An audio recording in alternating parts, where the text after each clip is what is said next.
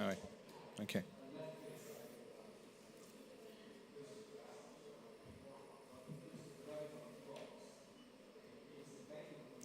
All right, so we're going to start. Good morning, everyone. I hope you had a good rest, you had a good night, and everything in between. Today is a very important day at COP. As you all know, it's probably the most important day at the COP. It's the Nature and Ocean Day. So I'm very, very excited to be here at the Africa Pavilion in particular. If you ask me, why am I so excited? Well, it's because I've witnessed firsthand the leadership of Africa on those two topics, nature and ocean. And in particular, more recently, maybe thanks to the chairmanship of the African Union of President Azali, His Excellency the President of the Union of Comoros, on bringing really at the highest level the ocean agenda from the African continent, but also beyond, really sort of showcasing that leadership at global level on Africa driving a regenerative blue economic agenda for African, by African, but also for the rest of the world. And so it's extremely inspiring to see that kind of level and thought leadership coming from a small island developing country, which often now we'd rather actually refer as big ocean states, the boss of the world. And so here today, I'm extremely honored and pleased to be joined by our dear panelists. I'm just going to introduce them. So, of course, Jean-Paul Adam, the first on the left that I'm sure here everybody will know, except that I do not remember the whole detail of your position, so maybe you will tell me, but director now at the African Advisor Bureau of the UN Secretary General. Of course, Pascal Lamy. Pascal Lamy is the co-chair of the Africa-Europe Strategy Group on Ocean Governance. He's also the vice chair of the Paris Peace Forum and the chair of the EU Starfish Mission. We're also extremely pleased and honored to have among the panelists Shalina Vicheva from the European Commission. She's the Director General of the Directorate for Environment, Ocean and Fisheries. And last but not least, of course, our dear friend Nassim Ulman from the Economic Commission for Africa is Director for Technology, Climate Change and Natural Resources Management Division. So without further ado, I'd love to give the floor to our dear panelists, and maybe I'd love maybe to start with you, Shalina. If you could sort of provide a bit of your thoughts and reflection on what would be your call to Africa for working together with the EU and Europe in really driving and accelerating the operationalization of this regenerative blue economy and ocean conservation agenda at scale, and in particular, and strengthening that partnership between Europe and Africa. Over to you. Thank you. Yeah, thank you very much, and good morning, everyone. I think I'm loud enough. It has been a long 10 days now in a lot of discussions, and probably people already slowing down. We have 2 or 3 days more in a row, but this topic today is extremely important, and I'm happy to be part of this panel. And I would start by thanking very warmly the UN Economic Commission for Africa, but also the Africa-Europe Foundation, for gathering us today on how we can strengthen the partnership between the two continents. Actually, there was a speech here on behalf of the Commissioner. I don't know whether you want me to really take the chance to pass the message of my Commissioner, who is here as well these two days. In his speech, he was preparing actually 2, I would say, questions, but questions in inverted commas. When we think about the future of our planet, can we ignore the ocean is the first question. And equally so, can we forget about the ocean when we think about sustainability? And of course, the answer is no. And that's why we're here in Dubai. And one of our main objectives here is to strengthen the nexus between climate and the ocean. We can inevitably see, especially the converted in this room, see the link between the two. For many years, the ocean has been a friend to battling climate change, absorbing carbon dioxide emissions and the extra heat in the world, but it can no longer hold the line. Because climate change is only one of the sustainability challenges we are facing in the world. The effects equally of biodiversity loss and pollution are just as grave. So business as usual is not a viable option anymore. It doesn't work. We need a different path, one that takes us away from these dangers. This is why it is really motivating and reassuring to be with people like you that care about the ocean. People who understand the need for change, because this is the time for ambitious, immediate, and concerted actions. Africa and Europe share the ocean and the seascapes. This is a strong basis for developing such coordinated actions. The European Union and the African Union have emphasized their mutual interest in advancing a common and prosperous ocean agenda on many occasions, because by coordinating our actions, we boost them and they become far more effective in the long run. This is especially important for actions dealing with ocean governance, blue economy, and nature-based solutions. When it comes to nature-based solutions, we can enhance marine and coastal resilience through improved regional and local ocean conservation measures. A good example is the creation of marine protected areas. Our Global Europe Fund has allocated 180 million euro for regional ocean programs for Africa. And I will enumerate them. 3 of them have already been adopted and are on the launch of being implemented. These are West Africa, Blue Benguela Current, Western Indian Ocean, and Central Africa, and we have one which is Safe Seas for Africa. These programs are under preparation to be implemented, as I've said, and they include a variety of actions for conservation and protection of the marine and coastal environment. Actions such as awareness raising about nature-based solutions, scaling up existing initiatives, but also identifying major challenges and threats to marine protected areas and factors of vulnerability. When it comes to blue economy, there are many areas where we can and should work together. And we identified in a number of talks already some of the solutions we can work together on. For example, stimulating the availability and scalability of low and carbon neutral fuels and technologies. And we've heard that we have representatives here that are engaged by profession in high techs and technologies. On building clean, circular, and waste-free ports, which is a major ambition both in Europe and in Africa. In this domain, some of the most advanced waste management companies in the world come from the European Union. And we would be happy to share our example, experience, sometimes negative experience, so that lessons learned produce positive results and do not repeat them in a circle. We could also help with maritime spatial planning, and that is something that I hear more and more of interest to our African colleagues.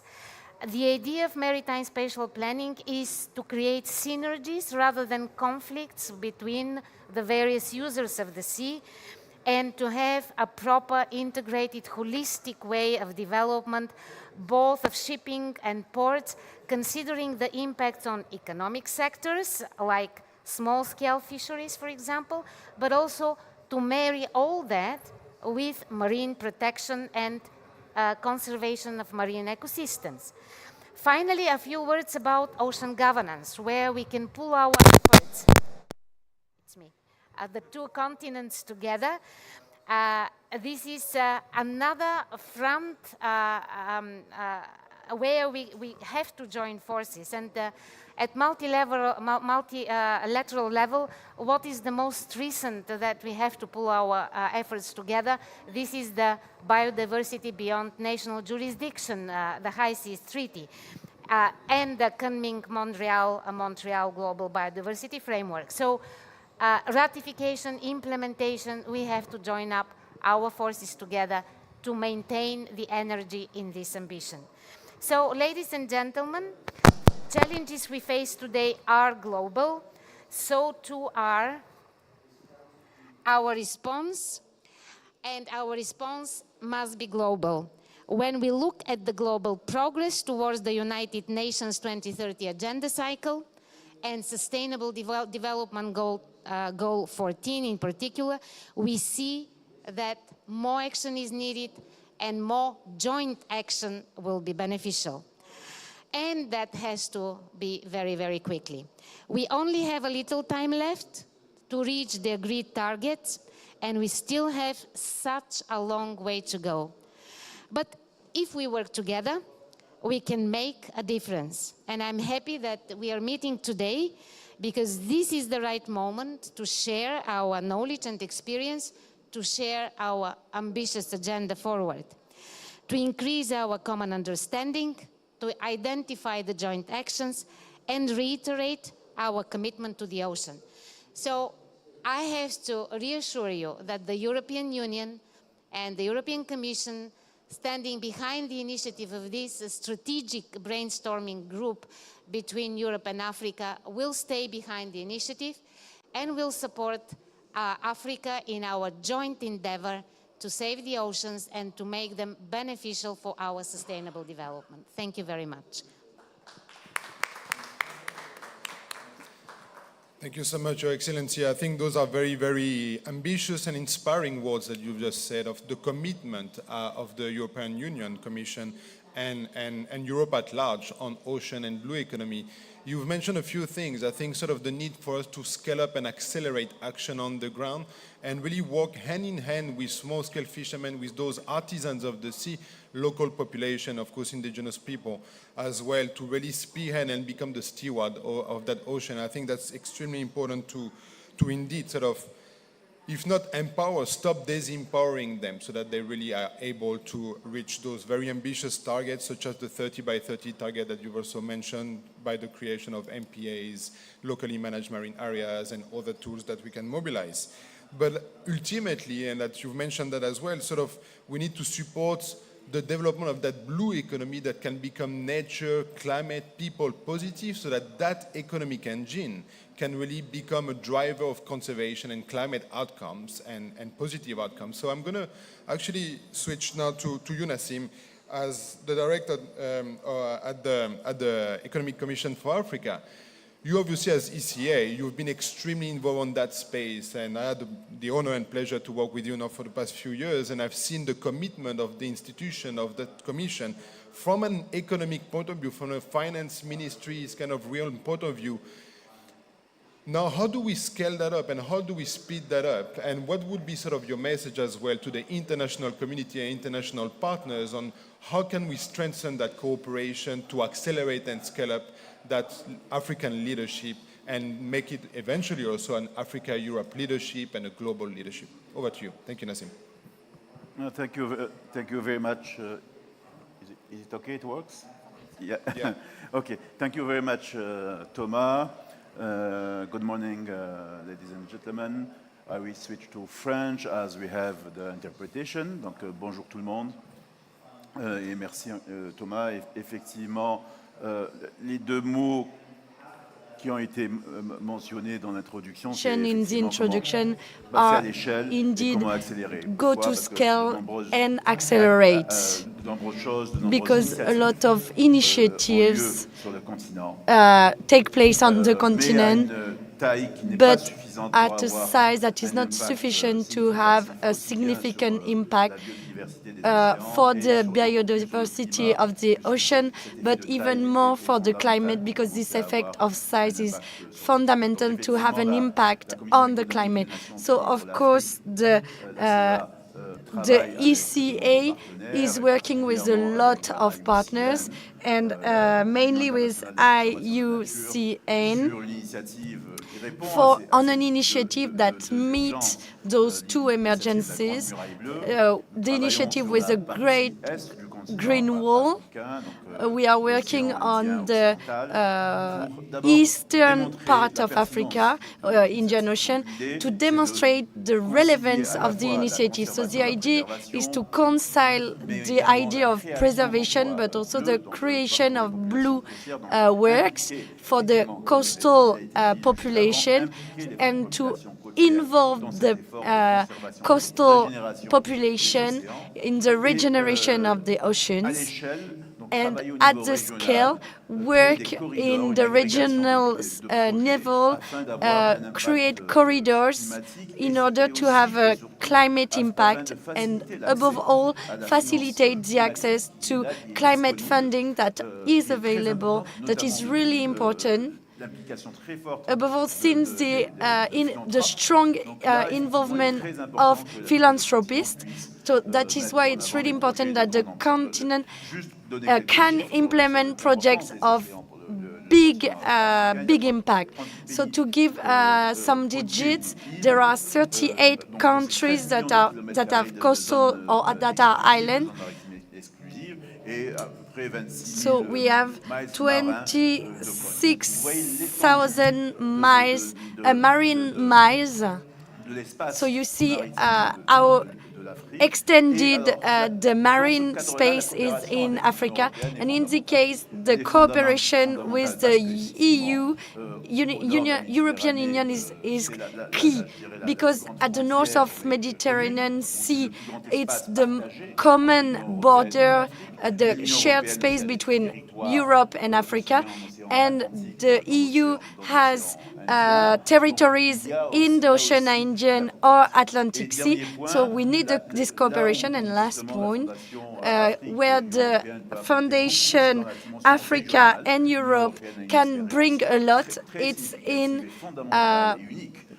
where EU has unique skills in terms of coordination and regional approach regarding this type of project.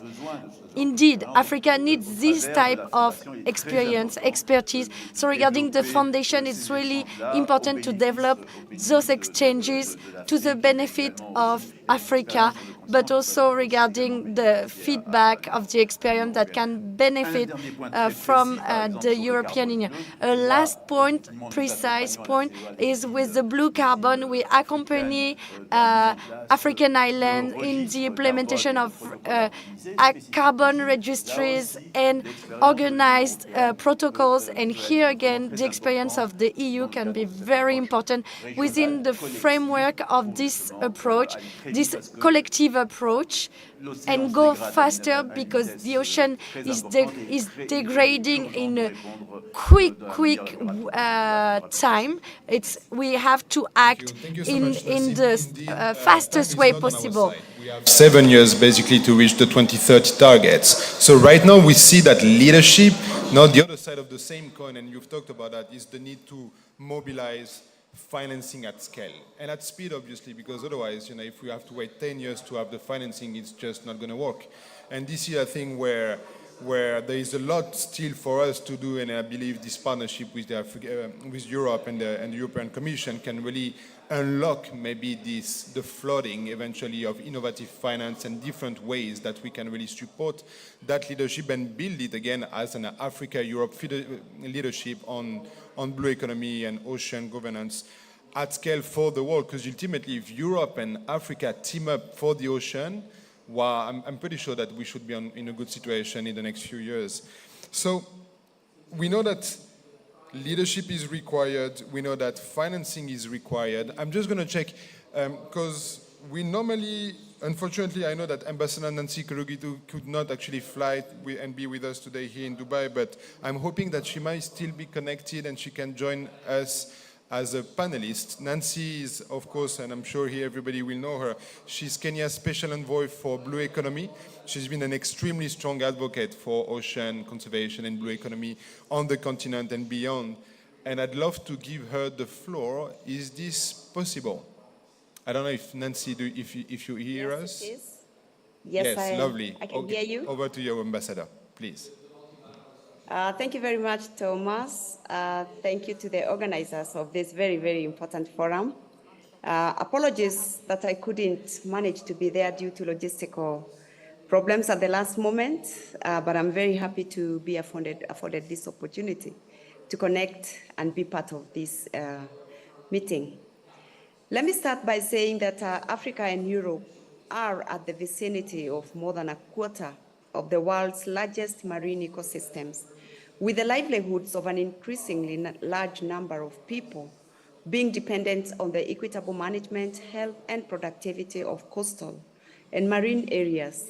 Indeed, about half of both Africa and Europe's population live within 100 kilometers of the seaside, with concentrations in urban areas along the coast. These regions are interfaces of Africa-Europe trade and cultural exchanges. And for Africa, this is the main transport route for 90% of imports and exports. But while much of Africa's natural resources are found along or near the coast, the story of the continent's relationship with the oceans remain tragic, being the most dominant aspects, images of the hundreds who drown as they try to reach Europe in overcrowded boats. Stability and development are closely linked to the maritime sector. What are the opportunities? The shared ocean spaces between and around Africa and Europe provide a very strong basis for the development of a coordinated strategy across the two continents. And this strategic domain of cooperation has not yet become as central as it should be to the AU and the EU dialogue, but it is one with immense potential because the oceans are not only a huge economic system. Ocean governance and the blue economy are at the heart of strong economies, climate change mitigation, and restoration and preservation of biodiversity. An Africa-Europe partnership and collaboration has the immense potential to yield a wider reservoir of knowledge and research capacities in which are the best tools for management and conservation. Africa and Europe working together, therefore, in partnership and collaboration could therefore drive the transformation of multilateral systems, with one area of strategic importance being the diversity of the oceans. As has been mentioned, the recently concluded BBNJ creates large-scale marine protected areas in the high seas, as well as rules for conduct of environmental impact assessment in the high seas. And working together, Africa and Europe are well placed to drive the much needed transformation of global multilateral systems, beginning with the early ratification and therefore early entry into force of the BBNJ. The Africa-Europe Strategic Group on Ocean Governance has established an inclusive and multidisciplinary experts dialogue platform, which forms a huge and unique joint exchange and learning platform, and advancing a mutually beneficial vision and common priorities for the two continents on both ocean policy as well as action, including on the international stage. And of priority is governance, beginning, as I've said, multilateralism and global treaties, as well as capacity sharing through concrete priority areas of focus, beginning with fisheries management, through data and transparency, through working as partners on science, policy, and data exchange, and through identifying projects of common interests, starting, of course, with marine protected areas and locally managed marine areas. I believe that the deteriorating health of world's oceans calls for science-based solutions and forward thinking. A holistic approach to these issues will help stronger cooperation and partnership, and also the realization of environmental protection and sustainable development, sharing knowledge, promoting the creation and transfer of environmentally sound technologies. Therefore, we have a strong platform and the will to build closer cooperation between the two continents on matters of ocean governance. And I hope that we will seize and leverage on this moment in history in order to build on future opportunities and also to create the pathway, or rather to strengthen the pathways that exists and the opportunities to do way more towards cementing collaboration and cooperation between our two continents. I rest my case. Thank you so much for listening.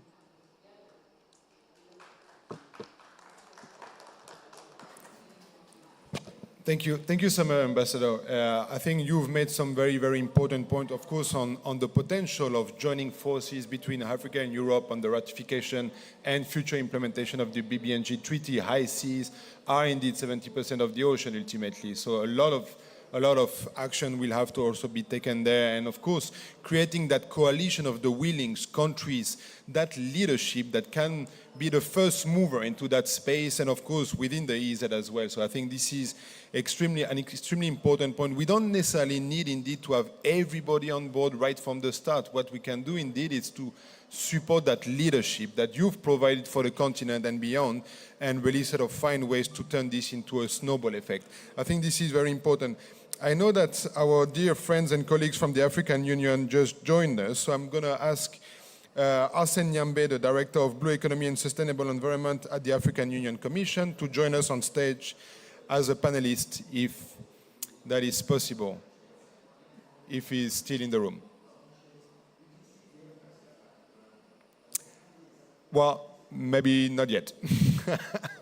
So, meanwhile, I'd love to give you the floor, Pascal, as the co-chair of the Africa-Europe Strategic Group on Ocean Governance, and of course, wearing many other different caskets, hats. We've seen in your career, actually, how you've managed to create those snowball effects to really achieve something faster, bigger, better. And I'd love to hear your thoughts on how can you see this moving and working for ocean and blue economy, in particular between the African and European continent. So the floor is yours. Thank you so much. Merci Thomas. Je vais, comme Nassim Oulman, utiliser ma langue maternelle. I am going to use my native Je vais répondre à la question de language. Thomas I'm avec going to answer quelques Thomas' éléments de question contexte. by giving a few background elements. When I look at the conversation, even on the ocean here at COP28, and when I remember what was the conversation 10 years ago for Paris Agreement, I think there's good news in the pipeline. The good news is that the relationship between ocean and climate is now, I could not say the heart of the conversation, but much closer to the heart than it was 10 years ago, where it was elsewhere. Et j'espère d'ailleurs And I que, hope y compris dans that la déclaration even finale in the final de la declaration of on pourra COP28, noter que we'll be able to l'océan know est, de plus en plus that partie prenante ocean is more and more et aux a négociations, stakeholder in the discussion sur le and climat, negotiations et que, au fond, and l'année prochaine, quand on célébrera les 10 ans discussion. So that de next year, l'accord de when we Paris, celebrate the on 10th pourra anniversary of constater Paris encore Agreement, davantage que ce we que dit can aujourd'hui see que even l'océan more than what's est being said vraiment today, that devenu ocean à sa really place dans is now ces having discussions. playing its role in the discussion. Alors, la mauvaise nouvelle, So, but the c'est bad que, news en is gros, on a mis 10 ans it took 10 years to créer cette espèce de conscience create collective. this sort of awareness l'océan doit raising, être à sa collective place, awareness, that ocean has a et role que, to play. en termes But d'action, as for on n'est action, pas manifestement là où on devrait être. we are obviously not as far as we D'un should certain point de vue, be. c'est assez normal parce que Well, si from la a conscience point of view, it seems to be collective quite politique normal, n'est pas là, because if there's no c'est difficile political de considérer collective que awareness, soit it's difficult des to autorités consider that institutionnelles, des gouvernements, des institutional organisations authorities, internationales, soit governments, des populations vont or a se mettre, population au travail are comme il faut going le faire. to start working as they should do. Et ça a été dit, et je ne Once le it répète is pas, said, on a en gros 20 ans devant we nous. have approximately On regarde 20 years ahead of l'Afrique us. ou whether you look at Africa or at Europe or the world, the speed of hydrospheric system degradation is such that if we do not reverse the tendency within these 20 years to come, and if we cannot start in the right direction, then we'll goes beyond a threshold which are irreversible, meaning we cannot go back, at least from the climate point of view. Maybe it could be different for biodiversity. I use this word willingly, this word biodiversity, because for hydrosphere, you cannot separate climate and biodiversity. They both go together. Well, ocean issues are also addressed elsewhere in the international system, namely since the Montreal Convention. Saying that we grow this collective thought. Now the question is, how do we come to action in two directions? Well, generally speaking, here at the COP, there's two possible directions. First, the top-down approach, and then the bottom-up approach. Top-down is what the authorities are used to doing, international treaties, statements at the COP, because the states are often part of the United Nations, which is going to be the decision maker. Then we have the bottom-up approach, meaning the involvement of the stakeholders, businesses, local population, coastal cities, scientific institutions, and that's where this partnership can play a role between Africa and Europe. On the ocean, we created this partnership with Nancy. We've just carried it to with the support of the European Commission from the European side and of the African Union on the African side, of the European Commissioner for the United Nations for Africa and for the European Commission, because at the UNECA there is a lot of expertise on these issues, which is made available to the African Union. And then we have set up a device working on both sides, meaning at the level of institutions and governments, for example, like ratifying the BBNG agreement, for example, or for preparing the United Nations Conference on the Ocean in 2025, which will be co-hosted by Costa Rica and France. So it means things we should try to co-manage, given our common interests. Our common interests are the fact that we share common marine space on the Atlantic Ocean, Indian Ocean, Mediterranean Sea. We do have spaces which have to be co-managed. Well, from the point of view of regeneration, protection, and from the point of view of what can be done for the reasonable use of this space on the at the economic level. I would like to highlight what's been said by Nassim Ullman, the fact that for us it has to come down to concrete partnerships, and the aim of this Africa-Europe Ocean group is to identify several concrete partnerships, let's say middle of 2024. It will be the first part of this partnership, which will be sort of concept evidence, as I say in Shakespeare's language. And we need you to reach this target. We identify several possible partnerships where both the African and the European side work at arm's length, meaning we're living these issues that Africa needs the development aid. No longer the issue. We take topics on which Africa has already a leadership position, a policy, and that's quite clear that for protection as a tradition which Europe does not necessarily have. So we have to learn from Africa. So that's the idea. Concrete partnerships will come back later on, subsequently to the big political issues, because we maybe don't have the same priorities, which should be logical, because Africa has its own priorities in its ocean strategy, and Europe has its own priorities. And I think that what is most important right now, it's just concrete actions with an impact, proving that this partnership is meaningful. Makes sense. That's what we are going to address in the coming months. Thank you so much, Pascal. I think here you make a very important point, and indeed, we do not have the time and the luxury to wait for action. Those actions, they need to happen now and not tomorrow. And I think this is indeed one of the key areas of focus of this partnership, and the potential of that partnership between Africa and Europe is to accelerate that level of action and delivery on the ground.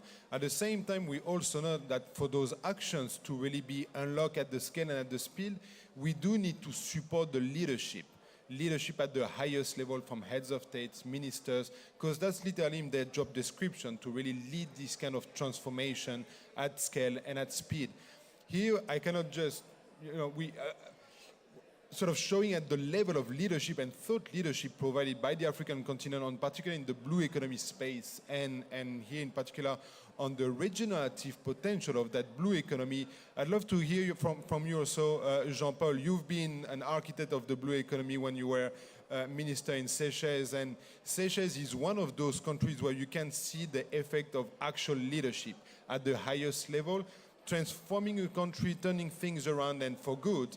And now, how can I'd love to hear your thoughts on what can be done at continental and at both continent, cross-continental level to help accelerate and leverage on that leadership, and maybe evolve into, again, this kind of joint leadership between Africa and Europe towards the development of a regenerative blue economy. Jean-Paul, over to you. Thank you.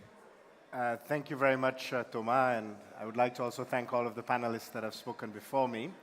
I think that, first of all, the African Union has been very decisive in recognizing the opportunity of the blue economy.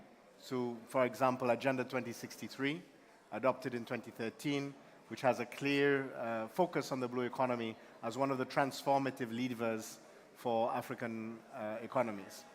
Secondly, this has been translated as well into a specific strategy, which is the African Union Blue Economy Strategy.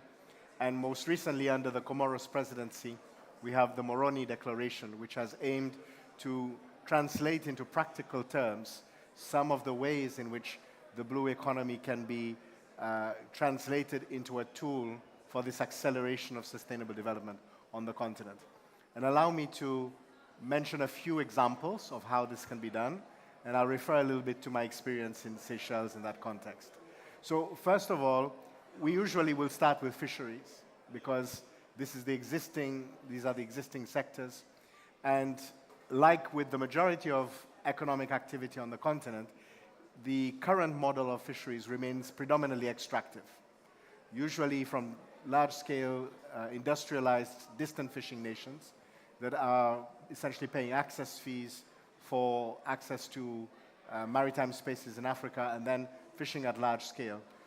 And in contrast, local communities usually have very little value addition and have limited participation in the value chain of fisheries. So the Great Blue Wall Initiative, which has been championed by the countries of the Indian Ocean, the African countries of the Indian Ocean, but we are increasingly seeing, and we expect very soon to have some Western champions at the Atlantic to also take this forward, is looking at precisely how do we make these value chains. How do we change from this extractive model to a sustainable value chain, where the fishing communities themselves are developing the type of industry that they want to see. And this involves, for example, investing in renewable energy at the community level so you can deal with the cold chain.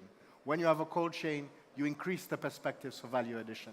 It means you are not simply selling fish in its raw state or simply smoking and salting, but you can do fillets, you can do export, and in many cases, you can go into higher levels of the value chain, for example, extracting omega-3 oils and doing other elements which you need that access to energy to make that possible. And the Great Blue Wall, therefore, is focused on a regenerative economy, but it is about industrialization in a sustainable way and in a circular economy aspect. And I use that example of fisheries, and very briefly to give you an example on my own country in Seychelles, when we implemented the Blue Economy Strategy, we saw that it wasn't necessary, in fact, to even reinvent the wheel, because there were a lot of traditional practices which were already sustainable. We have a fish called, in our Creole, cordonnier, which is like le cordonnier en français, because it looks like a shoe. So it's like the shoemaker fish. And it's a very tasty fish. And the local fishing community, they always say it's caught in traps, but you never lay your traps when they are spawning. And it's this type of regenerative model. And what that means is that in the longer term, you get a higher price. Because you are not just trying to catch in terms of volume, you are actually feeding in terms of the market, and you are regenerating the resource from which it is driven. The second element I will touch on is the opportunity for the development of carbon markets. The European Union has announced or is implementing a carbon border adjustment mechanism, which is a positive thing in terms of the ambition, but I mean, we have to be very honest and maybe a bit provocative that the majority of African countries see this today as a form of green protectionism. How do we change that narrative? It's about having value chains that actually look at carbon as a resource to be exported. And the mangroves in Africa, and particularly the Western Indian Ocean, it's one of the most important areas in the world for mangroves. And mangroves as a sequestration asset, but also in terms of the value of mangroves for protection against sea level rise, for protection against erosion, and very critically as a reproductive space for critical commercial fish species in those regions. So if we focus on mangrove rehabilitation, we can generate carbon credits from African countries that can be reinvested in the community, and to note that mangroves absorb carbon at a rate which is 2 to 3 times higher than tropical rainforest. We can also reinvest these elements into the communities that depend on it. And the last point, Thomas, is around trade, because no one in the world can trade without the oceans. We need to, so there is progress, for example, through the IMO shipping tax, but we need African ports to be aligned in terms of standards of waste management, in terms of energy generation, and this will improve the overall product as well as the services that allow investment in this regenerative blue economy. And trade obviously doesn't happen in a vacuum. It's about sound policies being adopted in Africa around this idea of a bioeconomy, around blue economy resources, but also other products that will be depending on the ocean. Africa is at the forefront, for example, of the green hydrogen revolution. Those exports will happen by sea, and they will happen at ports, and they require infrastructure to be adapted. And again, the European Union and European partners will be key in terms of channeling investment and supporting in terms of the framework that allows predictable investment in these sectors. I'll stop there. Thank you so much, Jean-Paul. I think you make a very important point again that, and Pascal also sort of elaborated a bit on that point, that we need to have a bottom-up and top-down approach. And indeed, because ultimately, if we just have a bottom-up and the up is not ready to listen and support the bottom, it's not going to work, and vice versa, obviously. If it's just up there and there is nothing on the ground that is happening, then it's just not going to deliver the impact. And you also mentioned the critical importance to value and really support indigenous knowledge, local artisans, the artisans of the sea that are the best placed people really to actually know how to best manage sustainably, regeneratively, if I may say so, those resources. And you've exemplified or illustrated that very, very eloquently. So thank you so much, Jean-Paul, for that. Last but not least, I see that the director, Arsène Nyambé from the African Union, joined the panel. Thank you, Director, for joining us. I think it's a very an honor and great to have you with us today. From an African Union perspective, what do you think can really happen, and what would be your call to international partners for what would be necessary to, again, sort of help scale up and speed up the delivery and the implementation of this regenerative blue economic agenda, ocean governance at scale? Because ultimately, we have one ocean. We cannot fence the ocean. We cannot separate it. So the more we can go continental or cross-continental in particular, of course, with the shared seascapes and ocean with Europe. So what would be your call? What would be your thoughts? Over to you, Director. Thank you. Thank you very much. Let me recognize the high table. And I would start by saying that Africa recognizes EU as one of our strategic partner. It's for that reason that you find that we even engage them at heads of states level. We have got that dialogue, and that's a clear testimony that we need each other. And we have already set some of the frameworks that are actually quite necessary to be able to engage with EU and to engage with our member states on issues related to blue economy. For example, John Paul mentioned the issue of the African Blue Economy Strategy. That's a framework that we have in place. But in addition to that, we have, in 2 weeks back, we actually approved the Biodiversity Strategy, which takes into consideration the BBNJ, as well as the Global Biodiversity Framework. So basically all I'm trying to say that we have actually set the pace in terms of policies that are actually conducive to make sure that the sector thrives.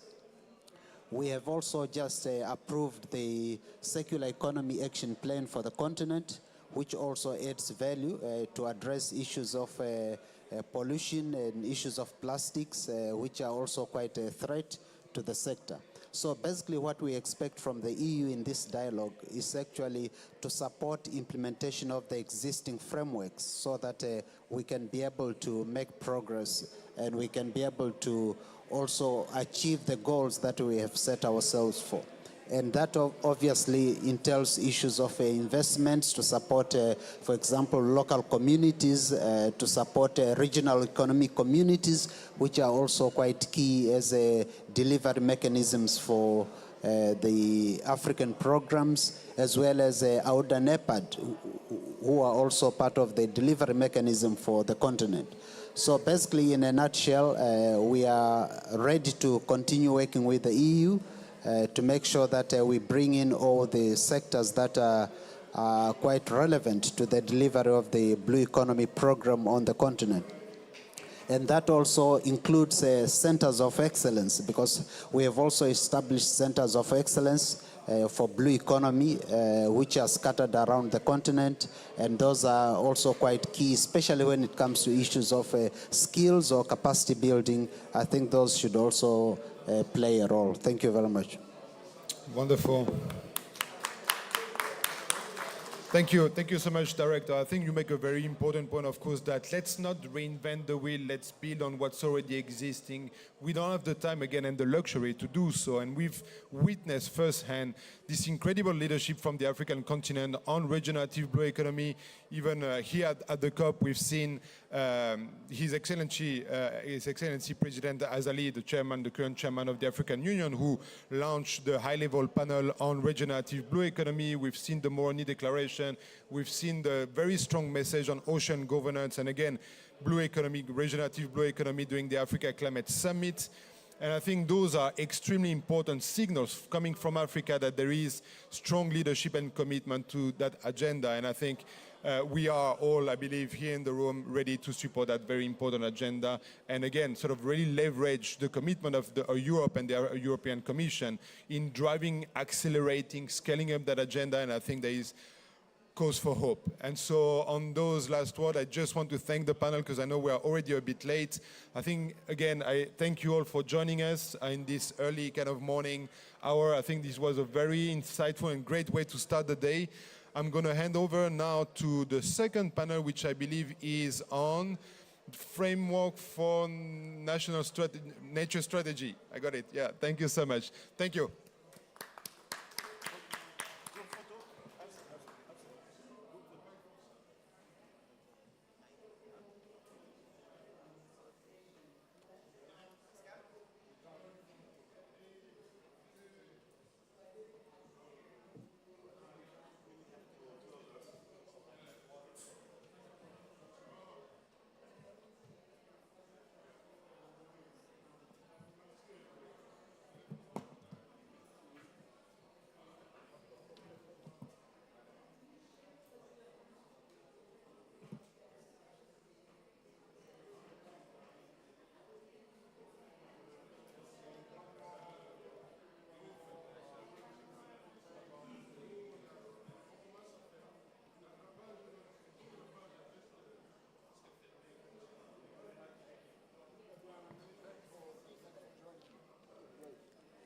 Thank you, everyone, for staying with us. And I'd like to ask Jean-Paul and Nassim to stay on the panel with us. A quick remark? A quick introduction, and then maybe I'll have them at the end of the day. That's it. And in addition, I'd like to invite two extra panelists. They are Mr. Nana Osei Safo-Wiafi. He's the Deputy Director from the Ministry of Environment, Science and Technology and Innovation from Ghana. Please join us at the stage. And we also have Ms. Yata Helen Kamara. She's a Wetlands and the Marine Ecosystem Manager from the Ministry of Environment of Sierra Leone. Please join us at the stage.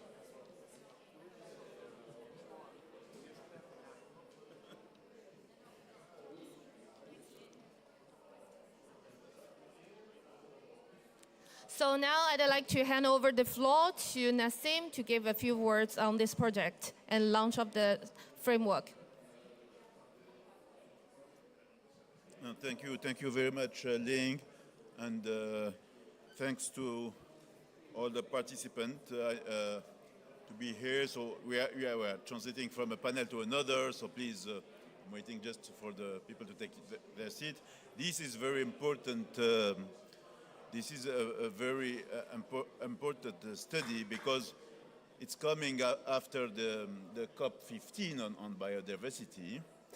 And Ghana is one of the front runner, I would say, in terms of on the continent on nature strategies. So it was really important to quickly demonstrate that countries could have nature strategies as soon as possible, and to link these strategies with the climate dimension, as we discussed it during the previous panel.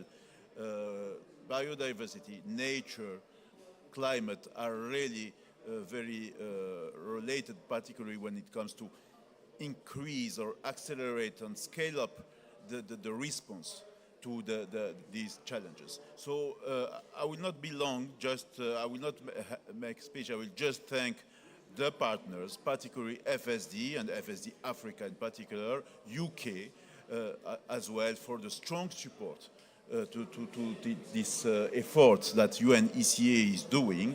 We started with Ghana, but the next steps is to really have similar studies across the continent in different sub-regions to really build a continental response to these challenges. So without further ado, Ling, I will stop here. Thank you very much for being here.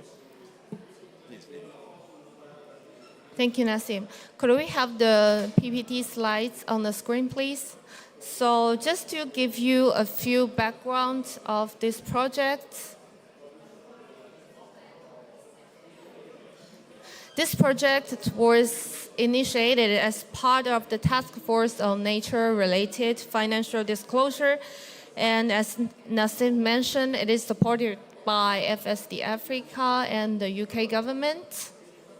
And the ECA has established the project to develop this framework on Convention on Biological Diversity Aligned National Natural Strategies, and we have piloted first in Ghana with various types of stakeholders. And now the final product is composed by 4 components. They are the baseline, ambitions, and then initiatives that country can look at and take up, and instruments for implemented, and which is on the solid base of governance and implementation.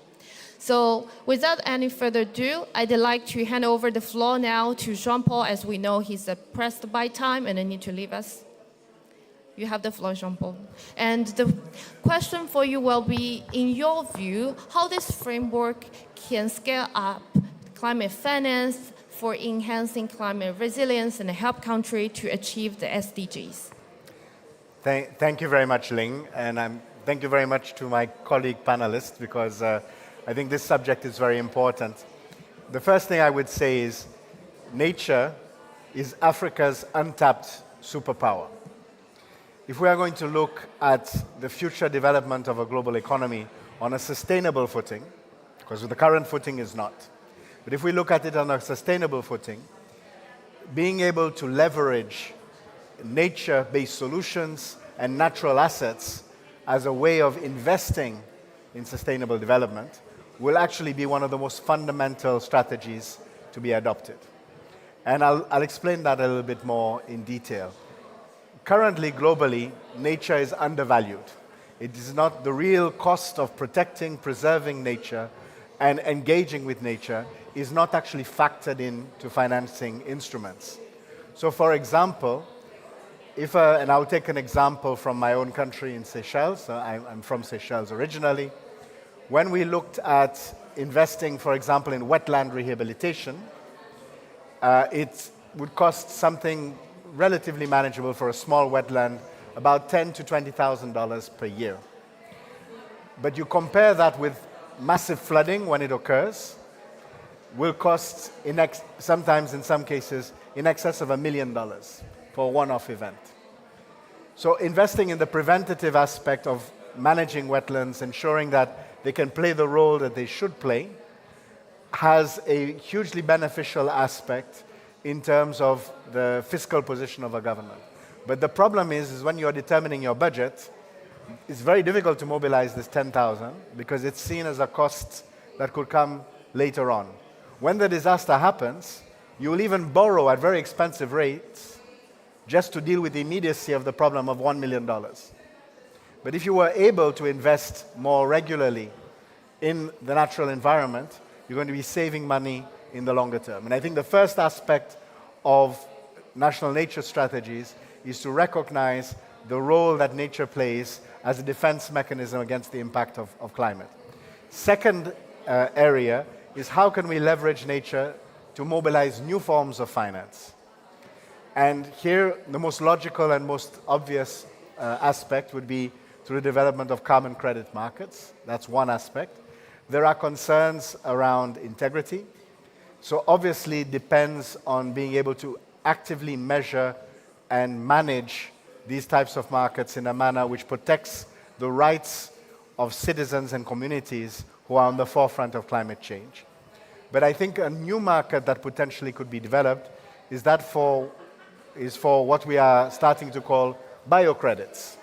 And this would be an opportunity beyond carbon credits where you actually recognize the intrinsic value of biodiversity and you put a price on that and whereby you are therefore rewarded for the protection that you provide for that natural resource.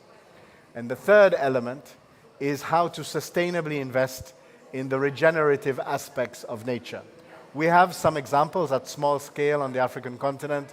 In the previous panel, I spoke about some examples in fisheries, where you're building on your indigenous and community-based knowledge. But you also have sustainable forest management that is often practiced in different communities. And you have ecotourism type of projects which also can bring significant value. And being able to leverage this in terms of forms of financing, in some cases, there is an opportunity to do operations such as debt for climate swaps, where you can swap part of your debt in return and monetize the protection that will be provided for nature. And I have done such operations in the past, but by no means will I say that they are the solution for every country. But they may be a solution for some countries. But in other scenarios, it really is around creating sustainable value chains around the resource and the protection of that resource being factored into the development of those value chains, taking into account historical uses and community-based uses of those assets, recognizing the land rights of people who are already engaged, the land rights, but also the access to the ocean as well, because we don't treat the ocean in the same way, but it is a resource in the same way that can be used to generate real value. And I think fundamentally, to conclude, is how we actually factor in that value of nature in financial instruments. And again, the idea should be, if you are protecting nature in the longer term, if I again go back to that example of wetlands, it should mean a lower cost of capital for long-term investment, because you are fundamentally enhancing the resilience by investing in that type of nature-based solution. I'll stop there. Thank you, JP. I think you underscored some very important financial instruments that is based on the value of natural, including but not limited to biodiversity, biocredits, and debt for natural swaps. Also, you recognize the rights to land and the potential value that could be measured of the ocean resources, etc. And as the pilot country of the project, we know Ghana has already made steadfast commitments to protecting and restoring their natural and their ecosystems. So now I'd like to turn to Mr. Wiafi, and can you please tell us about Ghana's past experience in this domain, what has been done, and what can be done better in terms of international reporting standards? Please, you have the floor. Good morning. Hello. Good morning, co-panelists. Good morning, everyone. Ghana, like other countries, are signed on to international conventions, protocols, and we have a mandate to do what is right to ensure the sustainability of the world. So I'll share some experiences of what Ghana has done so far. First, the country is working towards the National Biosafety Convention Accords. We've done our fifth and sixth convention. We submitted our reports. The country is also working at developing our national biosafety policy in accordance with the Kunming and Montreal Protocol. The 2028 targets have been factored into our policy. And in accordance with the Sustainable Development Goals, there are some nature-based solutions in which the country is also doing this bid to ensure those targets are achieved. I mean, globally, there were some challenges in achieving those targets, and we are gradually getting there, and with some gains made in that front too. You know, our president co-chaired the Sustainable Development Goals, and for that factor, we have put some importance on this target. And we also have reserved areas in terms of protected areas to maintain the ecosystem and to the biodiversity. So the country has about 21 areas. Pardon me, I need to refer to my notes on this. We have about 21 protected areas, which include 7 national parks, 6 Ramsar sites, 2 wildlife sanctuaries, and 1 restricted nature base. And also, in terms of doing our bit to in climate change in that regard, we have this National Tree Planting Day, which is spearheaded by the Ministry of Lands and Natural Resources, and headed by the ministries in charge of the policy formulation and the implementation is done by the Forestry Commission. So the Forestry Commission is spearheading that front with tree planting, and there's a national day for tree planting in Ghana. So in terms of areas that we need to improve on, I need to mention that we need to understand how nature contributes to the economic development of countries. And in that front, we need to sensitize all stakeholders across board on like policymakers, what they need to do, policy implementers, what they need to do, and what the citizens also need to do in that regard. Ghana has a lot of institutions. I mean, there's this challenge about turf wars, sort of, because they implement similar activities and then with different policies. So there's a need for collaboration, coordination in that front with those institutions. And there's a need also to gain resources and build the capacities of people for the implementation of nature-based solutions. There's also the need to elevate the role of the private sector on that front, to encourage ecotourism and to get in more investment from the private sector to assist government in implementing nature-based solutions. Ghana has a lot of, I already mentioned that we are developing our policy on biodiversity, but we have existing regulations which help manage the environment. But we hear challenges, crimes on fauna and flora, which go on. So then there's the need to tighten up that bit in Ghana, to work hard to tighten the regulations in that front. And the last but the least in challenges confronting the sector has to do with mining.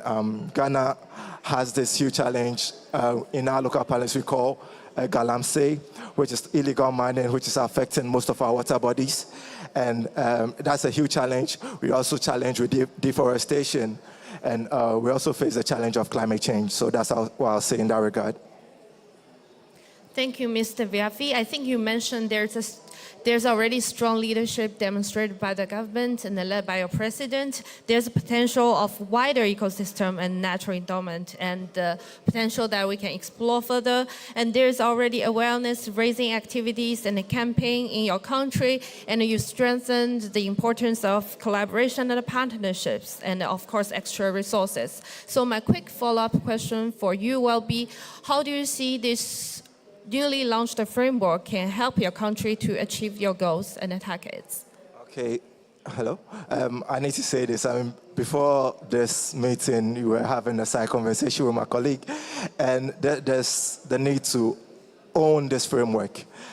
So the first point I'm making in this regard is to collaborate. I mean, there's a need to consult each stakeholder institutions and to ensure that there's ownership in this front on this framework.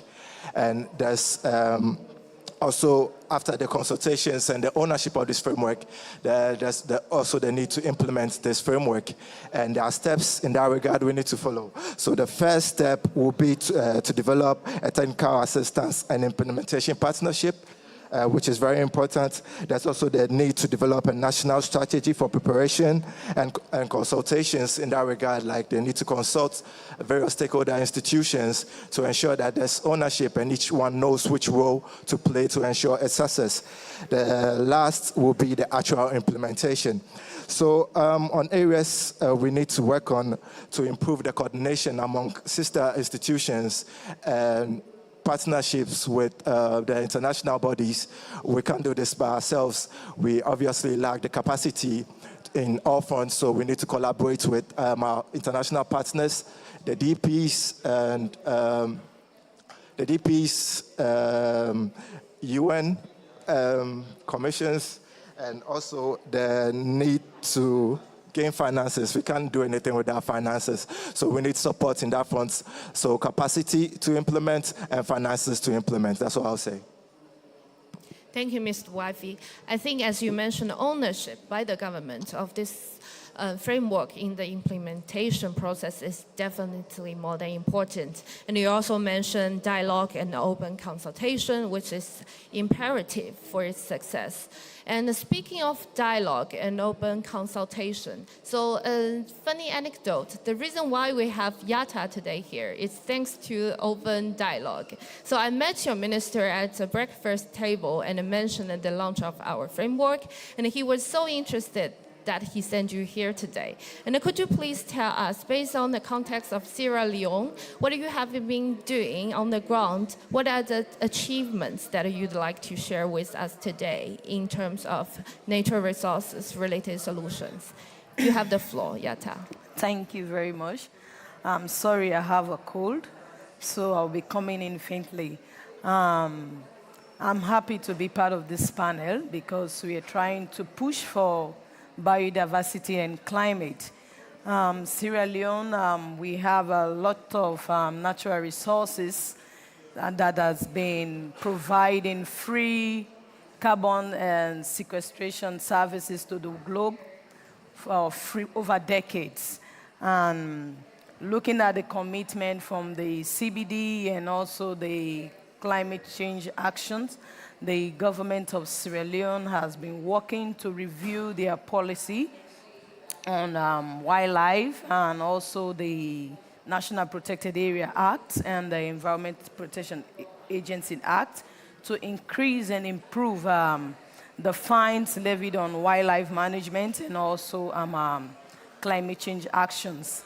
What they also have done recently, we have developed a blue economic and strategic framework which we looked at 6 thematic areas like food security, climate, marine transport, productive and sustainable coastal and marine environment, looking at the blue energy and the blue and strategy, and as well as maritime surveillance.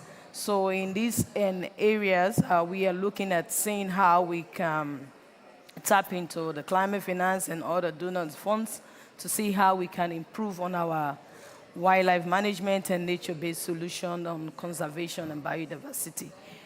And also what we've been doing since we noticed that Africa, as they say, has been growing. Africa is rich with natural resources, but it is fast running out due to trade exploitation and leaving our fellow citizens in the community vulnerable to climate effects and poverty because they depend on these natural resources.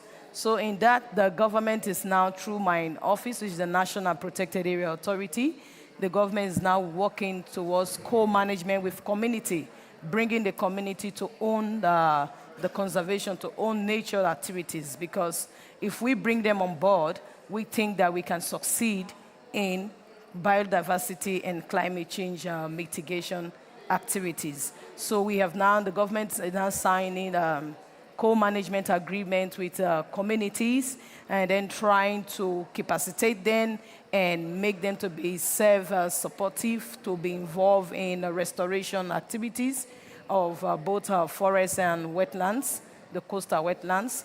And also we looking at these free ecosystem services that our forests, mangrove forests have been given.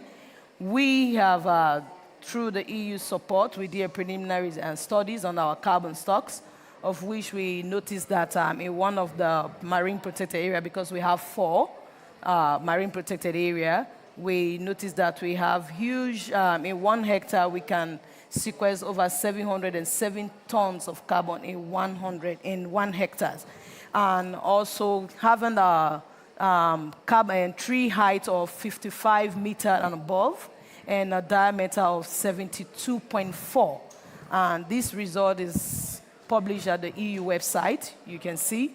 And this shows that our country is a haven for carbon in Africa, because if we can have a tree more than 55 meters tall, prove that our mangrove are providing sequestration for the world for free. And another alliance that we joined, the initiative, was the Mangrove Breakthrough, of which we tried to pilot in the coastal environment, looking at the ocean governance. We are now working with communities along the coastal landscape of areas that have been abandoned, barren for over 20 years. We piloted with plastic. The environment has been elongated with plastics. So this is a good, motivating technique that we've seen, result that we've seen, that is we decided to come and share. Because it was a dumping site with plastic over 20 years, being abandoned, community are encroaching and banking. So the Ministry of Environment, through the National Protected Area, we did a pilot restoration project on 40,000 mangrove propagules on 6 hectares. Within 5 months, we got a growth rate of height of 1.5 meter. Yes, and a 95 successful growth rate. We are working in, we are trying to bring technology in restoration. So we developed a mangrove tracking app, of where we now have a model that we say the planter and the growers. So we don't want people to just go and restore and you pay them off. Maybe the effects of climate will come and wash them away, the plastic, the waste. So what we did, we plant, and then we have sequence trained in maintenance. We call it maintenance tracking. So when the seedling that 1 week, the communities visit it twice every week to remove plastic. The ones that have been vulnerable, that are falling, they will now restore it back and take care of it. So if you track 1,000, you'll be paid for 1,000, because it's easy. It's not a model that you need to be educated. Just a phone. you take a photo, a selfie photo on the mangrove that you've planted, and you'll be recorded in the tracking app.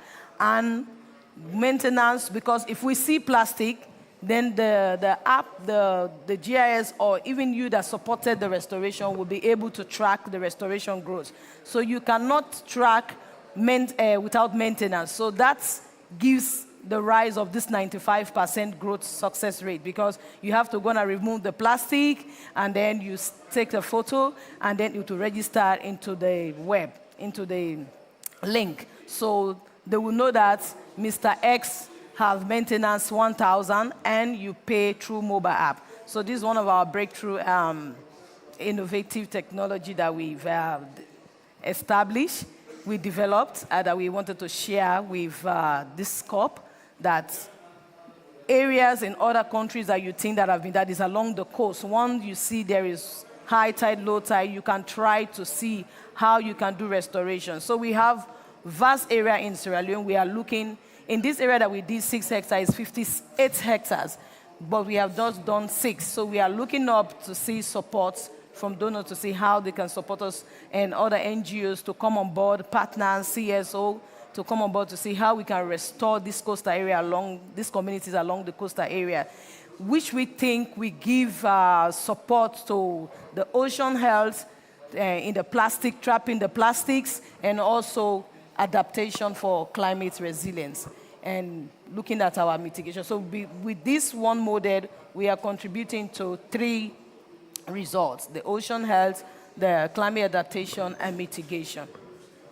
Thank you very much, Yata. I think you will underscore the importance of your marine protected areas in the country and the carbon sequestrations that you are already contributing to the battle of climate change and the uptake in climate actions. And of course, there's the need to recognize those contributions by the international community. And through this launch of framework, the UNECA, together with its partners, are always stand ready to support countries like you in your actions. So just to conclude, I'd like to invite all the panelists for a group photo, and thank you so much for your time today. My colleague will take.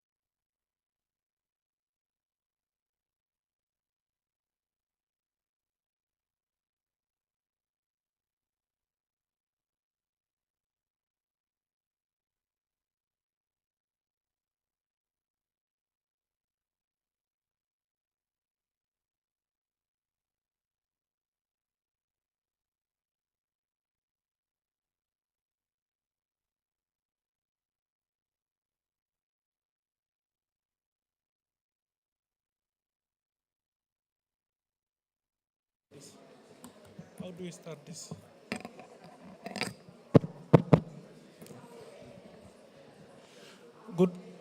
Good morning, everyone. Bonjour. Let's start our event. I think we have 20 minutes delay. Let's start, and we have other speakers on the way. They will join us, and we will give them time to talk when they come.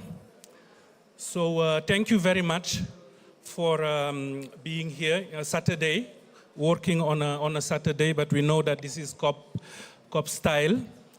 And with no big introduction, we will start straight away our program. And you might have seen that our CEO, Her Excellency Nardos Bekele Thomas, should have been here, but she needed to go to other commitments. And she will be replaced by our director, Mrs. Estherine Fotabong, Director of Agriculture, Food Security, and Environmental Sustainability at the African Union Development Agency, NEPAD. So this side event is about land restoration. We know all the benefits that land restoration can bring. We don't need to go into details. Our panelists who are here will give more ample details on what they are doing for the Africa Forest Landscape Restoration Initiative, the AFR 100. And we, the AUDA NEPAD, as the Secretariat of AFR 100, we are here to facilitate and to facilitate this event. So I will give now the floor to Mrs. Fotabong to say the opening remarks, the welcome remarks on behalf of our CEO. Please, Director.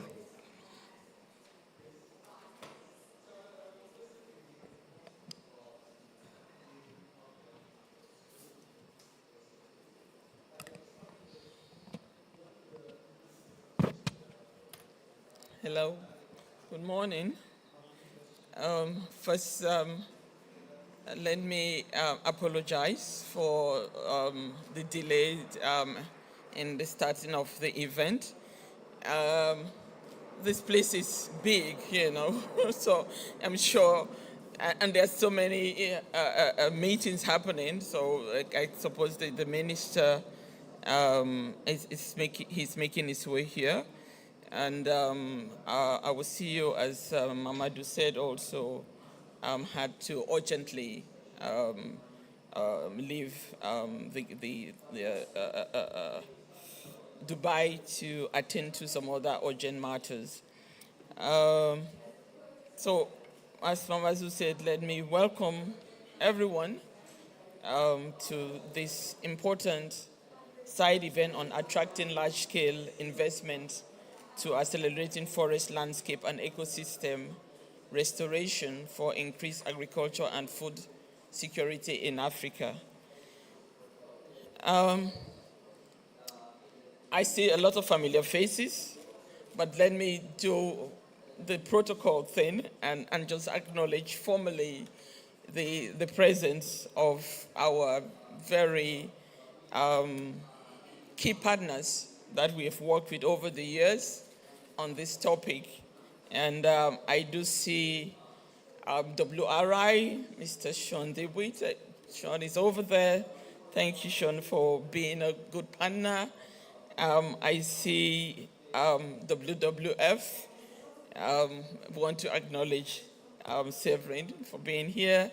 Of course, WFP, my dear friend Verly is here, the Director of Resilience and Food Systems.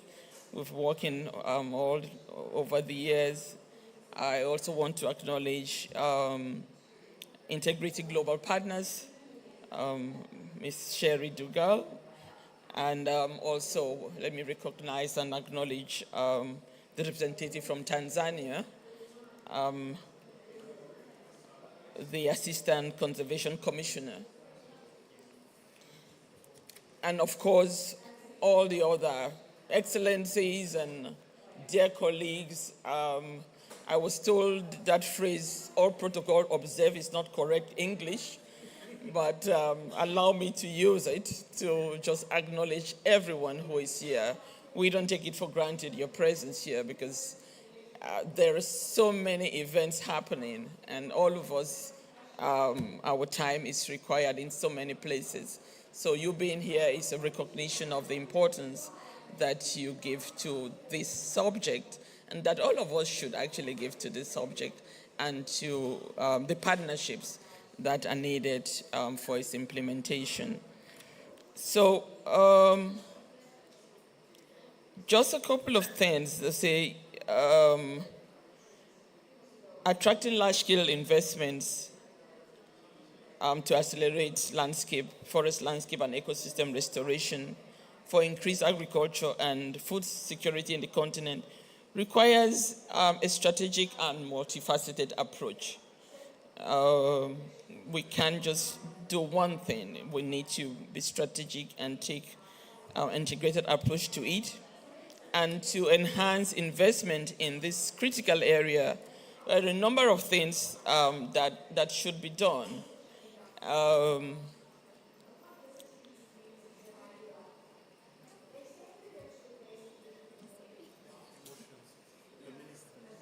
You're welcome, Madam Minister. First, I think there is no question anymore in our minds, and actually in this COP, looking at the leadership declaration that came out on food system, that the connection between restoration efforts, agriculture, and food security. I think that is settled now as a question in the mind of not just the community that have been working on this issue, but also at the political level. That connection is now absolutely clear. But I'm not sure. I ask myself the question whether we are doing enough or we have done enough in terms of just highlighting and emphasizing the economic and social benefits of restoring forest landscapes.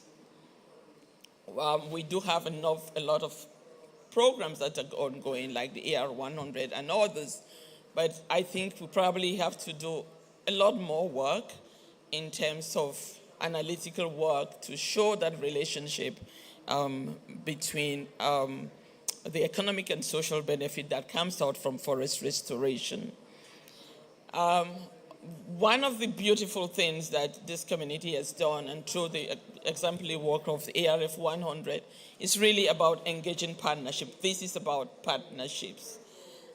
It's central to the work on the ground, but it's essential to have the range of financing that we need to be able to leverage investment for ecosystem restoration. So partnerships and engaging all stakeholders is critical in the work that we do. Fourthly, we need to showcase. There's no better way to learn and to see what happened and the importance of a subject matter like this one than to show what is happening on the ground. Unfortunately, I think because of time, I don't see on the program, Mamadou is not showing the videos on what is actually happening on the ground through the programs like ARF100 and other programs, so we can actually see how investment is going to communities that are helping to manage and restore our landscape. And fifthly, I think one area that perhaps we need to reflect on and maybe do a little bit more better is also about quantifying the returns to investment. Because the question is still there on, this investment that we are looking for, this impact investment, resource flows to the communities. How do we demonstrate their contribution in terms of emission reduction, in terms of improving on adaptive capacities and building resilience, but also return to investment to those who are investing in these projects. So I think it's something that through the monitoring aspect of the project, the ARF100 that the Secretariat is doing, we can see and how we work with partners to do better and more in terms of data collection and evidence to demonstrate the impact of these investments on the ground. And this, not all the time, do not have to be huge investments. Even the small resources that go to communities do have impact. And the sixth point we would like to make is about just leveraging financial instruments.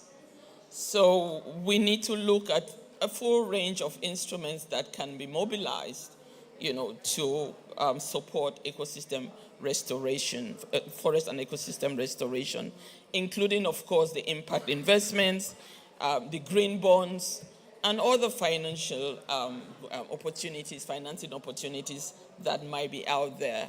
I think as part of the work that we need to do is really to bring to the attention of the countries these various instruments that are available and how we can help communities and countries to access these instruments. And lastly, but not the least of importance, is policy and regulatory support. What kinds of investment incentives should we help member states to put in place to support investments into restoring our ecosystems so that we can increase agricultural and food security on the ground. So this, I just try to frame some of the big issues that are so important to this conversation, and which I know the panel is going to go into more in-depth discussion. And to say NEPA looks forward to working with all of you to implement ARF 100 to frame the post-CADAP Malabo framework that ends in 2025, so that these issues of landscape restoration and forest restoration are not just add-on to the conversation, but are an integral part into that post-Malabo framework. To collectively see how we work through this different initiative to support the zero hunger objective of the SDGs. Thank you for your kind attention.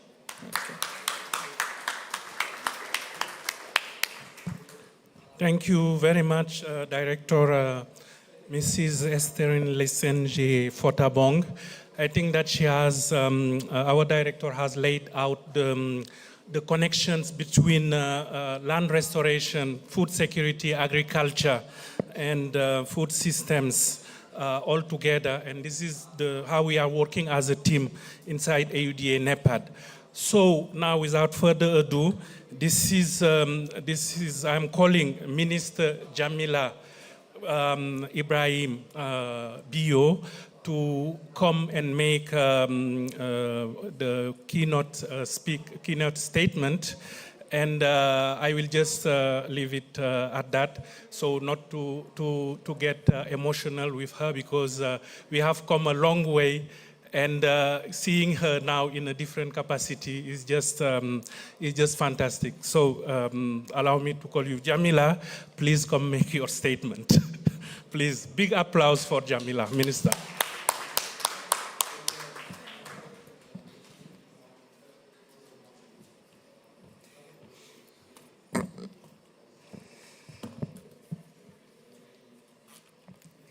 Thank you very much, Mr. Mamadou. Well, you're a mister. Well, walking into this hall, I was quite emotional. I couldn't help it. Like he said, we've come a very long way from my days at the sub-national level, working in the SDGs, working on the SDGs, and also coordinating at the sub-national level for AUDA NEPAD and the APRM voluntary reviews. And fate has brought me here, and I was called to serve at the highest decision-making council of the Federal Republic of Nigeria as the youth minister.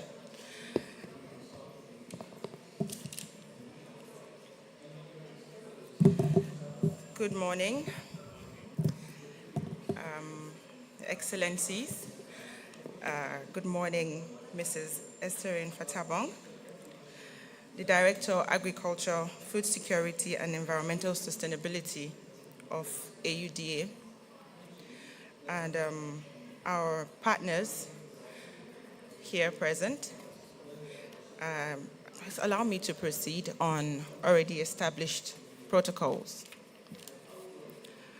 I extend my deepest appreciation to the organizers of this session at the COP28, specifically for gathering us all here to address a matter of utmost importance: the stimulation of public-private financing and investment in forest landscape and ecosystem restoration projects.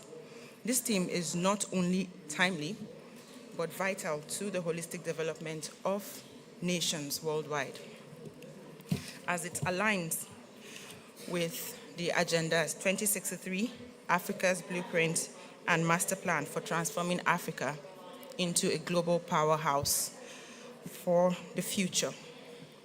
It is a continent strategic framework that aims to deliver on its goal for inclusive and sustainable development.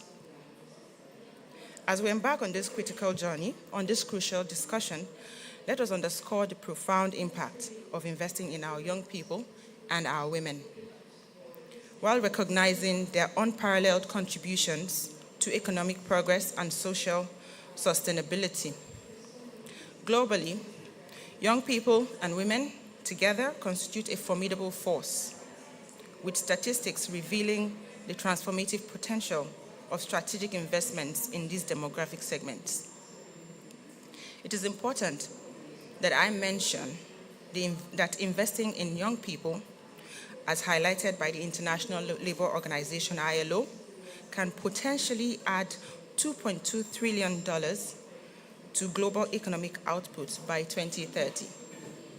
While advancing gender equality in the workplace could also contribute an additional $28 trillion to the global GDP by 2025. In Africa, and in Nigeria specifically, the youth demography is even more pronounced, representing a significant proportion of our population. And if I might add, that Nigeria, with a population of over 250 million people, and the young people make up 70% of that 250 million. We are Africa's largest population, and if we have 1.8 billion young people across the globe, that makes Nigeria contribute to 10% of the global youth population.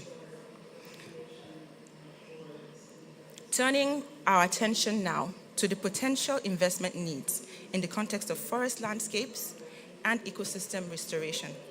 The Global Commission on Adaptation emphasizes that investing $1.8 trillion globally in climate adaptation measures by 2030 could generate $7.1 trillion in total net benefits. These investments can be channeled into projects directly impacting agriculture, strengthening food systems while guaranteeing food security, and the empowerment of women and youth, which also translates to guaranteeing livelihoods. And of course, I do not need to emphasize that it speaks as well to the SDG 8, which is decent work and reduction of inequalities.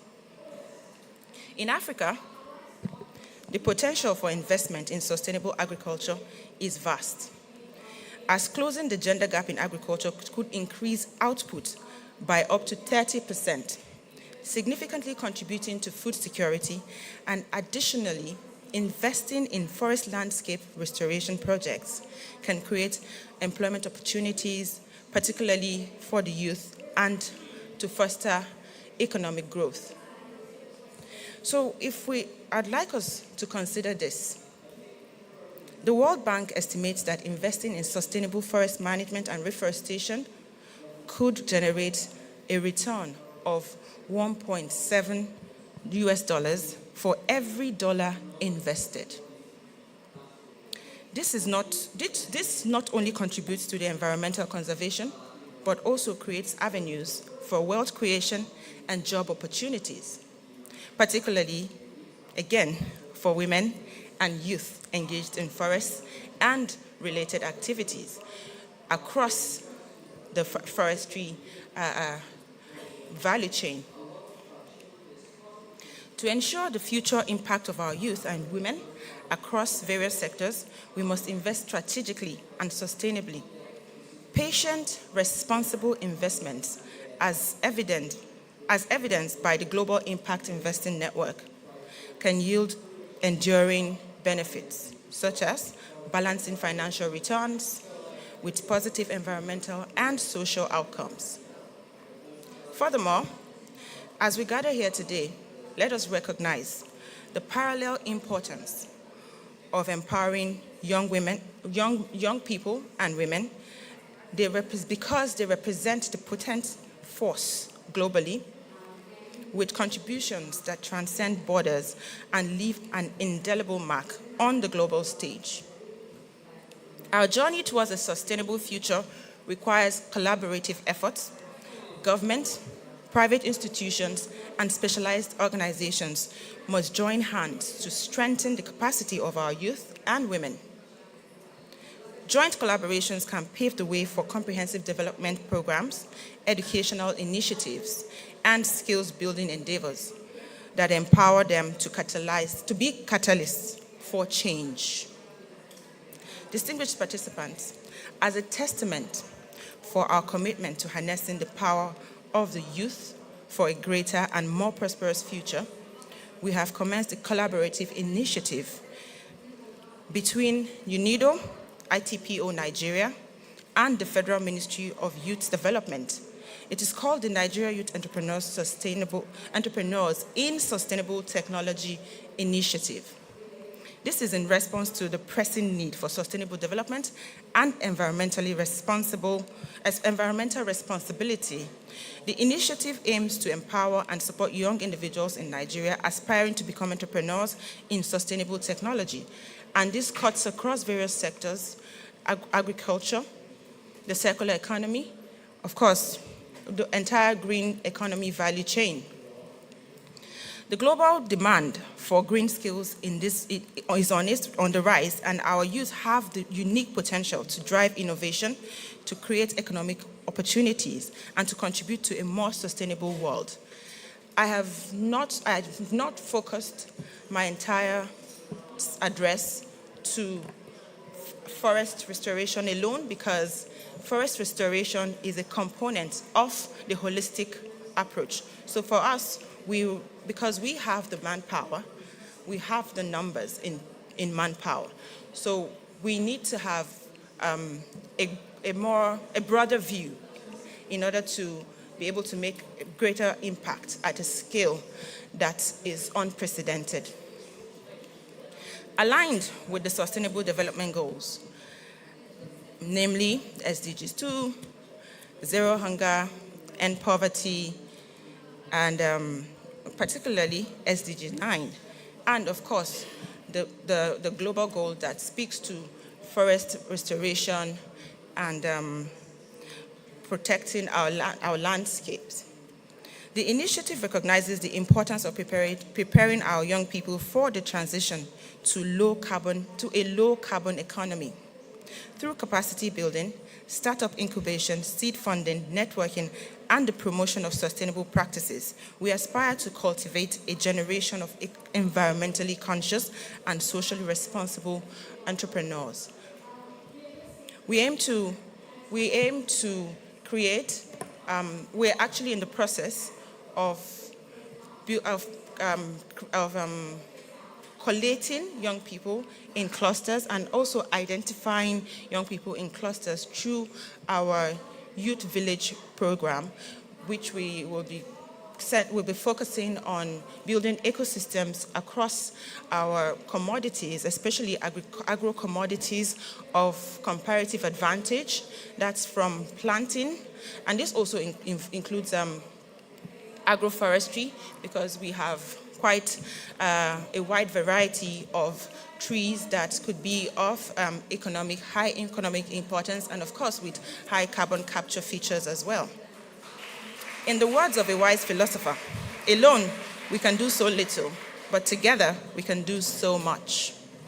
Let this be our guiding principle as we forge partnerships and work collectively towards stimulating the flow of resources into projects that not only restore our ecosystems, but also cultivate a thriving environment for the prosperity of our youth and women. Personally, I believe that our commitment to stimulating the flow of resources into these projects is not just an investment in our environment, but it is an investment in the prosperity of our youth and women. May our shared commitment to this cause illuminate the path to a sustainable and prosperous future for all. I thank you all for the audience, and I look forward to a productive panel session. Thank you.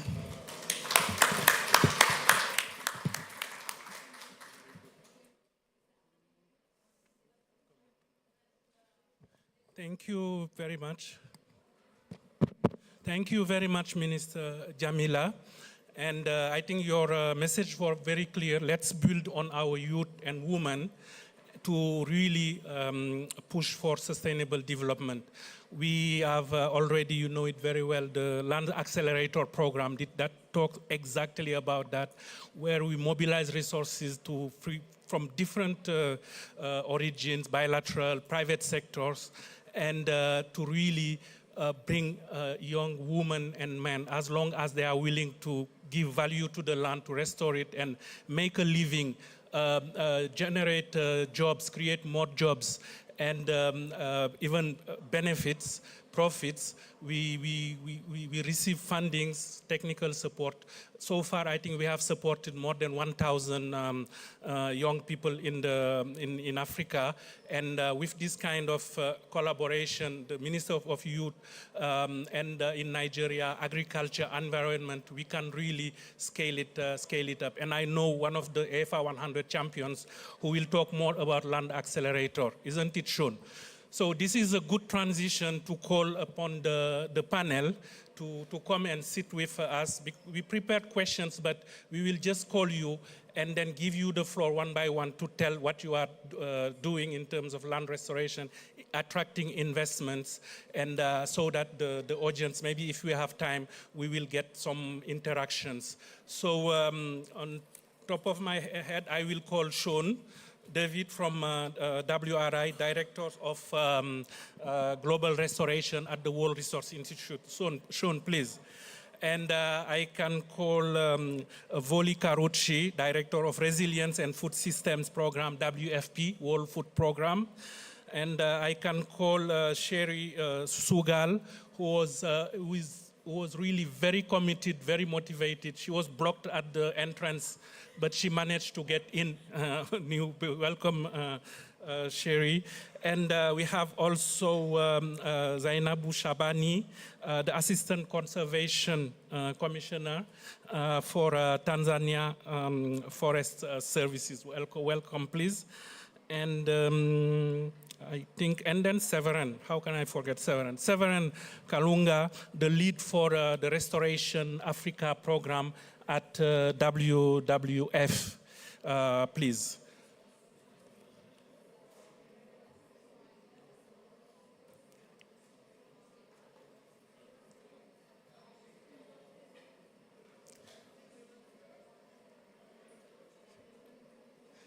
So if the first lady is ready, we can start with Mrs. Zainabu Shabani.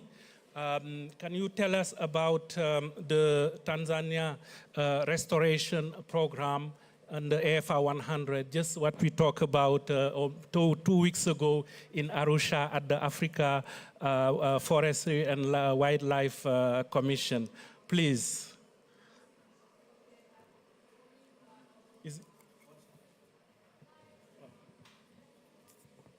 I was too fast for once.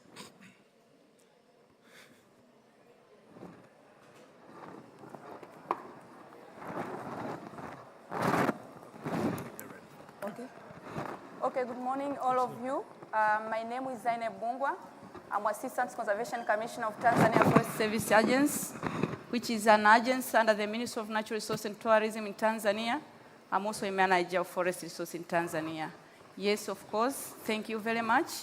On behalf of Professor Dos Santos Silayo, who is the Conservation Commissioner of Tanzania, I would like to convey his greetings to you, Africa, and we are ready for the meeting. So to start with, Tanzania, we managed to pledge as a member of Afro-100, and we started the journey in 2018. We pledged to restore 5.2 million hectares. And of course, yes, we used the ROAM, restoration opportunities, methodology assessment, that drive us to pledge of 5.2 million hectares. And we prepared the so-called Tanzania Forest Landscape Restoration Strategy. It's of 2022 to 2030. It is on the process of being finalized and signed. And to start with on our priorities and the investment in the forest landscape restoration strategy. We have the guiding framework, the forest policy, and we have the forest policy implementation strategy of 2021 to 2030. But we have a guiding framework of environmental management policy that guides us. But in our case, we manage the forests in different regimes. We have 4 aspects of regimes in forests. We have the so-called central managed forest reserve. We have a local government forest reserve. We have village, private, and individuals. And then together we said, no, let's have the landscape restoration aspect. It's where now the Afro-100 came. So our priorities, we started on that we have an aspect of restoring the degraded land. We have the aspect of total conservations. And so far we have 23 upgraded nature forest reserves. Those are the higher categories of forest reserve that we do promote investments in various aspects that touches private sectors and the local communities. And we promote the ecotourism activities. And we have recently launched the GN for ecology and TENS to invest, but we are promoting the cultural tourism. So that is one of our aspects that we count. The second one is afforestation in the plantation area. So we have the totally degraded area where now we have almost 24 plantations. Those are the government forest reserve. But we support also community woodlots. And on top to that, now we have upgraded those plantations and the woodlots that touches communities. The third aspect is to restore the seedlings. So we have 4 seed centers that collect seedlings from the seed sources to make sure that we restore and we maintain the indigenous tree species. But at the same time, we have the native and the exotic. And another aspect is on the issue of the whole essence of sustainable land management best practices that touches other aspects of agriculture, that touches livestock, touches other aspects of our communities. And the last aspect is on the resource mobilization. So we have the component of resource mobilizations, and what we did as a government under the Vice President's Office, who is the focal point for these multilateral environmental agreements on the GEF, GCF, and AF. So we mobilized the resources and building the capacities of various stakeholders, starting from the government, private sectors, CSO, and communities. So for our case, we have various projects that addresses various programs. We have examples. We have the Dryland Sustainable Landscape Impact Program. We have Dryland. Hello.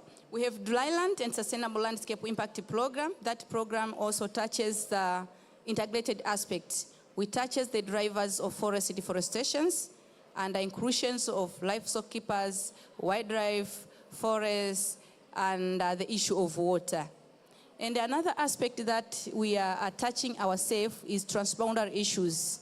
We are implementing the so-called Great Green Wall initiatives and that touches other aspects of Africans.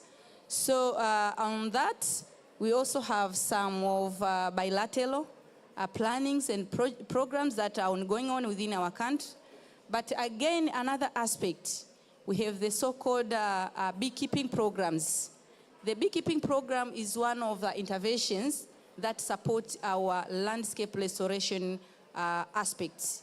Because once you promote beekeeping, you are touching the communities, and you are touching the sense of ownership of that communities to manage the forest or to look after that forest. And the last one is a small, we call it climate smart investment projects that touches the gender, youth, and other aspects. Maybe to start with, that is where we are. So we have a political will in our country in terms of landscape restoration strategy. Like in our case in the country, we totally depend on the conservation for other sectors to work. We depend on the total conservation to get water for rain-fed agriculture, for livestock and other things. But at the same time, nowadays, the issue of carbon. So we are being also promoting the issue of carbon credits through the conservation in aspects. I thank you very much. Thank you very much, Assistant Commissioner. We will remain in Tanzania, but expand a bit. And Severin is smiling because I am coming to him. You will tell us about the WWF restoration program in Tanzania and all the 5-6 countries that you are dealing with. Please. Thank you so very much, Mr. Moderator. First of all, we are active in 9 countries in Africa, not 6. So WWF is active in 9 countries to support restoration, particularly supporting the 9 countries to deliver the FR 100 commitments. And these countries are Tanzania, Kenya, Uganda, Madagascar, Mozambique, Zambia, Zimbabwe, and a bit of Central Africa. We have DRC and Cameroon. This program has 3 main objectives. The first objective is on promoting or creating enabling environment, policy and institutional framework. We believe that we might be missing the link if we don't connect our work with policy instruments and regulations. So we are working in the 9 countries to influence policy and institutional framework, like we support Rome exercises so that they can have FR restoration and strategies informed by Rome to identify strategic interventions.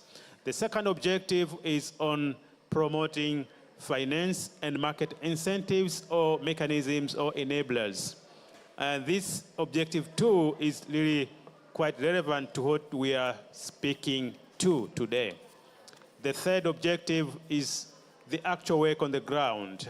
How many hectares we have identified, mapped, and put under restoration at landscape level?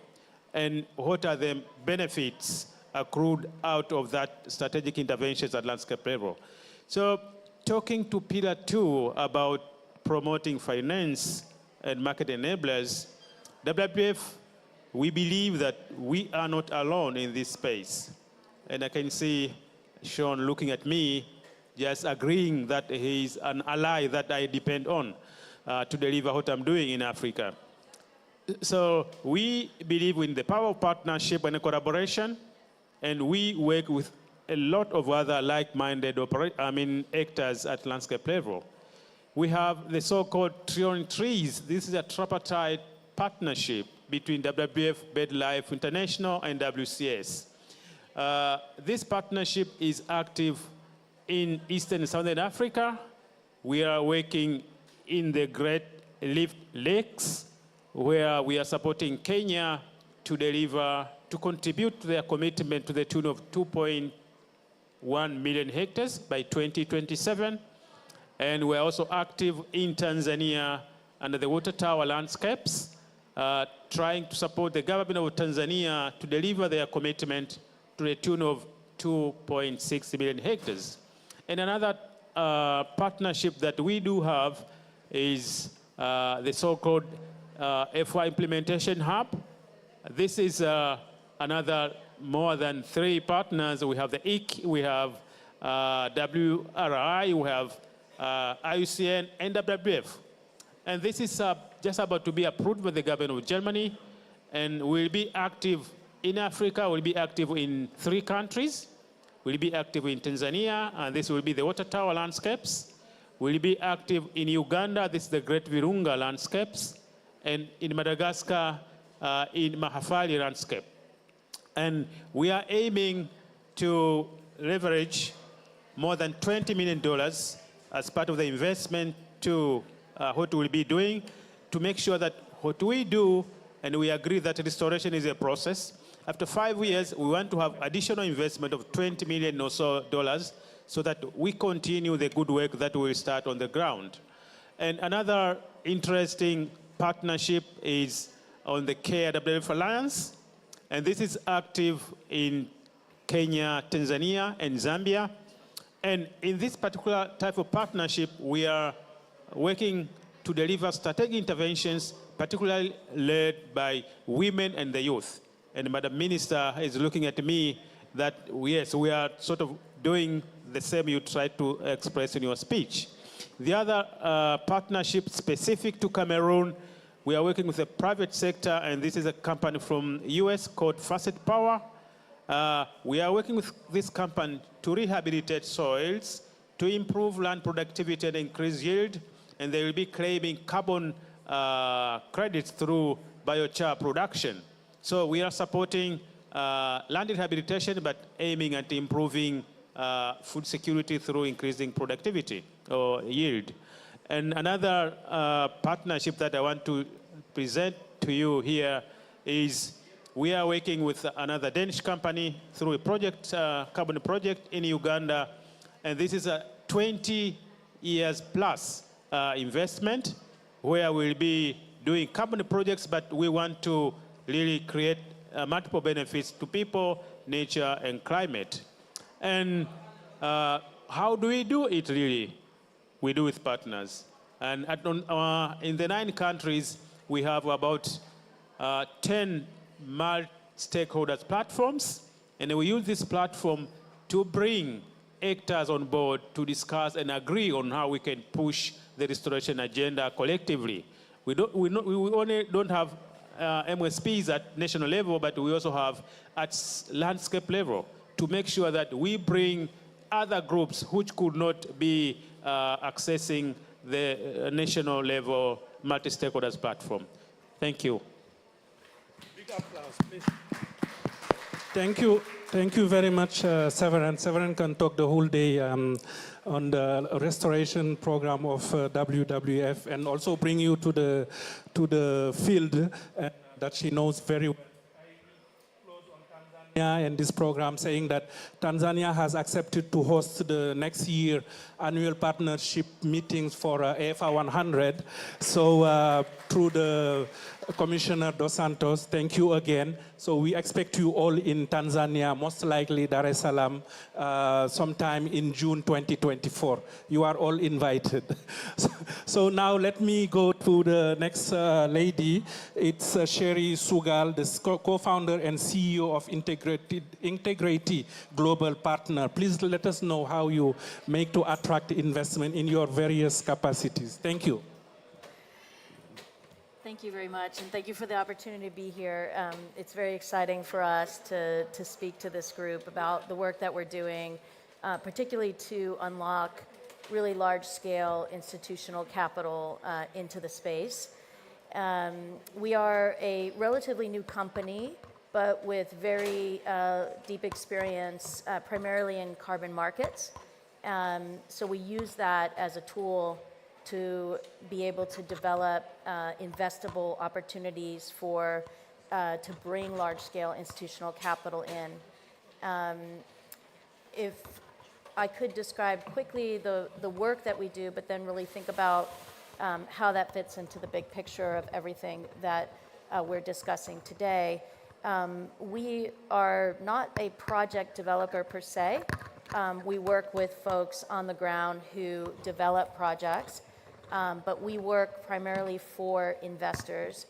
And we realize, and the reason the company was founded was that there actually is a lot of capital wanting to come into this space. The $1 trillion of institutional capital that is wanting to be deployed but doesn't necessarily know how to. And so a year ago at COP, I launched this company with the idea that we really needed to, in order to unlock that capital, we first really needed to restore the confidence in the supply of credits that are coming into the market. As many of you know, there's been a lot of questions around the quality and integrity of carbon credits over the course of the last year or so. And so we're really working hard on ensuring that everything we do is building on the incredible work going on in the carbon space from groups like VCMI and ICVCM and rating agencies that are bringing a lot of knowledge into how to best design these projects.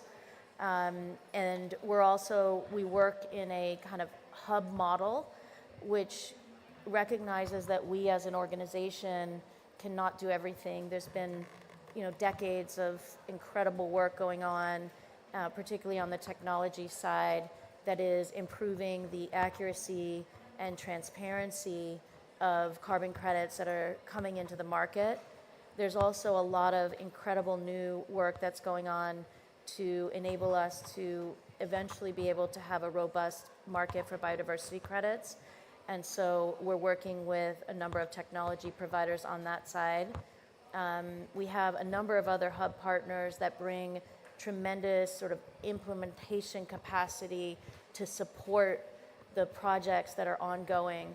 So for example, we're partners with C4 that are really experts on soil science and are doing cutting edge work on soil carbon.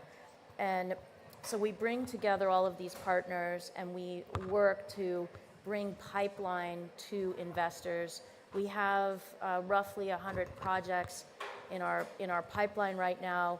Most of them are land restoration efforts throughout Africa, primarily in southern and East African regions. We do have large-scale conservation projects in Central Africa. And through that pipeline, we have the ability to deploy over almost $1 billion of assets under management, or AUM.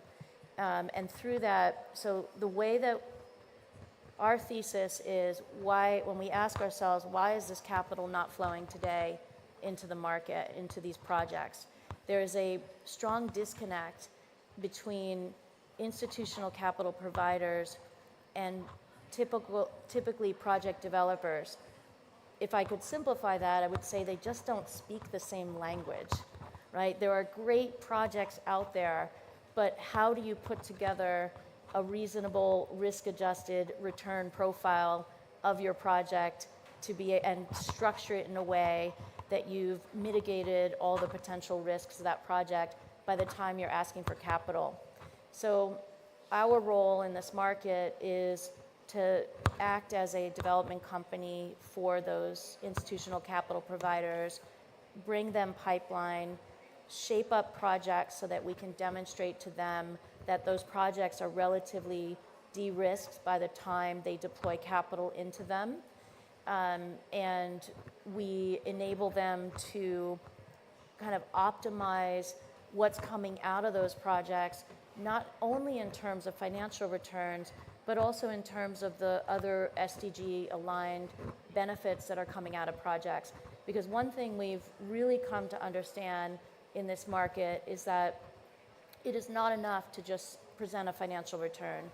Everyone has become very acutely aware that there would be potentially huge reputational risk if they don't look to ensuring that there is ultra-high integrity across projects, across the technical design of these projects, ensuring that communities are receiving not only their fair share of benefits, but that these benefits are well understood and transparent, that ESG is central to the design of projects, and a number of other considerations in the initial design.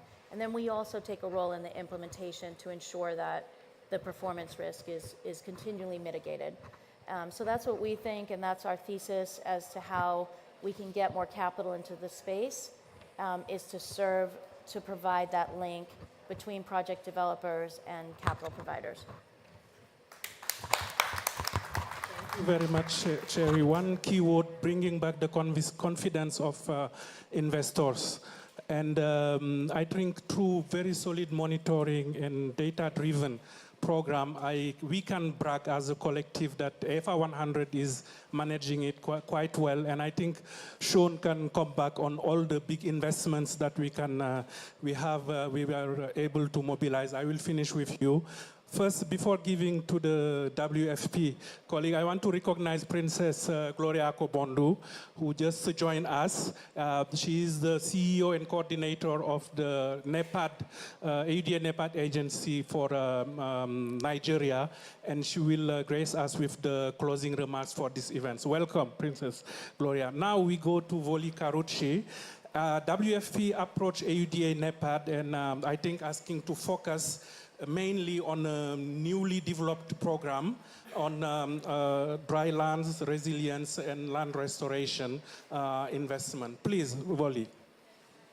Thank you very much, Honorable Minister, Director, and I'm Princess from the NEPAD. Thank you for this invitation. It's a great pleasure and honor to be here today.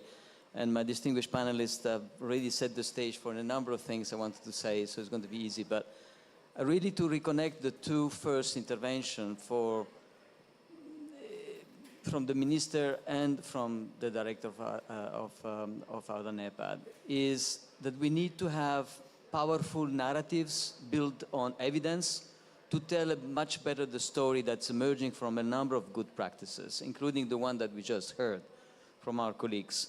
And this is something that we realize also at the World Food Programme. As part of our activity, we are known for emergency response, for example, throughout, and even that we are really increasing our toolkit and ways to deliver better, faster, and more productively our assistance, but also to really look at what we do on the side of the rebuilding and restoration side, which is quite significant within our organization and growing. Growing because there is an increased realization from a number of member states, but also from a number of donors, that we cannot just continue treating a real complex problem with just a transfer of a few months every year. So we have growing numbers of food insecure people. We have growing numbers of acutely food insecure people. And those at 90% of the time live in degraded ecosystems and deforested landscapes. So the health of the ecosystem don't sustain their livelihoods. So WFP with partners, because this is a partnership first of all with government and with communities and with other stakeholders, that we need to bring the land back to restore its productive potential. And we do this in a way that it has to be participatory, it has to have a planning base, it has to be visible also from space. So we are now tracking hundreds of sites using satellite imagery and GIS, and we are tracking indicators over time for changes. So the land restoration is not anymore something that we do simply as an early recovery or a resilience program, it's something that we do as part of a system thinking approach. How we can build that evidence that then will develop, and I think should be for all of stakeholders, powerful narrative for powerful realization that things work, that high returns of investment, up $1 to $5, $1 to even $13 in the case of Ethiopian Merit Program, for example, where we can demonstrate and generate powerful financing for beginning reversing the scale and the magnitude of the problem. We have 100 million hectares, I saw in the brief, in Africa alone, degraded, moderately or severely degraded. Most of the people are food insecure, and I really like the connection between now, finally, food system, food security, ecosystem, and regenerative agriculture, resilience building is critical. So how to generate more green leadership amongst all of ourselves, more of the green jobs that need to be created as a result of scale, and more of the green minds through education, green diets or healthy diets, and green businesses and value chains. So all along thinking differently. Currently in the Sahel, we have very interesting examples emerging at scale. In 5 years, we managed to mobilize over $800 million of resources for integrated programs, holistic programs. It's now covering 3.2 million people. It has already rehabilitated 280,000 hectares directly. So you double by 2 the impact in terms of landscape restoration. Over 3,000 water points have been enabled by the sponging effect of this work. The school meals program that was complementary is largely from homegrown, locally produced foods, nutritious foods, nutrition-sensitive programs attached to it, land management and tenureship agreements, 5 to 10 years land use agreements through the Commission Foncière, land tenure commissions, and other partners, including the customary law, to provide those land tenure certificates to each and every individual or groups that have rehabilitated or restored those landscapes. And those are youth and women in particular. So we need to, the results are spectacular in places that I tell you are incredibly challenging. We have an agreement study that already has identified on a sample size of close to 50,000 hectares, 4.8 million tons of carbon sequestration. It's a core benefit for us, it's not the entry point, but it's a huge opportunity. We have a social cohesion study from IFPRI that shows an incredible return of youth, jobs, less tensions between herders and farmers.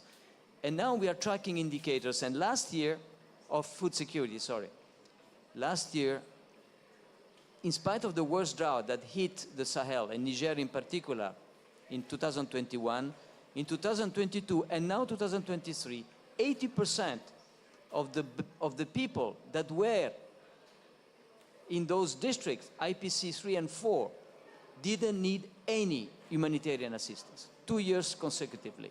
It's huge, for places that were degraded, pavement crust and so on. So it gives us a lot of hope. And we have a mosaic of 15 indicators tracked, satellite imagery, and 11 universities in the Sahel, with whom we partner for deployment of new talents in the areas that are needed the most. Because it's possible to reverse what many consider irreversible, from the Atlantic to the Red Sea, across that beautiful dry land belt, and then further down to the south, up to, say Dakar, Djibouti, Durban, the 3D, approach, to green everything. Because without trees, without ecosystem rehabilitation, we are not going to have food systems working. That's what my plea is about, and there are many examples, but let's work together for those mega partnerships, and we are very pleased to be part of the Great Green Wall. We have now plotting every single site in the Great Green Wall, and we want to scale up. We are beginning to have conversation with NEPAD, with many of our partners, to have perhaps an unprecedented joint effort with FAO, IFA, the IFIs, with all the partners involved for accelerating this change. We are 6 harvests away from 2030. We are going to have 200 million additional young people in the continent by 2030. They're not a threat, they're an opportunity. So let's invest. Thank you very much. Thank you very much, Wally. You see this change of paradigm, WFP moving from only emergency to doing sustainable work and to get our population being more autonomous in terms of food security. Now I will go to the one I call the engine of AFR 100, one of the engine of AFR 100. In Sharm el-Sheikh, someone called us the white Mamadou and the black Sean. So Sean, talk us about AFR 100. Just even if we wake you up at 4 a.m., you talk about AFR 100, please. Thank you, Mamadou.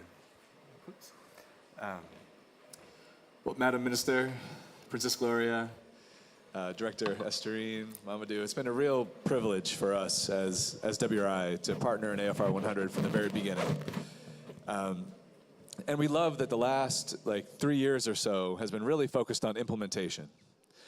And for us, implementation really starts in local communities and with local entrepreneurs.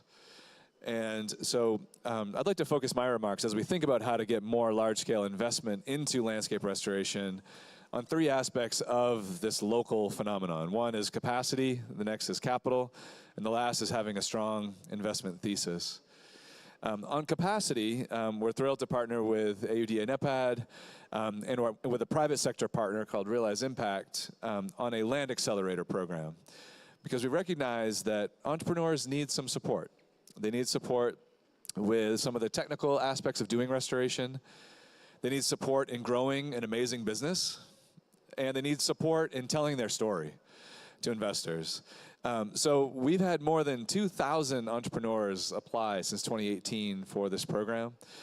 We've worked with more than 350 entrepreneurs. I'm happy to say more than 50% of those are women and youth, to provide that kind of training to allow them to access more investment. And those 350 businesses, interestingly, are working in 91 different commodities. So it's quite a diverse range of types of business that we're engaged with. But one of the things that we noticed was that a lot of these Land Accelerator graduates were still struggling to receive the capital that they needed from impact investors and others. So we did start a fund, again in partnership with several different partners, called Terra Fund, to provide capital to those growing businesses and to some of the nonprofits working in local communities. We've raised $150 million from philanthropy to support this endeavor. We did our first call for proposals. We got more than 3,200 applications in the first round of proposals. So Africa's ready. There's a lot happening. And so far, we've been able to fund about 200 of those nonprofits and businesses, which is a good start, but it's still less than 10% of the folks that have applied. So there's still so much more to do.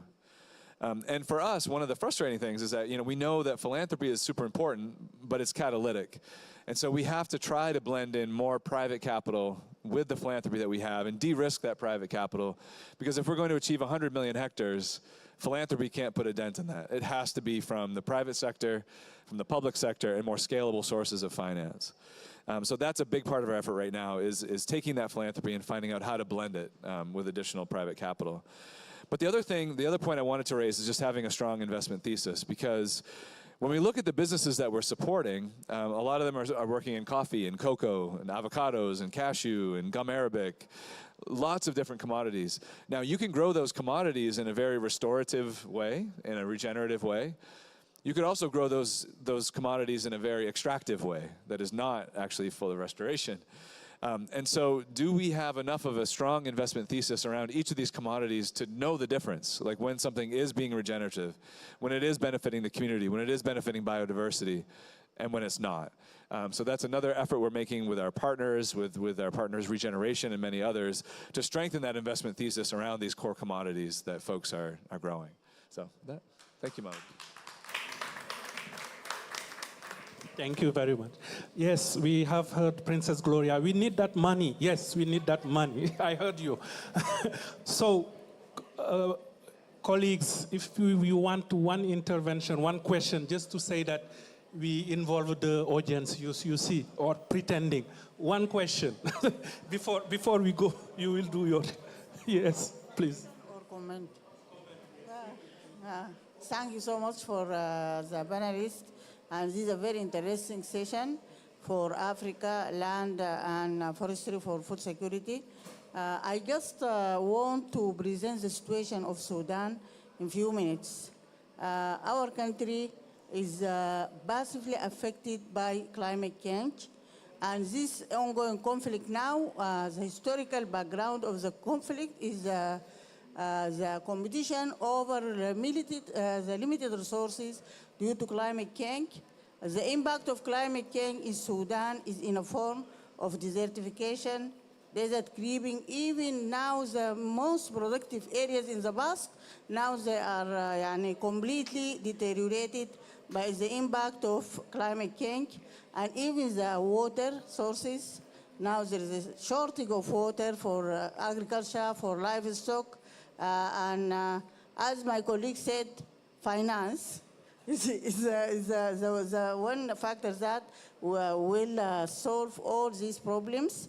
By the way, now 15% for 15 million of the population from IBC results are in phase 3 and more. Thank you.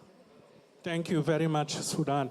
Let me take one last. We hope this conflict stop right away, like everywhere in Africa, so we can work peacefully among us. Thank you.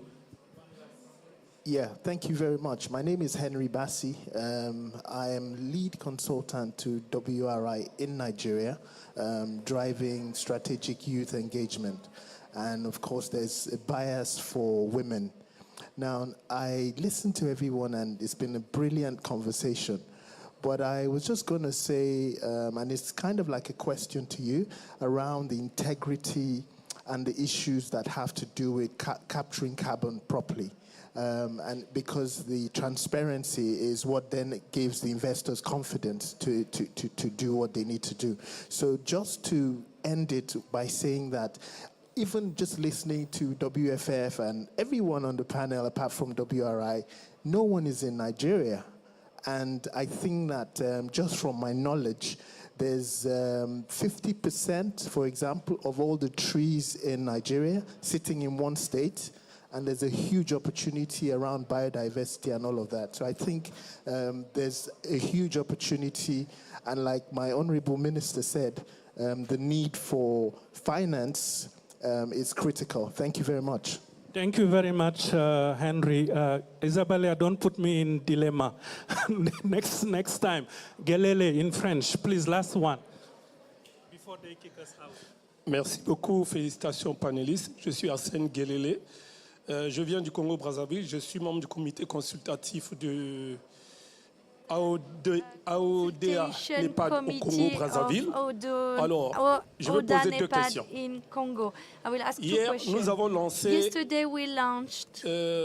la décennie mondiale de la forestation et reforestation dans cette salle, qui devait une initiative mondiale pour résoudre le problème de tout ce qui est des changements climatiques et autres. Je sais que j'enlève mon chapeau pour mon ami Mamadou qui fait un grand travail. Je voulais savoir combien de pays en Afrique sont membres, ont adhéré à faire ça. Adhered to Affair 100.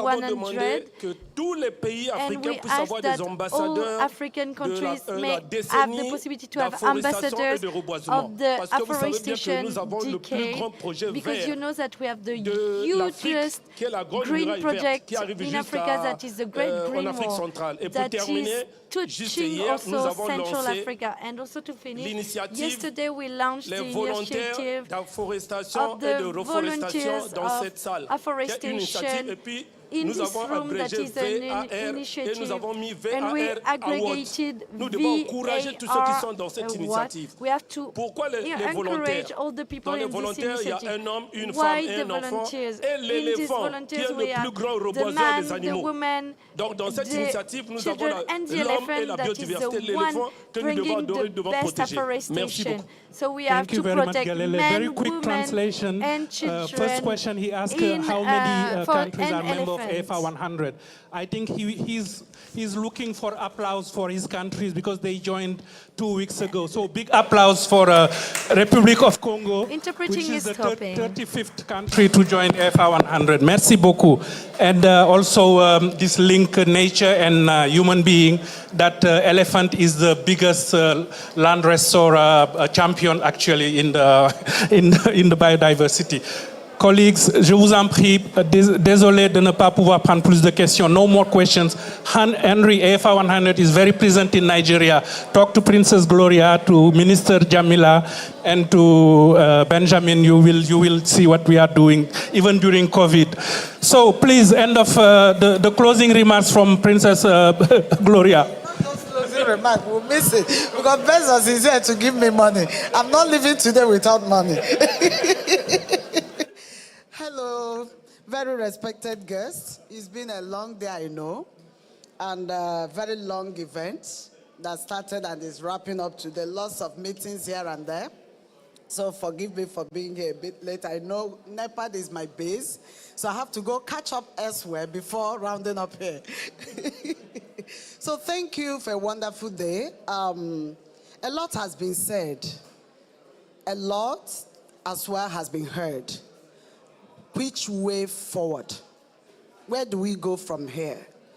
How do we start inventing what we have said, doing the work, or doing the talking? Action, action, action, action. That's where we are now. So if we keep narrating processes and policies and strategies without implementation, we are not convincing anyone on this project. So for us in Nigeria, we've done a lot. The Minister of Youth here migrated from NEPAD as well. So you can see, today we have to create Ministry of Youth for easy implementation of all these projects: tree planting, restoration, afforestation. So all land use matters has been, policies and right laws has been given in Nigeria. And where we are now is action. So when we see development partners that are ready to work with us, hear this out. Around 88% of farmers in Nigeria, about 40 million farmers, operate on the subsistence level, and most of them are in rural areas. Where are we trying to catch up with? Is it not the rural areas? Where the trees will be planted, where the land will be restored, where the trees need to be protected, heavy awareness at the rural areas so that the trees are not cut to protect our universe. Investments at scale in agriculture in Nigeria would therefore encounter the inherent challenge of coalescing these multiple disjointed and small farming operations. With our innovative strengthening of smallholder farmers and productive land restoration projects, we are working with state governments in the country to register smallholder farmers and offer them the resource support for strengthening their operations, as well as help them transit to climate-smart agriculture. We have partnered with 22 states, so far out of Nigeria's 36, and including our FCT Abuja, and have onboarded over 45,000 small farmers, which were formed in clusters, and we have received partnership seed fund from each of these state governors up to $1 million. So what are we waiting for? Nigeria is very, very ripe to start. A central component of the project is guiding smallholder farmers to restoration and afforestation-based farming to replace the common methods such as shifting cultivation, which depletes the soil and increase the risk of flooding and erosion.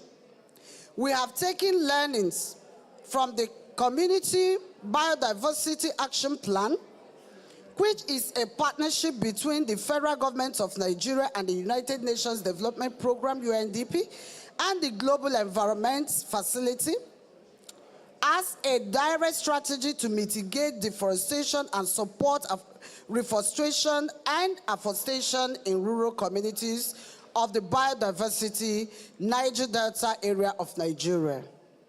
These projects demonstrated that local communities in Nigeria can be successfully persuaded to take ownership of tree planting endeavors within their habitats. And we have transferred the models of engagement engagement here to farmers in their livelihoods for the same goals. Our project is further premised on the knowledge that using tree covers in farmlands is proving to increase crop yield. I think we know that. For instance, benefits associated with increased trees. Cover have boosted sorghum yields in Niger by 20 to 85%. That is sources made. And millet yield by 15 to 50% in rejuvenated areas. Also in agriculture systems where cocoa is growing in full sun, the trees require heavy chemical inputs and need to be replaced after 10 to 20 years compared to 40 to 60 years in agroforestry system. Therefore, investment in agroforestry in Nigeria, which we are championing at Alda NEPAD, will also help build livelihood and support sustainable development in the country while generating higher profit, given the improved crop yields from the farming method. So what we are trying to say here is that we have formed these people in clusters, we have seed fund to get started, we're just looking for counterpart funding. We are looking for support to help the various states mobilize these 45,000 farmers across the country, 36 including FCT, over 774 local governments of Nigeria. And getting that mass farmers made up of youths, women, and also we've agreed with the royalties, that's the traditional council, for ownership, security, and protection of those trees. So this project started over 2-3 years ago with African Union Development Agency, African Union Secretariat, and we've done our business plan, we've done the sensitization, we've gone to stages, and now we are at the edge of getting started. Let us start. Action. That is where we are now. So we want to welcome you once again, and to thank you for finding time to be here, and to please invite you. We're going to have a roundtable meeting in Nigeria in late January or early February. You will get our invitation. And this is because the present administration is 100% involved and has given his commitment to ensure that we succeed in land restoration as well as food systems. Because if we don't restore our land, we should be ready to go hunger, to starve the more. But the local government, the communities, they've given up their lands. MOUs has been signed, seed funds has been deposited. So what are we waiting for? We need the development partners to give us the right matching funds to enable us implement this project. And the next COP, maybe COP29 now, we should be telling our stories. We'll be sharing our experience, which should be at the peer learning. What has this country done that can benefit another country? That is the stage we should go. Not coming back to repeat strategy, policies that we've overgrown. This is COP28. We are coming to COP29. What are we bringing to the table again? The same theory, please. I call for action, and the time is now. Let us move. Thank you. Thank you very much, Princess Gloria. So you see all the passion that is here. Let's now...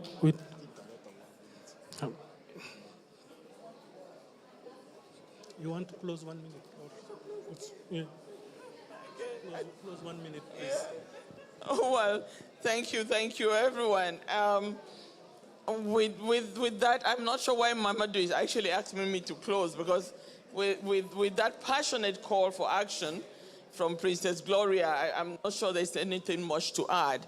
But since I have the mic, let me really thank all the panelists for a wonderful conversation that just emphasized the importance of this subject matter, the importance of restoring our land to achieve food security, for emphasizing the importance of partnerships, the importance of having the frameworks that will enable investors to have the confidence to come and invest, to bring the money that my sister is calling for. We need to have those frameworks that enable that to happen.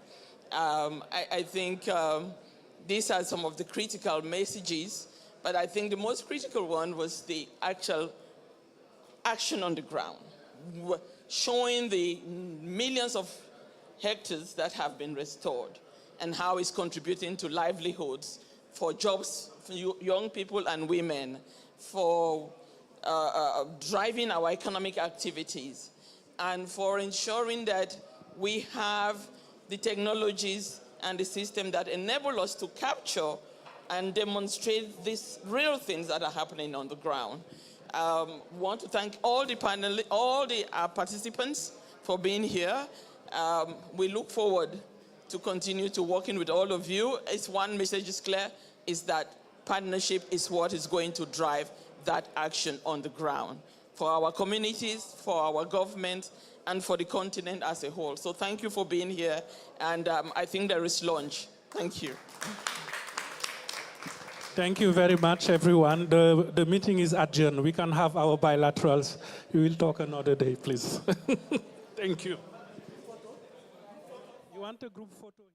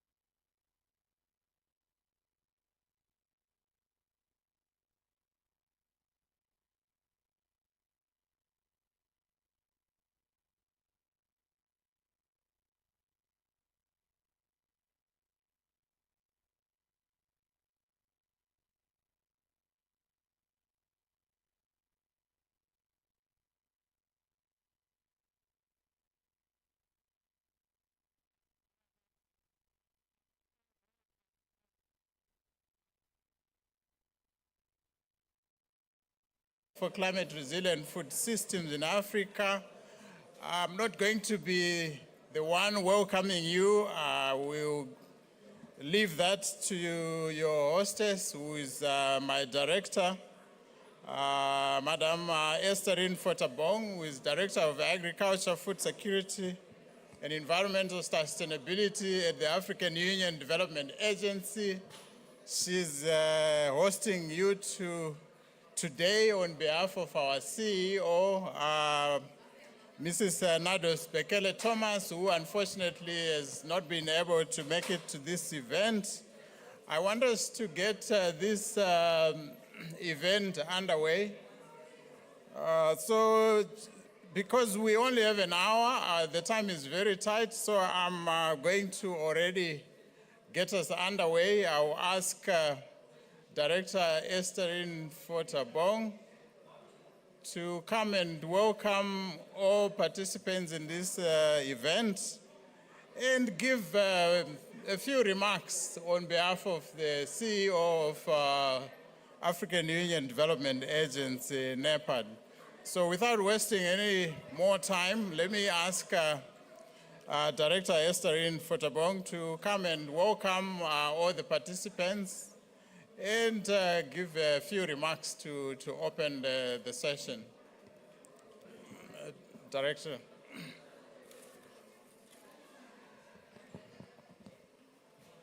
My thing is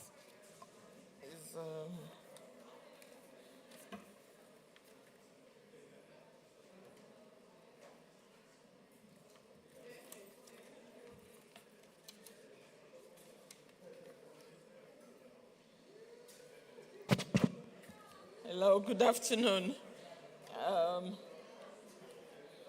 Sorry, it took a bit of time for the last group to leave the room and for all of us to settle down for this very important event that we are having on accelerating action on soil health for climate resilient food systems in Africa. Let me do this on behalf of my CEO, Madam Bekele Thomas, who had to leave to attend to some urgent matters that came up. Let me recognize the presence in the room of my dear sister, Professor Lindiwe Sibanda, the chair of the CGI. Recognize Ms. Josna Puri. Also recognize Mr. Steve Muchuri. Yeah, Steve is there. Mr. Lin Feng Li is there. Dr. William Sutton. Yeah. And Dr. Charles Nemachena is there. And of course, all the heads of the international organization, heads of cooperation, and all the other distinguished colleagues who are here present. I really am truly honored to welcome you to this event. Now, ending hunger and poverty in Africa in the face of a deepening climate crisis is the most pressing challenge of our generation. I don't think that's an exaggeration. It's a fair statement. Foremost on our development agenda is building resilient and inclusive food systems for our continent. As we speak, more than 280 million Africans are hungry.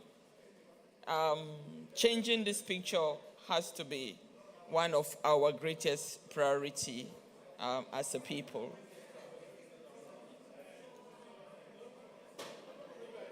We literally have to build our food system from the ground up, literally. And that means listening to the farmers, supporting the farmers, and giving them the space to participate and support their participation, actually, in the building this resilient food system. And resilient and inclusive food system in a changing climate are only achievable if we invest in restoring the health of our soils. I think we have broadened the conversation. For those who were in Abuja in 2006, we had a fertilizer summit. And at that time, we were looking at, the use of increased fertilizer use in the continent. But I think this conversation now is broader than just fertilizer, to look at the soil health. And I think this is a really welcome development. Healthy soils are at the bedrock of Africa's food systems. Investing in rebuilding this precious resource is now more important than ever. Only a healthy soil can nourish healthy diets, healthy people, and a healthy planet. Healthy soils provide the foundation to raise agricultural productivity and reduce the pressure to expand agriculture onto fragile ecosystems. The significant contribution of nature-positive soil management practices to global efforts on climate change mitigation equally needs to be acknowledged and promoted. Your Excellencies, colleagues, Africa loses about 24 billion tons of its fertile topsoil each year due to unsustainable farming practices. Of course, this is compounded by the climate change-induced extreme weather events such as droughts and flooding. These are having catastrophic consequences for the health and productivity of our soils. About 75% of the continent's cultivated lands are degraded, resulting in poor yields, hunger and malnutrition, poverty, and loss of vital ecosystem. We just had the STC, the Ministerial AU Policy Body on Agriculture and Environment, and the biennial report, review report of CADAP. CADAP is the Comprehensive Agricultural Development Program, was presented to the member states. And it was quite depressing to see that we are not making much progress on the issue of production and productivity, and soil health being one of the indicators showed that this was one of the contributing factors why we are not making any progress in this area. So I think we are even late in giving the emphasis that we are now giving on this issue, but it's better late than never, because we need to have a better story next time that we have the biennial report being presented to the heads of states. If nothing is done, more than half of the continent's arable lands may become unusable in the next 2 decades. That's not, we all know we don't want that, because the soil is what we are. Without healthy soils, we can't have the healthy people and the healthy meals. So we need to address that urgently. Of course, this a dangerous cocktail of multiple crises that are converging into this perfect storm needs to be addressed. Unless we act with urgency and a common purpose, our continent will face a dark future. It sounds a bit gloomy, a picture, because there are some good things. But I think just making this point that urgency is needed for us to address the issue of soil health is critical. Investment in adaptation and resilient building in Africa will need a quantum leap if we are to reverse these trends. I think there are opportunities that are there that we can count on, of course, including the continental free trade area that Africa has adopted, boosting, African solution to boost intra-African continental trade is important, but that will necessitate that we nourish our soils. Now, the upcoming African Fertilizer and Soil Health Summit planned for 2024 demonstrates a growing appreciation by African heads of states that our soils are the bedrock of our food systems. I think we are all excited and cannot wait for this summit. The summit will chart a roadmap for the restoration of soil health to drive sustainable food systems and transformation in the continent. AUD and NEPAD is working with all our partners to design an action plan to implement what will come out from the Fertilizer and Soil Health Summit in early next year. I believe it's tentatively stated for March next year. We cannot wait and continue to think. In the last session, my sister, Princeton Gloria, the head of NEPAD Nigeria, emphasized on immediate action. And I think what we need to do going into the summit is to already have a clear action plan that we will implement immediately after the Nairobi summit. This year also marks the 20th of the CADAP program. Most of you sitting here are fully aware of CADAP and have been involved in CADAP implementation over the years. We are hoping, and as we prepare doing the analytical work and the consultation work, that the new framework post-Malabo will fully integrate this important and critical issue for the continent, that of soil health. Indeed, the continent stands at a critical junction as it seeks to chart a pathway for developing a sustainable, effective food system that can ensure that we deliver on healthy diets for our population. I know we are pressed for time, so I will just conclude to say that AUD and NEPAD looks forward to working with all of you to implement a program to support member states in putting in place systems and mechanisms and policies to implement what will come out from the Nairobi Soil Health Summit. We obviously need to make sure we have a very inclusive system, bringing opportunities for women and youth, including issues of agro-processing, innovative financing, to cater for this transformative agenda that we are developing and we are all engaged in developing and designing. Just as a final note, I think we must adopt practices that enhance soil health, including, of course, issues of water conservation and increasing resilience to changing environmental conditions.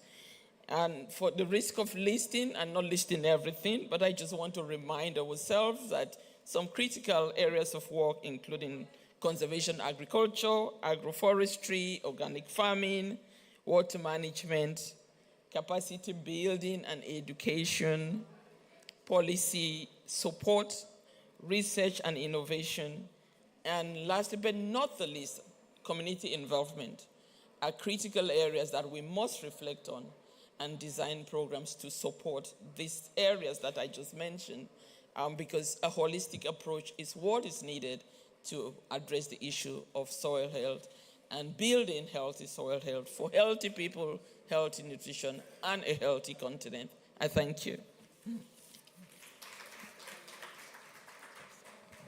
Thank you very much, Director Estherine Ford-Tabong, for that welcoming remark and speech.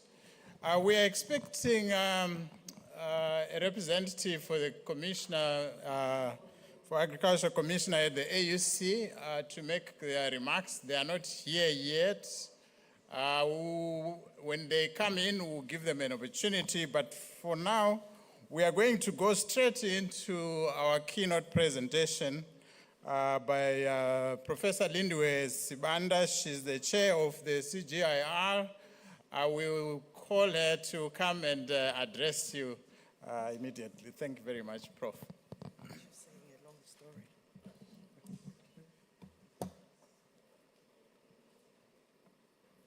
Good day, Let me start by recognizing my sister, Director Estherine Fotabong. We've come a long way, and the road and the hills are still many to climb.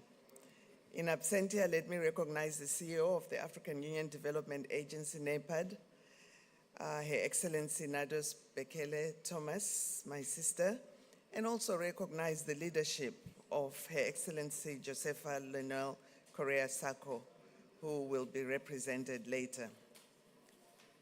Excellencies, distinguished guests, delegates, colleagues, and friends, it's a pleasure to be here to talk about a subject that we all know is critical, but we have deliberately ignored.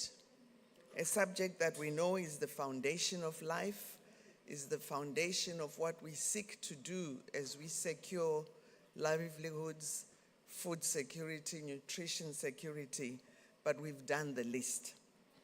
A subject that we put as number one when we established 2004, the CADEP pillars.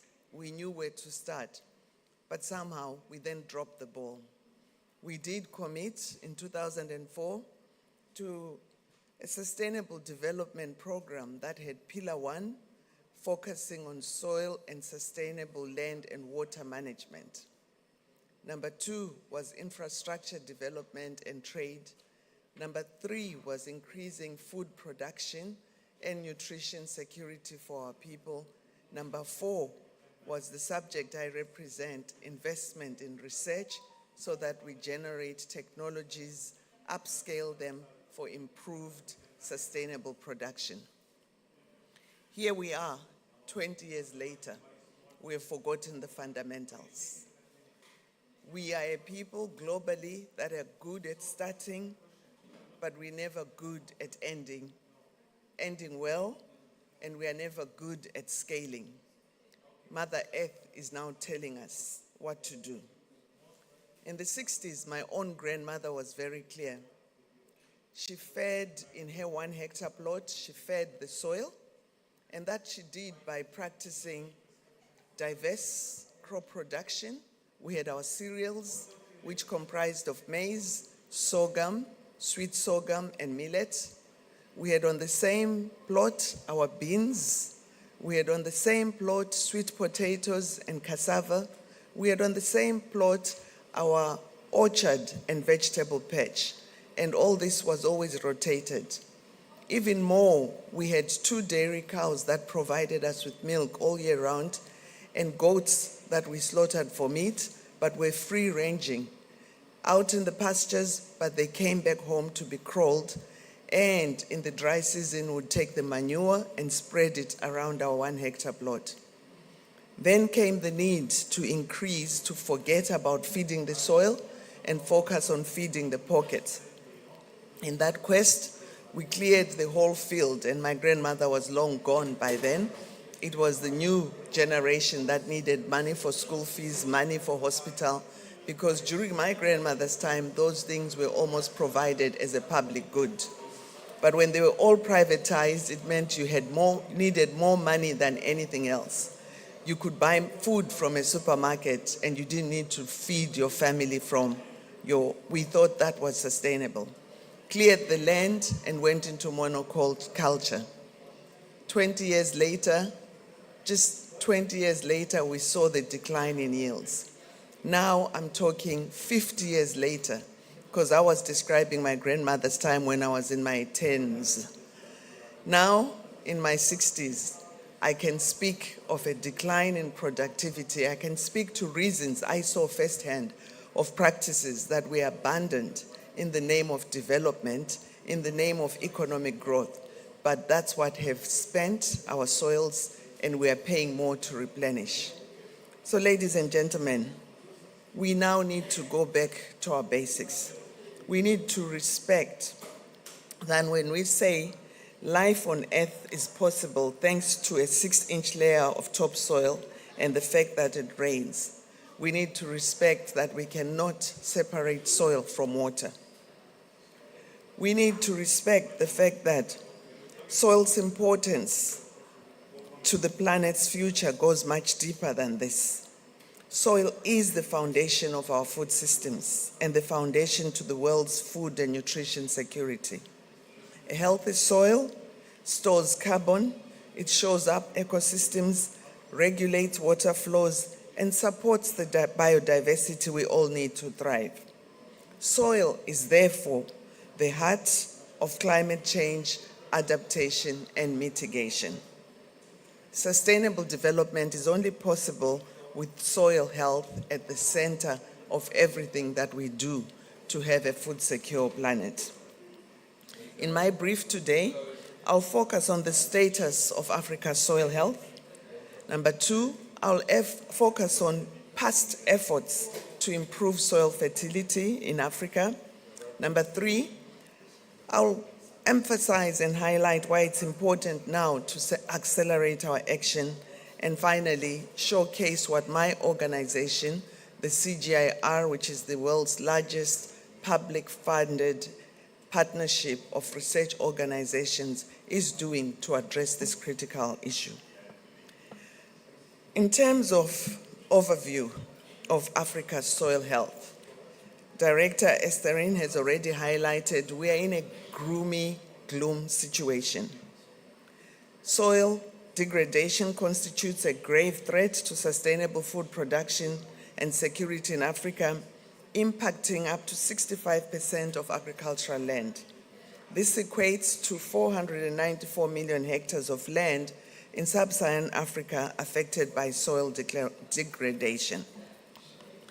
We also can talk about the yield losses that we've already experienced. These range from moderate, about 2%, to up to 50% over the past decade. And studies are available to showcase these losses. The factors that contribute to this are known: overgrazing, deforestation, inappropriate cultivation techniques, as well as expansion of agriculture into marginal lands, population increase, climate change, and poverty. Soil degradation is increasing in the region, with over 20% of land in most of sub-Saharan African countries already degraded and needing reclamation. This is affecting over 65% of our population. Where have we gone wrong? Let me go on to share some of the past actions. I've already talked about the notable efforts of 2004 under the Comprehensive Africa Agriculture Development Program, CADEP, where we set out to improve soil fertility through the implementation of sustainable agricultural practices, including the use of organic and inorganic fertilizers, including crop rotation and agroforestry. 2 years later, we convened in Abuja and made a declaration, Abuja Declaration on Fertilizer for the Africa Green Revolution in 2006. AGRA, which was a follow-up from that declaration, has had a keen focus on soil health, so has the Forum for Agriculture Research in Africa, FARA. With all these initiatives and programs, the continent is far short of achieving the targets that we had set for ourselves. The soil degradation has reduced agricultural yields, leaving farmers, our extension agents, and development partners constantly playing a catch-up game. Access to fertilizers has been highlighted as a critical factor in improving the quality of our soils, and yet the use across Africa remains significantly low. This has been further compounded by the global market decline exacerbated by the Russia-Ukraine war, which has meant that it's even harder and more expensive to access fertilizer for our staple crops. Surely, we have to go back to the fundamentals. We are working on some new initiatives, highlighting perennial change of scaling up, highlighting regenerative practices, which aim at doing no harm, but even better doing better than we've done in previous efforts. But all these efforts will need to be scaled up, and finances are required for this to happen. Why is it urgent for us to act now? There is a clear and urgent need for proactive interventions to address the reverse of soil degradation. We know for sure that by 2050, Africa is expected to be home to a quarter of the world's population. I repeat, a quarter of the world's population will reside in Africa. This is despite having around 25% of the world's productive land. We are only producing only 10% of the food, and climate change is making it harder for us to produce more. Therefore, going to the basics and improving soil health is a critical entry point in achieving the continent's sustainable development goals and including reducing hunger. We have no choice but to ensure that we start where it matters most, because by improving in soil health in Africa, we get multiple benefits, including adapting to climate change, reducing agriculture emissions, and boosting food security. The fertility and resilience of our soil are intertwined with the well-being of our communities. Therefore, the success of our agriculture endeavors and the overall health of our ecosystems lie in investments in soil. Let me showcase what my organization, the CGIAR, is doing. We have moved away from the CGIAR of the past, where each of our 15 centers worked independently. We've come together under one CGIAR banner, where we have one common strategy, and that strategy talks to collectively across the 15 centers delivering science and technologies that will transform food, land, and water systems in the face of climate change. Surely the problems that the world faces today cannot be resolved by one organization. They cannot be resolved by one CGIAR center. We are talking about systems transformation across food, land, and water, and all this has to be done as a collective. That is why this week we are excited at the launch of the $4 billion campaign for one CGIAR and the pledges that have been made. And when we talk CGIAR, each and every one of you here is a partner. Anyone who has a stake in the business of food, anyone who has a stake in the business of nutrition, anyone who has a stake in the business of sustainable development is part of that journey, because all 17 SDGs are touching and talking to food and nutrition security. Our CGIAR 2030 strategy is clear on what we need to do on soils. To this end, we are working towards maintaining, enhancing, and restoring soil health in collaboration with African governments. Our new model of working is different. I speak about the collective 15 centers working together, but we've also restructured in the way we deliver technologies at local level. We now have country focal persons, we now have regional focal persons, and we have for Africa a continental director who is situated at IITA, one of our 15 centers, and everything for Africa will be coordinated from that center. And our current director is Dr. Simeon Ehui, former with the World Bank, started this year with us. So we want to be present at country level. We want to align our investments and research. We want to be good partners who walk the talk, but most important, who are accountable. Currently, CGIAR scientists are leading efforts to map soils using infrared spectroscopy in at least 17 African countries. We are also working with farmers to achieve efficient and effective nitrogen fertilizer management. We're doing pilot studies that have shown that moderate to high yield improvements when farmers are able to use fertilizer strategically, thanks to instant spot testing to identify specific nutrient deficiencies that we've developed. We are also working on improved tropical forages. that are native to Africa and conserved in our CGIAR gene banks that have been found to boost levels of soil carbon by up to 15% compared to degraded pastures. Scientists are now screening and evaluating up to 200 grass samples from our gene banks to identify other grass varieties that grow similarly deep roots and increase deep soil carbon storage in different agroecologies.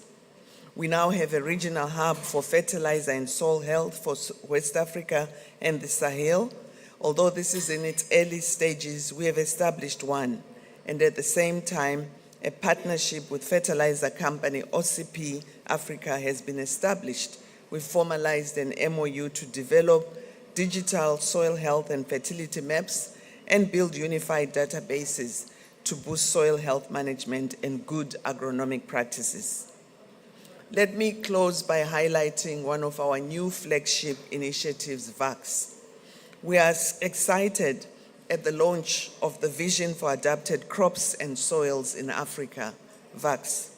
This is an initiative that was launched by the Special Envoy for Global Food Security, Dr. Kerry Fowler, in February, and this has been done in partnership with the African Union and FAO.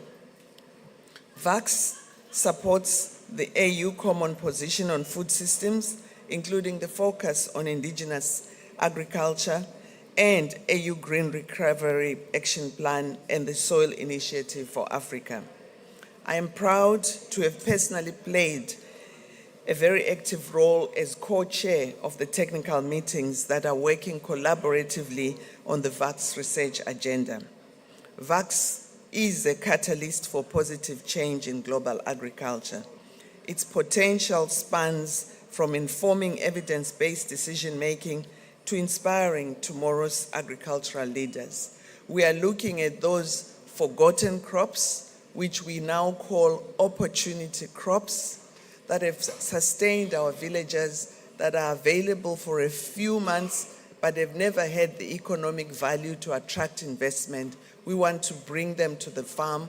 We want to bring them to the table, and new investments are going into those opportunity crops because we believe therein lies the answer for nutrition-dense crops. Therein lies the answer for resilient crops. Distinguished colleagues, your deliberations today can inform a substantive input into the Africa Fertilizer and Soil Health Summit that will take place in Nairobi next year. This excellent initiative will really drive the soil health agenda, and I'm optimistic about a plan of action to accelerate investments in this critical area. Through such collaborative efforts as next year's summit and the session today, this shared knowledge and dedication, we can make a meaningful contribution to what matters most.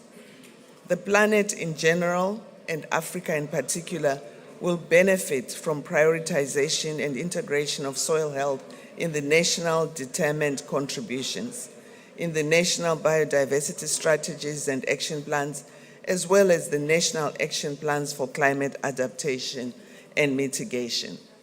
Our moment is now. In closing, let us embrace the urgency of the moment.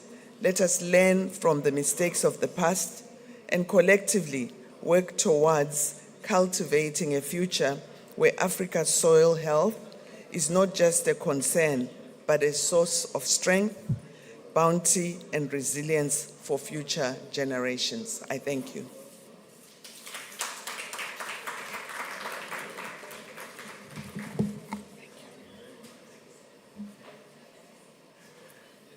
I didn't hear that applause. I think we need to give you a hand of applause.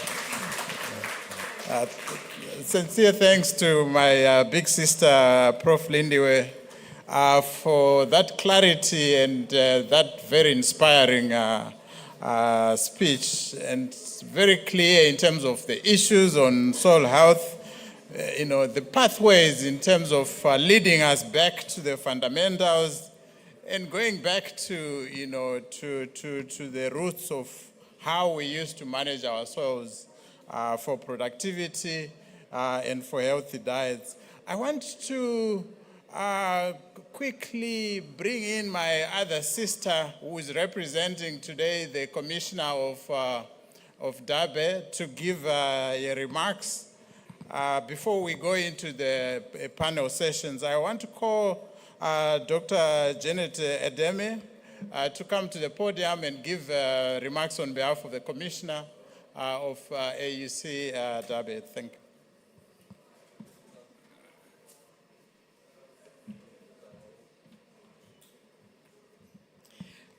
Thank you very much, my brother Manyu. Madam Estherine Fotabong, representing Madam Nados Bekele Thomas, the CEO of the African Union Development Agency, AUDA NEPAD, Professor Lindiwe Sibanda, Chair of the CGIAR, my brother, Mr. Steve Muchiri, the CEO of the East African Farmers Federation, Mr. Lifeng Li, Director of the Land and Water Division at the FAO, Dr. William Sutton, Global Lead for Climate Smart Agriculture at the World Bank, Dr. Charles Nhemachena, Director for Africa, Global Center on Adaptation. Ladies and gentlemen, all protocols duly observed.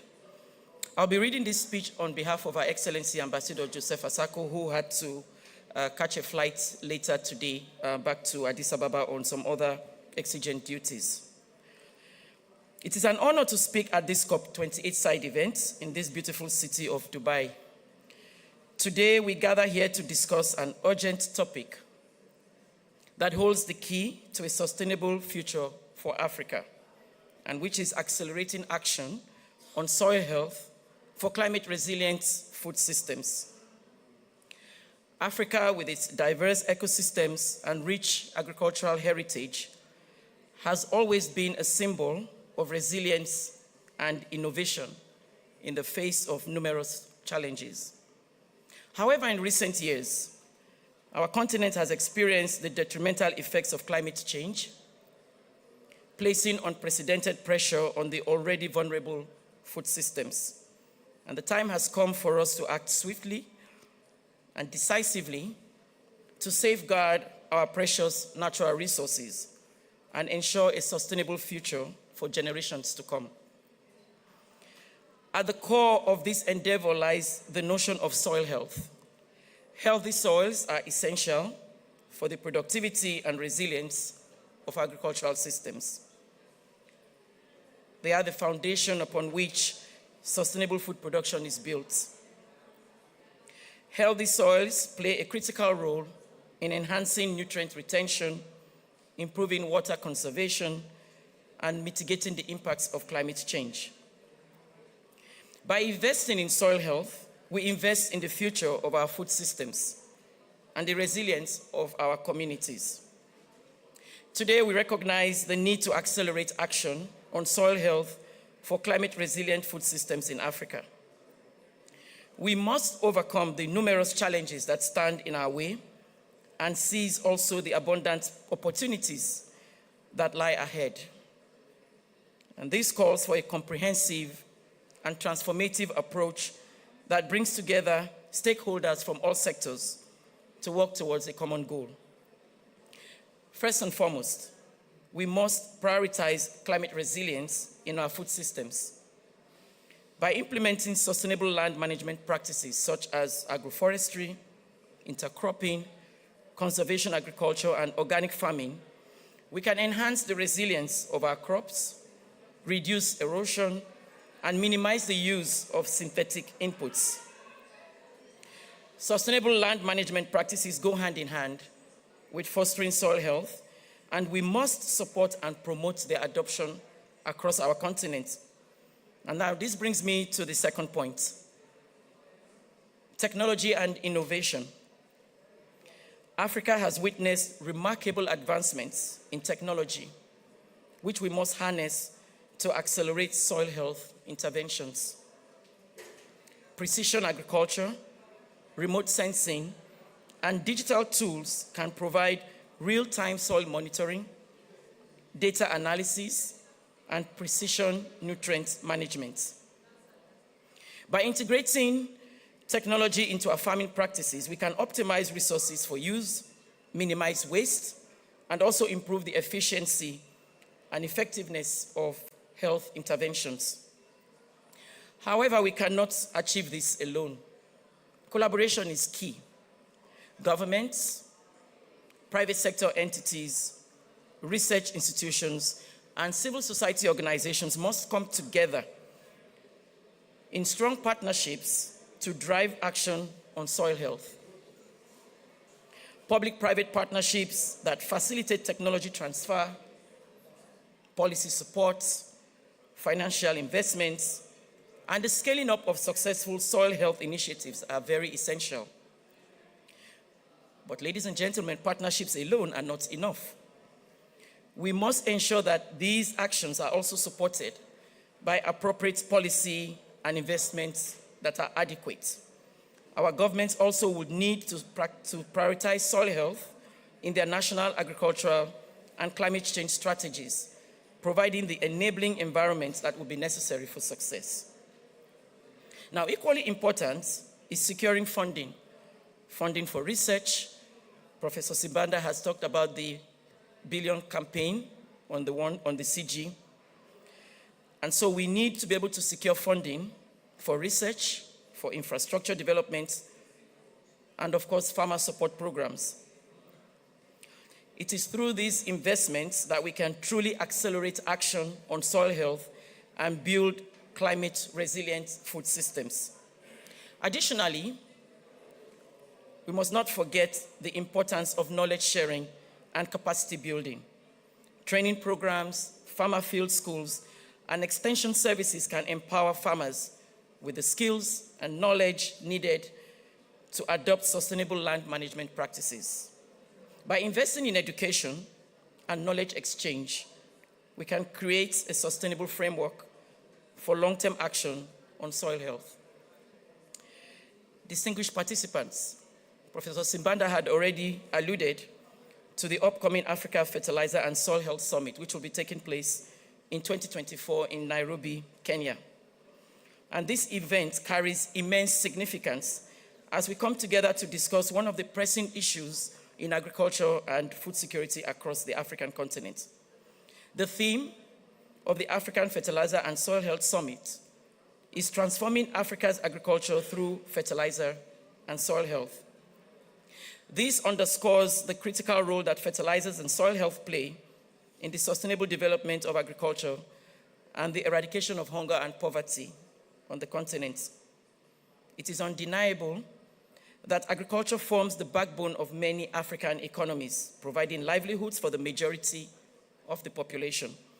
However, the sector also faces numerous challenges, including low soil fertility, limited access to fertilizers, and inefficiencies in fertilizer use. One of the primary objectives of the summit will be to shed light on the importance of enhancing soil health in order to optimize agricultural productivity. The continent has vast stretches of arable land, but without proper care and management, its potential cannot be fully realized. Improved soil health through best agronomic practices and efficient fertilizer use is vital to sustainably increase crop yields, improve farmers' incomes, and ensure food security for our growing population. We also aim to address the issue of limited access to fertilizers in many parts of Africa. Fertilizers are an indispensable tool in boosting agricultural productivity, and their availability at affordable price is crucial. And the summit would provide an opportunity to discuss strategies to improve access to fertilizers, including innovative financing mechanisms, public-private partnerships, and regional collaborations. And on behalf of Her Excellency Ambassador Joseph Osako, she would like to extend an invitation to all of you to the summit in 2024. Lastly, we must ensure this transformative action is inclusive and gender responsive. We must actively engage women, youth, and marginalized communities in soil health initiatives and empower them to participate and benefit from these interventions. And it's only by ensuring that no one is left behind we can truly create climate-resilient food systems that meet the needs of all of us. Now, in conclusion, we are standing at a critical juncture in Africa's agricultural journey. Accelerating action on soil health for climate-resilient food systems is not merely an option, it is an imperative. And by prioritizing sustainable land management practices, harnessing technology and innovation, forging partnerships, and investing in capacity building, we can create a future where our agricultural systems thrive, our communities are resilient, and our environment is preserved. So let us seize this opportunity to accelerate action on soil health, driving transformative change across the African continent. And together, we can build a sustainable and future-resilient future for Africa. Thank you very much for your attention. I think she deserves another round of applause, Dr. Janet. Thank you very much, for highlighting the key issues and for inviting all our partners to the summit next year. I want to go straight into the panel discussion. I'm very pressed for time. I've just been reminded that we are very tight on time. So I want to call all the panelists, Ms. Jyotsna Puri, Associate Vice President of Strategy and Knowledge at IFAD. I want to call Mr. Stephen Mushiri. Please take seats. I want to call Mr. Stephen Mushiri, CEO of East Africa Farmers Federation.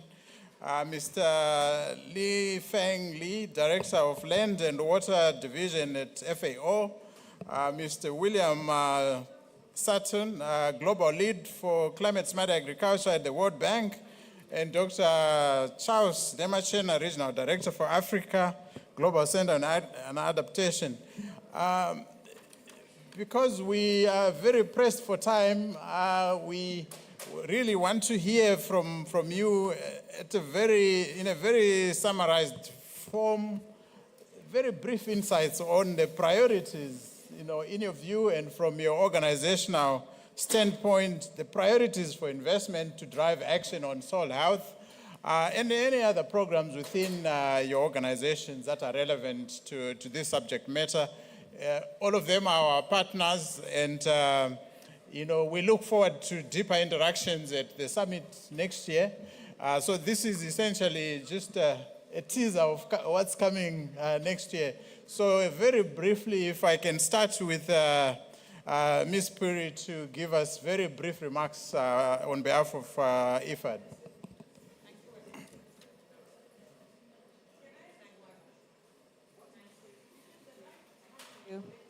Thank you. Okay. Thank you very much, Chair. Wonderful to be here. And I have to apologize, just being up front. I will have to leave in like 7 minutes. I represent the International Fund for Agricultural Development. And one of the key reasons that we are here is because we are both an international financing institution as well as a UN agency. And what that means is that we've got to work as an international financing institution. We work on financial incentives that we can provide to smallholder farmers through countries, through sovereign borrowing, and ensure that there is financial access to most of the opportunities that otherwise people who get left behind in rural development have access to. As an IFI, it is our remit to provide this financial access. And the reason, therefore, that soil health is really critical for IFAD is recognizing that our key stakeholders, who are the rural poor, are really dependent on soil. Second, we are recognizing, and many of the previous speakers spoke about this, that the two big, large regions of the world where most of the developing countries are located, as well as where most of the small farmers are located, so predominantly producing 70% of the overall food in Asia and in Africa, are dependent on good soil. And third, also recognizing that they're really vulnerable to climate change. So what are we doing? First, we are really thinking about providing financial access. So whether it is through the private sector, and we are focused, for example, on building these large platforms where we are creating taxonomies with the private sector to provide lending to small-scale farmers and producers. And so one of the platforms that we inaugurated during this COP is called ARCAFIM, which is the Africa Rural Climate Adaptation Financing Mechanism. And the taxonomy for what is eligible activity for farmers on the ground includes soil health and investing in soil health and ensuring that agroforestry, nature-based solutions, agrobiodiversity, use of organic fertilizers, agroecology are all part of eligible activities that can then be funded through banks to which we are lending directly. For example, Equity Bank and Stanbic Bank that we are lending directly to. So that's financial. The second one is recognizing that we've got to also work directly on training activities as well as enabling activities. So training activities both for breeding as well as ensuring that there's adoption from small-scale farmers become really important.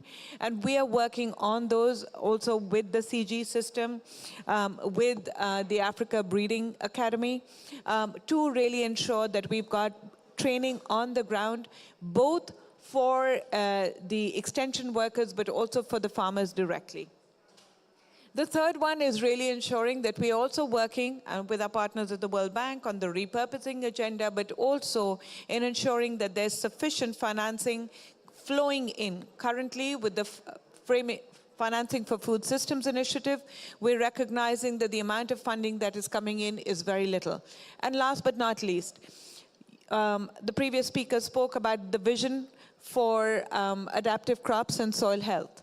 With adaptive crops and soil health, what we are focusing on is the above ground as well as the below ground initiatives. Above ground is agroecological, nutritious crops and ensuring that intercropping, no tillage is taking place. But below ground, we need to make sure that the practices are carefully mapped, that we've got sufficient data coming in, that we are using soil spectroscopy, that we are using soil maps, that we are using GIS, and that we are using remote sensing to ensure that soil organic carbon is really accentuated and increased as a consequence of activities. And this is not just treated as extractive, exploitative activities. Thank you, moderator. Thank you very much, Ms. Puri, for those very solid options addressing one of the critical issues around financing and incentives for investment in soil health. We would definitely want to pick up that conversation as we lead to the summit. I'm sure Steve, sitting next to you, has been listening attentively, because I think you were touching many of the elements that he is really passionate about. And Steve, let me give you this opportunity to take it away and to pick up on the previous speaker. Yes, thank you. I think the case for the importance of soil health has actually been made by the past two speakers. Ciao. And I think for us, because of time, as a federation, what are we actually doing? Number one, on soil structure, we recognize the current low levels of organic carbon in our soils. And you're partnering with CAFI, for example, in the Congo. We have a program on afforestation that's actually going to start sometime next year.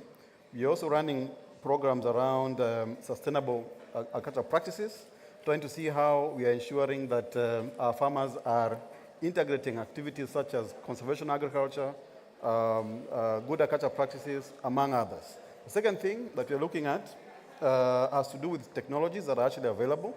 We are partnering with some private companies in East Africa, trying to promote use of biofertilizers, again, with the intention of increasing organic carbon. We have a program running now in Kenya and Tanzania. We also have a partnership trying to see how we can bring in technologies from India to use hydrogel. And hydrogel is actually an important technology when it comes to soil water access by plants, soil nutrient retention at the root level by plants. However, a lot of these technologies, will require some support in terms of subsidies for farmers to actually uptake them. And we're actually looking for support in that particular area. We're also promoting circular agronomy. I think that has been mentioned, the importance of integrating livestock farming, crop farming, and afforestation. And some of our members in East Africa are already incorporating technologies around biogas, which actually take away, any methane that is actually produced as a result of engagement in livestock production. I think it's an area we still need to focus on, scale up as much as possible. The fourth area, and I think this is a discussion that is ongoing even in this meeting, has to do with soil carbon markets. I think it's an area that has not been touched on, and I think soil is such a resource in Africa. We actually need to see how we can get incentives for farmers to actually be able to take care of their soils. The fifth one is on soil testing and soil mapping. Already a few countries have done soil mapping in Africa. However, we're encouraging partnerships within our members with soil testing partnerships. I know we have some programs now running in Uganda, in Tanzania, and Rwanda, where actually farmers are accessing some of these resort areas, helping in terms of decision making when it comes to the kind of enterprise they actually want to engage in. I think my parting shot here is that it's important to have the right policies in place, and I think as a continent, we need to be serious about some of the policies we are putting up on agriculture. I think it's important that we put our money where our mouths are when it comes to matters policy. That's number one. Number two, you realize that a lot of these interventions are very small. My previous speaker has talked about the support by IFAD, and there are so many examples that have actually been given in this session about some of the interventions. But you realize that these interventions are so small, they actually need to be scaled up. Yeah, we need to actually look for resources to actually scale up some of the success stories. Otherwise, anyone visiting this meeting would actually think that so much is happening in the continent when actually there is not as much happening. And the last thing, we need to look for ways for farmers to actually access some of these finances directly. We hope that some of the commitments that are actually being made around supporting agriculture, pathways are actually made to ensure that the farmer associations actually access some of these resources directly, because the impact is only felt better when some of these resources are actually accessed directly. Thank you very much. Thank you very much, Steve. I'm sure you are looking forward to us sitting in Nairobi and you hosting us for substantive discussions in that regard. I'll jump very quickly to Mr. Li Feng Li, Director of Land and Water Division at FAO.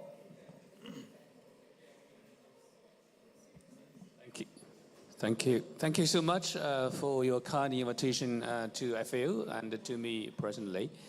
Probably you know that FAO, we also we also set up the Global Soil Partnership. So Global Soil Partnership is a partnership that's open to all the member countries, all the other partners, whether it's research institute or private sectors or universities to join the GSP. And through the GSP, and we have contributed to the works in soils in Africa in a number of areas. For example, help the countries really to build their capacity, really to understand that's the importance of the soil and escalate soil to the regional and international agendas, political agendas. Really have to collect all the related soil information and organizing soil information into a national soil information systems, develop soil mapping, especially digital mapping, as well as to promote sustainable soil management through soil doctors program, recarbonization program, and others. Specifically, you heard that from the previous speakers, that's the new initiative of WACS, the vision for adapted crops and soils. And FAO is a main partner of this WACS initiative. We already received about 35 million to conduct soil mappings in Zambia, in Kenya, in Ghana, and also another couple of countries. And it's really supporting the countries to conduct the down-to-earth work, and supporting the countries to really to do the systematic soil sampling, and then be able to bring those soil samples back to the labs and do a thorough analysis, but using the modern technologies. then build all this related information into a national soil information systems, develop national digital soil maps, and further use this information then to do a pilot and a testing of the fertilizers in the field.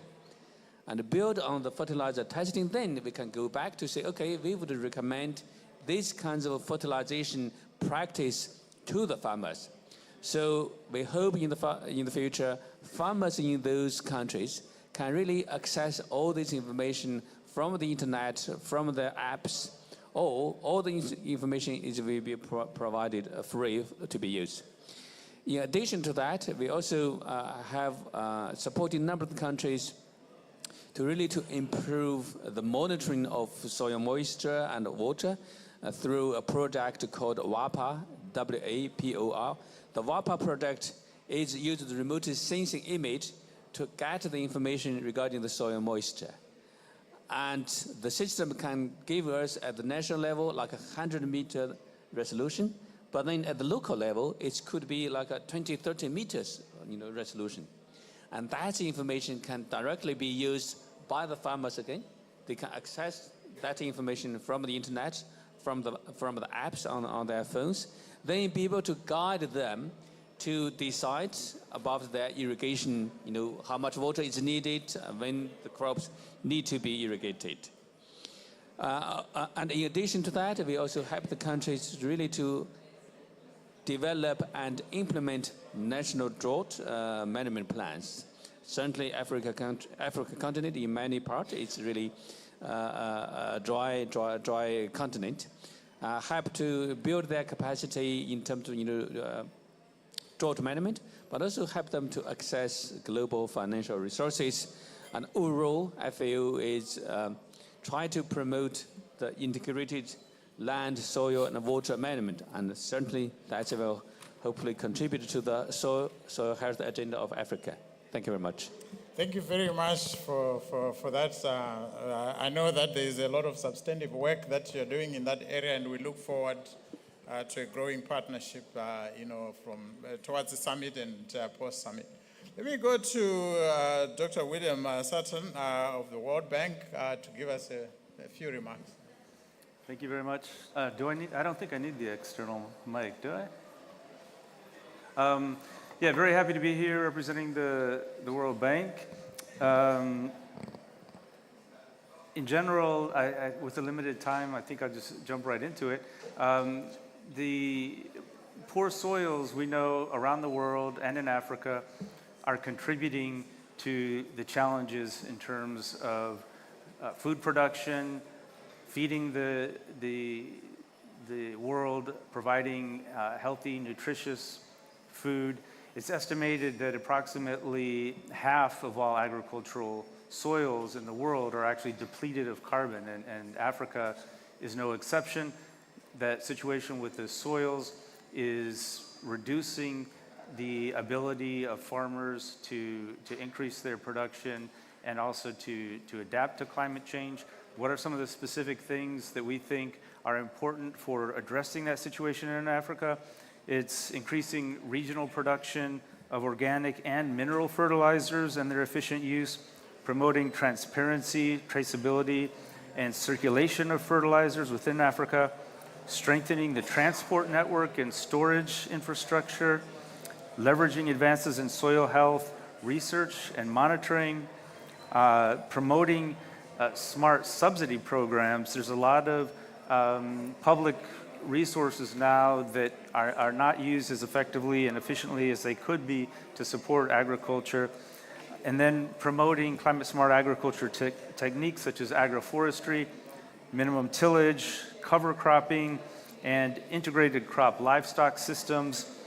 In terms of some of the specifics that the World Bank is working on to support this agenda in Africa, the World Bank just this year put together a roadmap which has been endorsed by ECOWAS member countries titled Fertilizers and Soil Health Roadmap for West Africa and the Sahel, Investing in the Future by Nourishing the Soil. One of the actions proposed by that roadmap is to improve soil health monitoring and coordination among national and regional research bodies through the establishment of a regional hub. And we're now working with countries and with the CGIAR to actually make that hub a reality through a program called Accelerating Impacts of CGIAR Climate Research for Africa, or the ICRA project.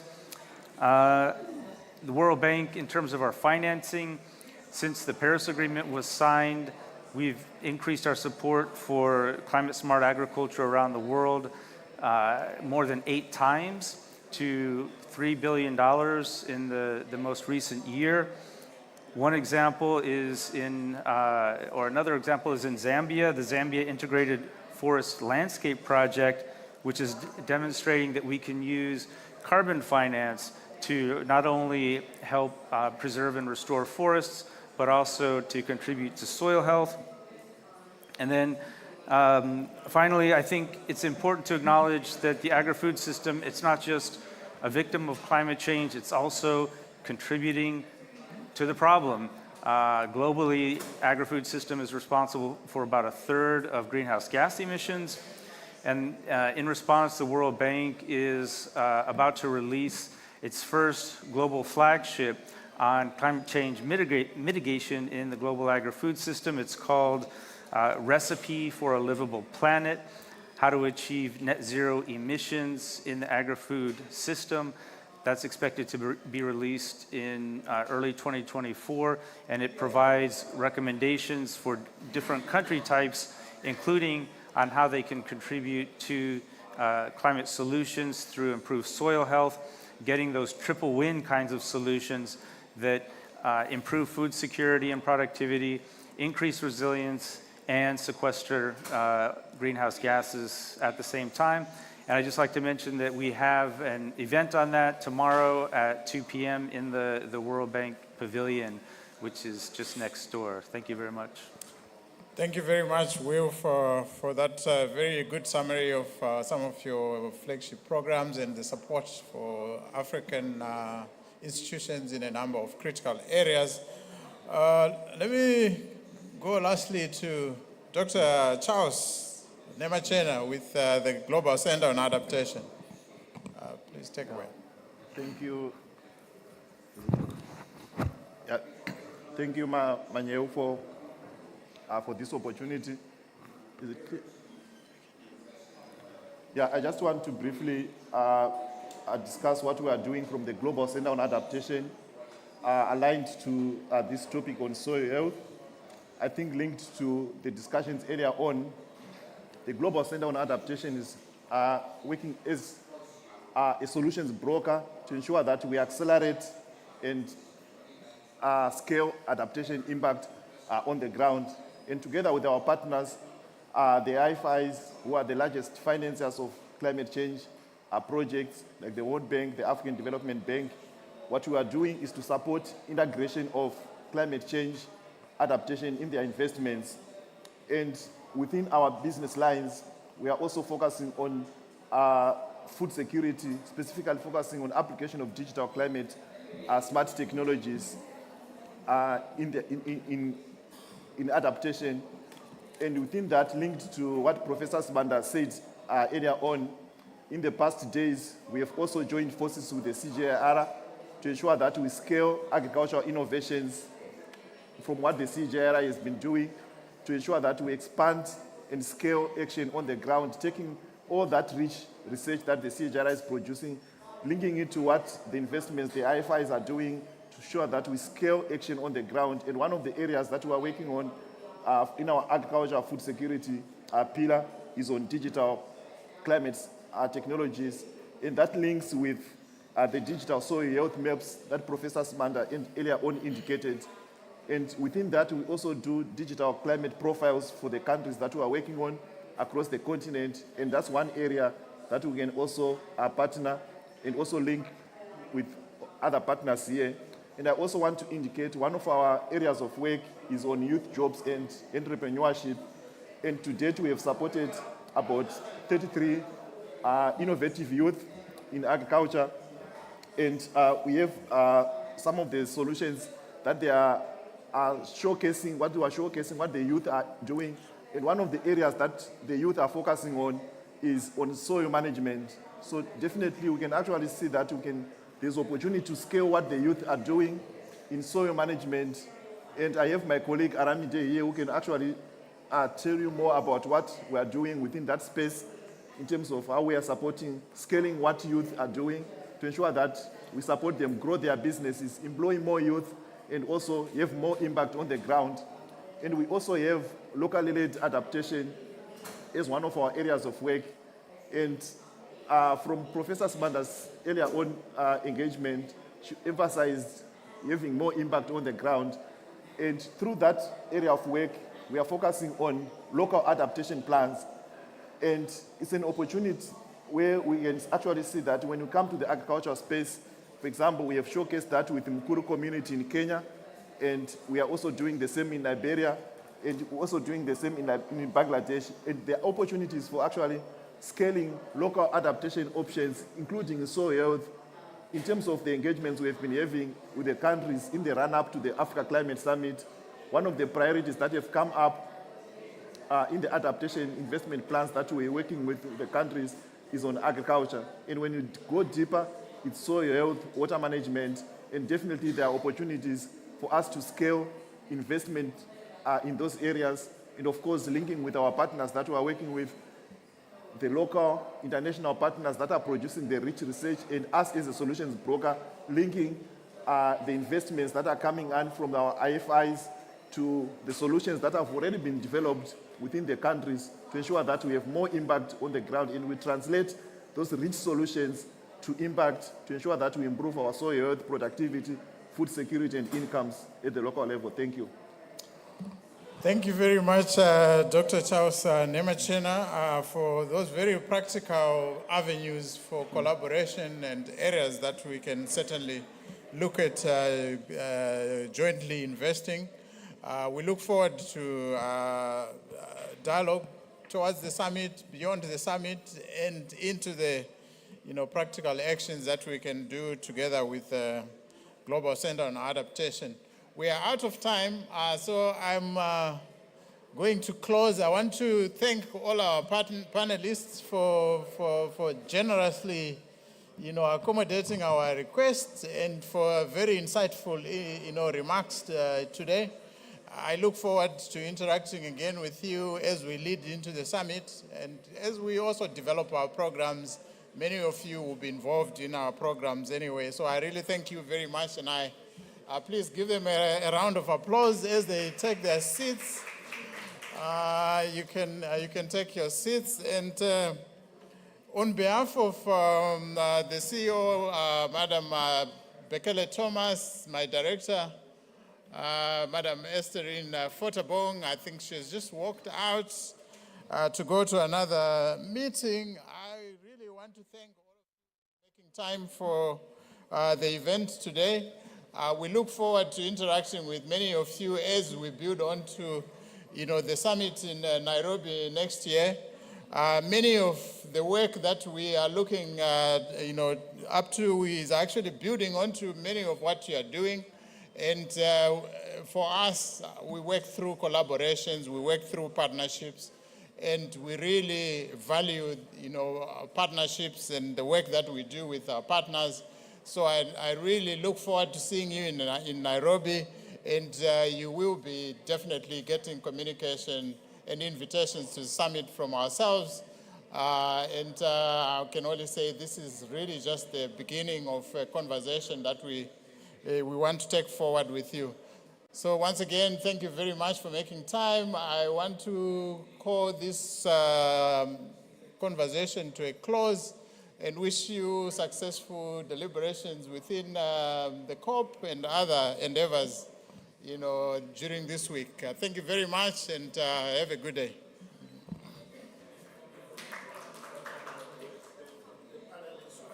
Yes, the panelists, if you could come to the front for 2 minutes, just for a quick photo.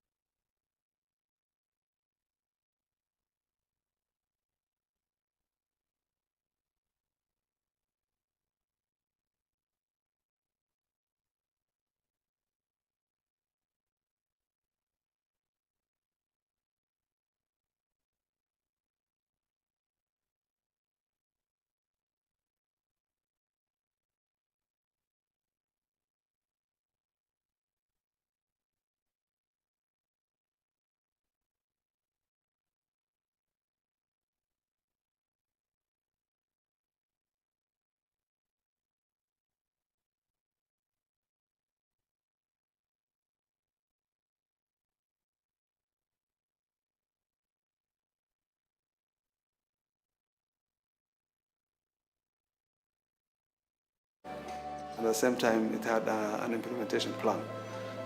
We also developed a food fortification strategy and an advocacy and communication strategy for nutrition. So those strategies really acted as a high-level anchor for all stakeholders to utilize when approaching nutrition.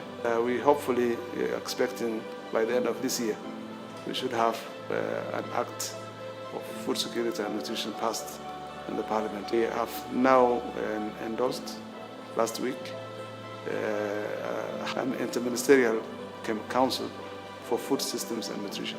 So this is really part of what we have been learning from the SUN approach. We can do alone, but slowly, but we can do together much faster.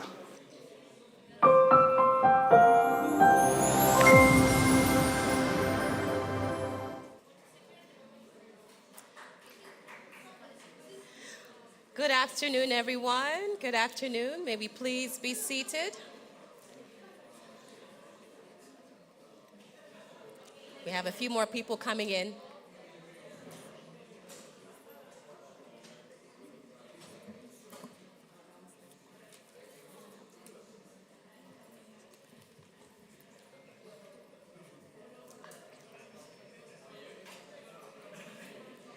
Good afternoon. I would like to welcome us all to this session.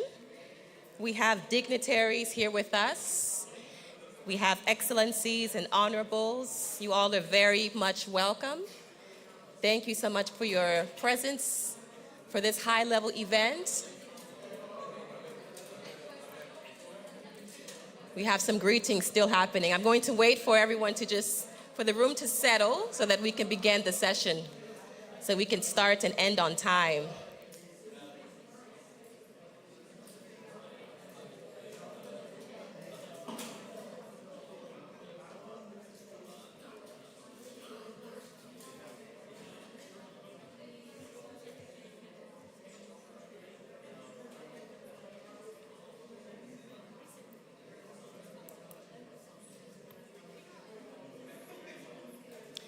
All right, everyone, let's begin. Once again, good afternoon and welcome to this session. We have dignitaries here with us. We have excellencies. We have honorable ministers. We have distinguished delegates. We also have partners and stakeholders, and we have my colleagues, members of the press. Thank you all for being here this beautiful afternoon. This high-level event is being organized in collaboration with the federal government of Somalia, the African Union Commission, the African Union Nutrition Champions Program, and the African Development Bank, as well as the African Leaders for Nutrition Initiative of the African Development Bank. My name is Chika Odua. I'll be your moderator for this high-level program. And this session is all about one particular thing. This session is all about stressing the need to integrate nutrition in climate change financing. It's very important. Many of you are very familiar with the complex interplay between nutrition and climate change, and the numbers speak for themselves. If I can share some statistics, around the world, 2 billion people face the challenges of micronutrient deficiency. 828 million people are undernourished around the world. And 676 million people suffer from obesity. So these are the numbers.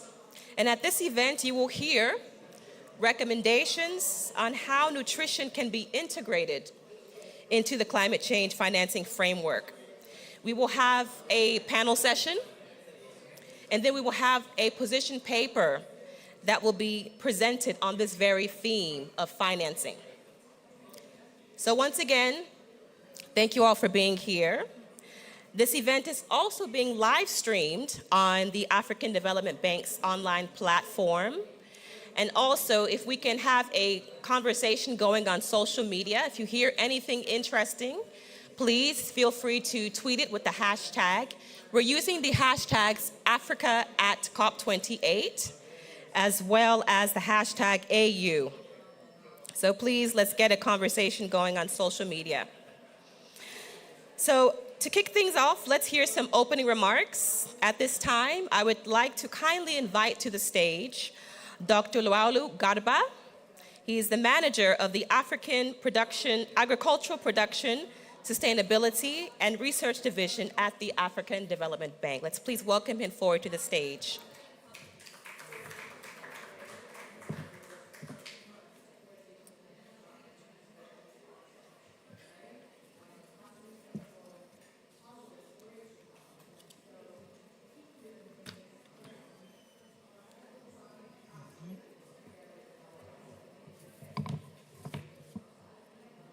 Is yours, eh? Okay. Okay, Excellency, Madame la Commissioner in charge of Health, Humanitarian Affairs and Social Development,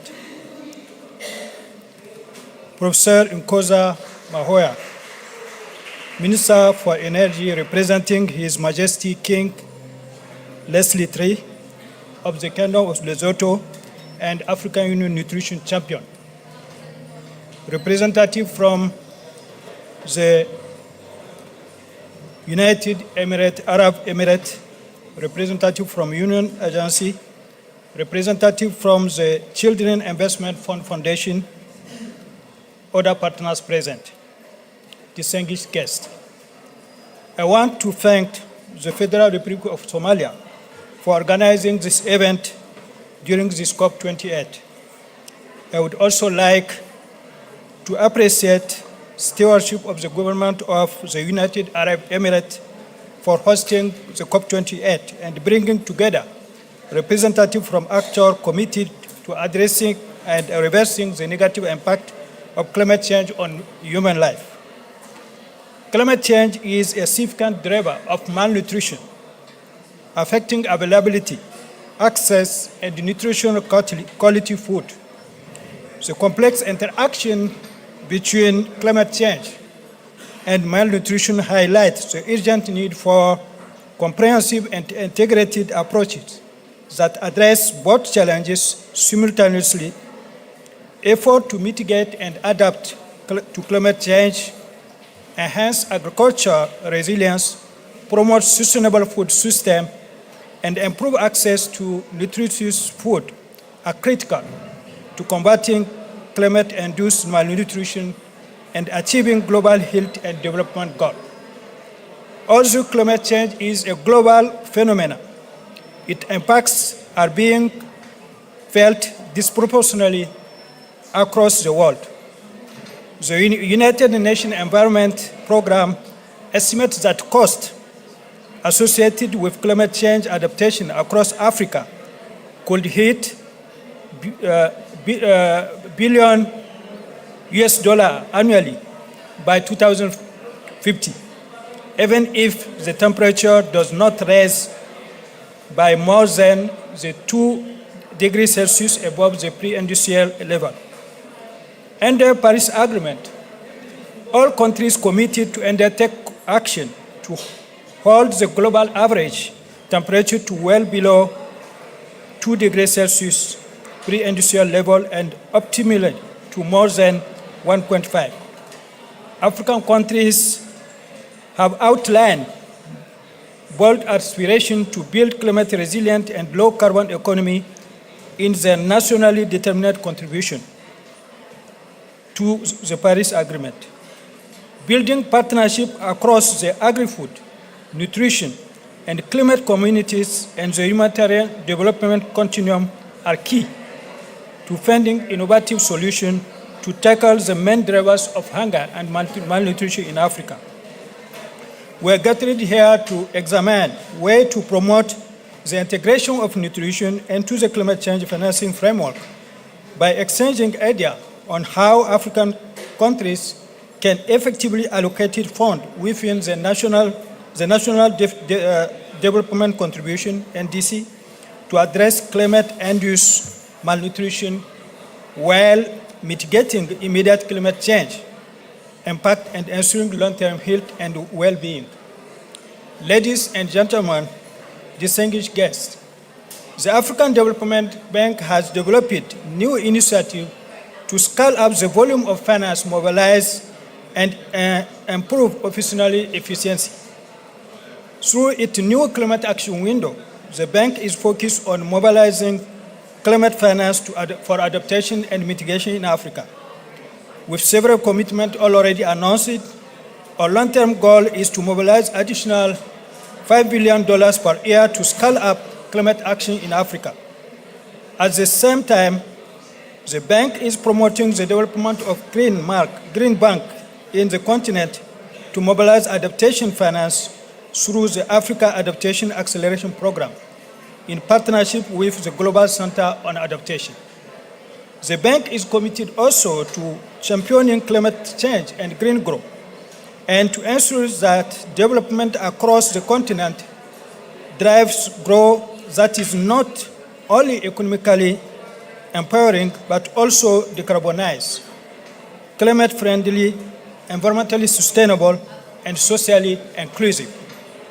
During this COP28 meeting, the bank announces the creation of the Africa Climate Risk Insurance Quality Facility for Adaptation, ACRIFA, that aim to mobilize $1 billion of concessionary financing, high-risk capital, and grant for the African insurance industry to support more than 40 million farmers across the continent against several impacts of climate change.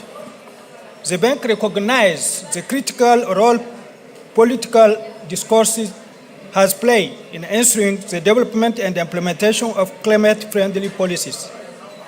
In the month leading up to its annual meeting, the African Development Bank engaged in the broader political discourses by feeding strategic climate-related messaging into milestone policy discussions, such as during the Feed Africa Dakar 2 Summit, the UN 2003 Water Conference, and the Governor Global Conference. During the Dakar 2 Summit, African countries presented their respective food and agriculture delivery compact to achieve food sufficiency and nutrition for Africa within the next 5 years. The bank and the African Union, through the African Leaders for Nutrition, ALN, is working with political leaders to ensure that resources from climate finance are channeled to address nutrition across sectors such as agriculture, health, education, water, sanitation, and social protection. The bank welcomed the COP28 Declaration on Sustainable Agriculture, Resilient Food System, and Climate Action, which will help in strengthening food systems, building resilience to climate change, reducing global emissions, and contributing to the global fight against hunger in Africa, which align with the UN Sustainable Development Goal. Our expectation is that the declaration will boost the implementation of the bank and African countries' ongoing initiative for food sovereignty and resilience under the Dakar 2 agenda. Ladies and gentlemen, distinguished guests, today we are launching a position paper on the link between nutrition and climate change, especially how we, as stakeholders, can tap into the climate change finance framework to address the nutritional needs of our communities. We have conducted extensive research and analysis to highlight the impact of climate change on food security and nutrition in Africa. Through this position paper, we propose innovative strategies and policies that can be integrated into the climate change financing framework to ensure sustainable and nutritious food system for all. Within the collaboration and commitment of all stakeholders, we can create a healthier and more resilient future for our planet and its inhabitants. Let us all join hands and rally political and financial commitment at the all level to address climate-induced malnutrition and food insecurity in Africa. Thank you for your attention. Yeah.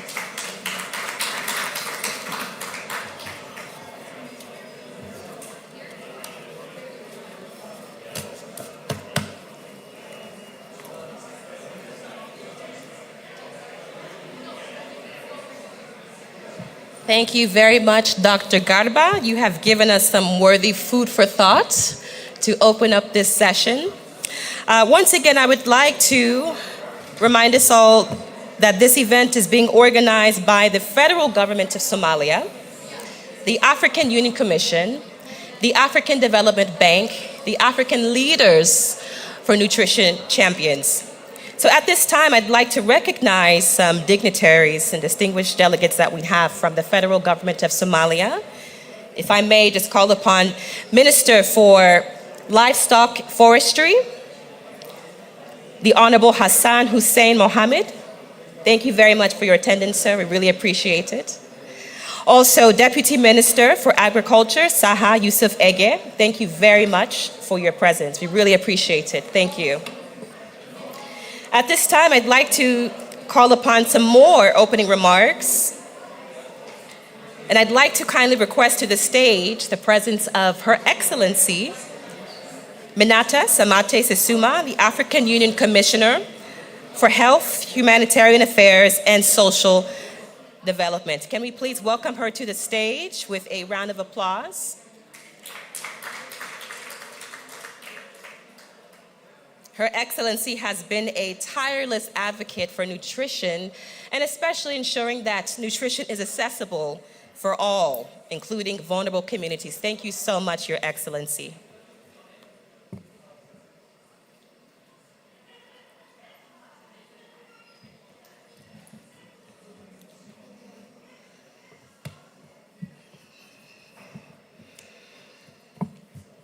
Thank you, moderator.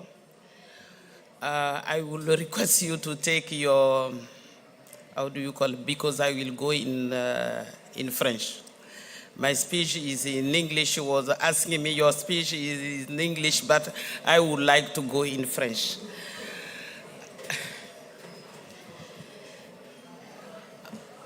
Professor Nkosa Mahao, Minister of Energy of the Kingdom of Lesotho, representing our champion, His Majesty the King of Lesotho. Thank you, Minister, for being with us, and I salute the engagement of the King in the matter of nutrition.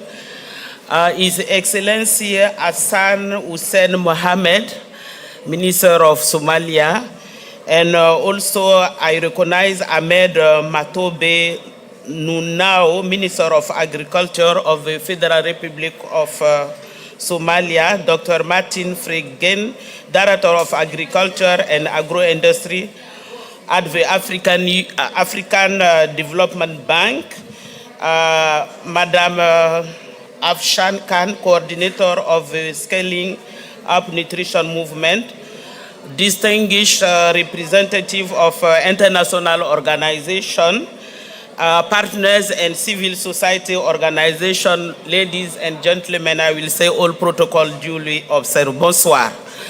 Bonsoir.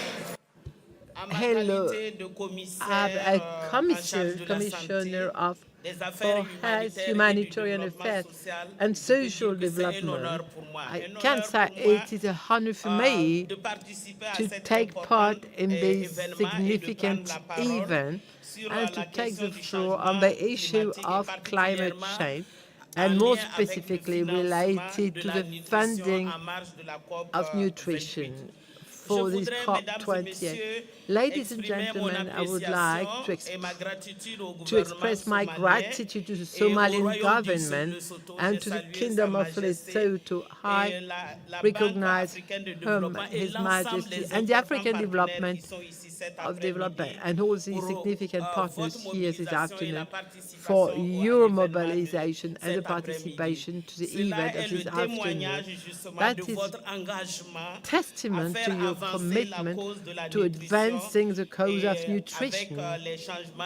Together with climate change, we have to build up resilience on the African continent.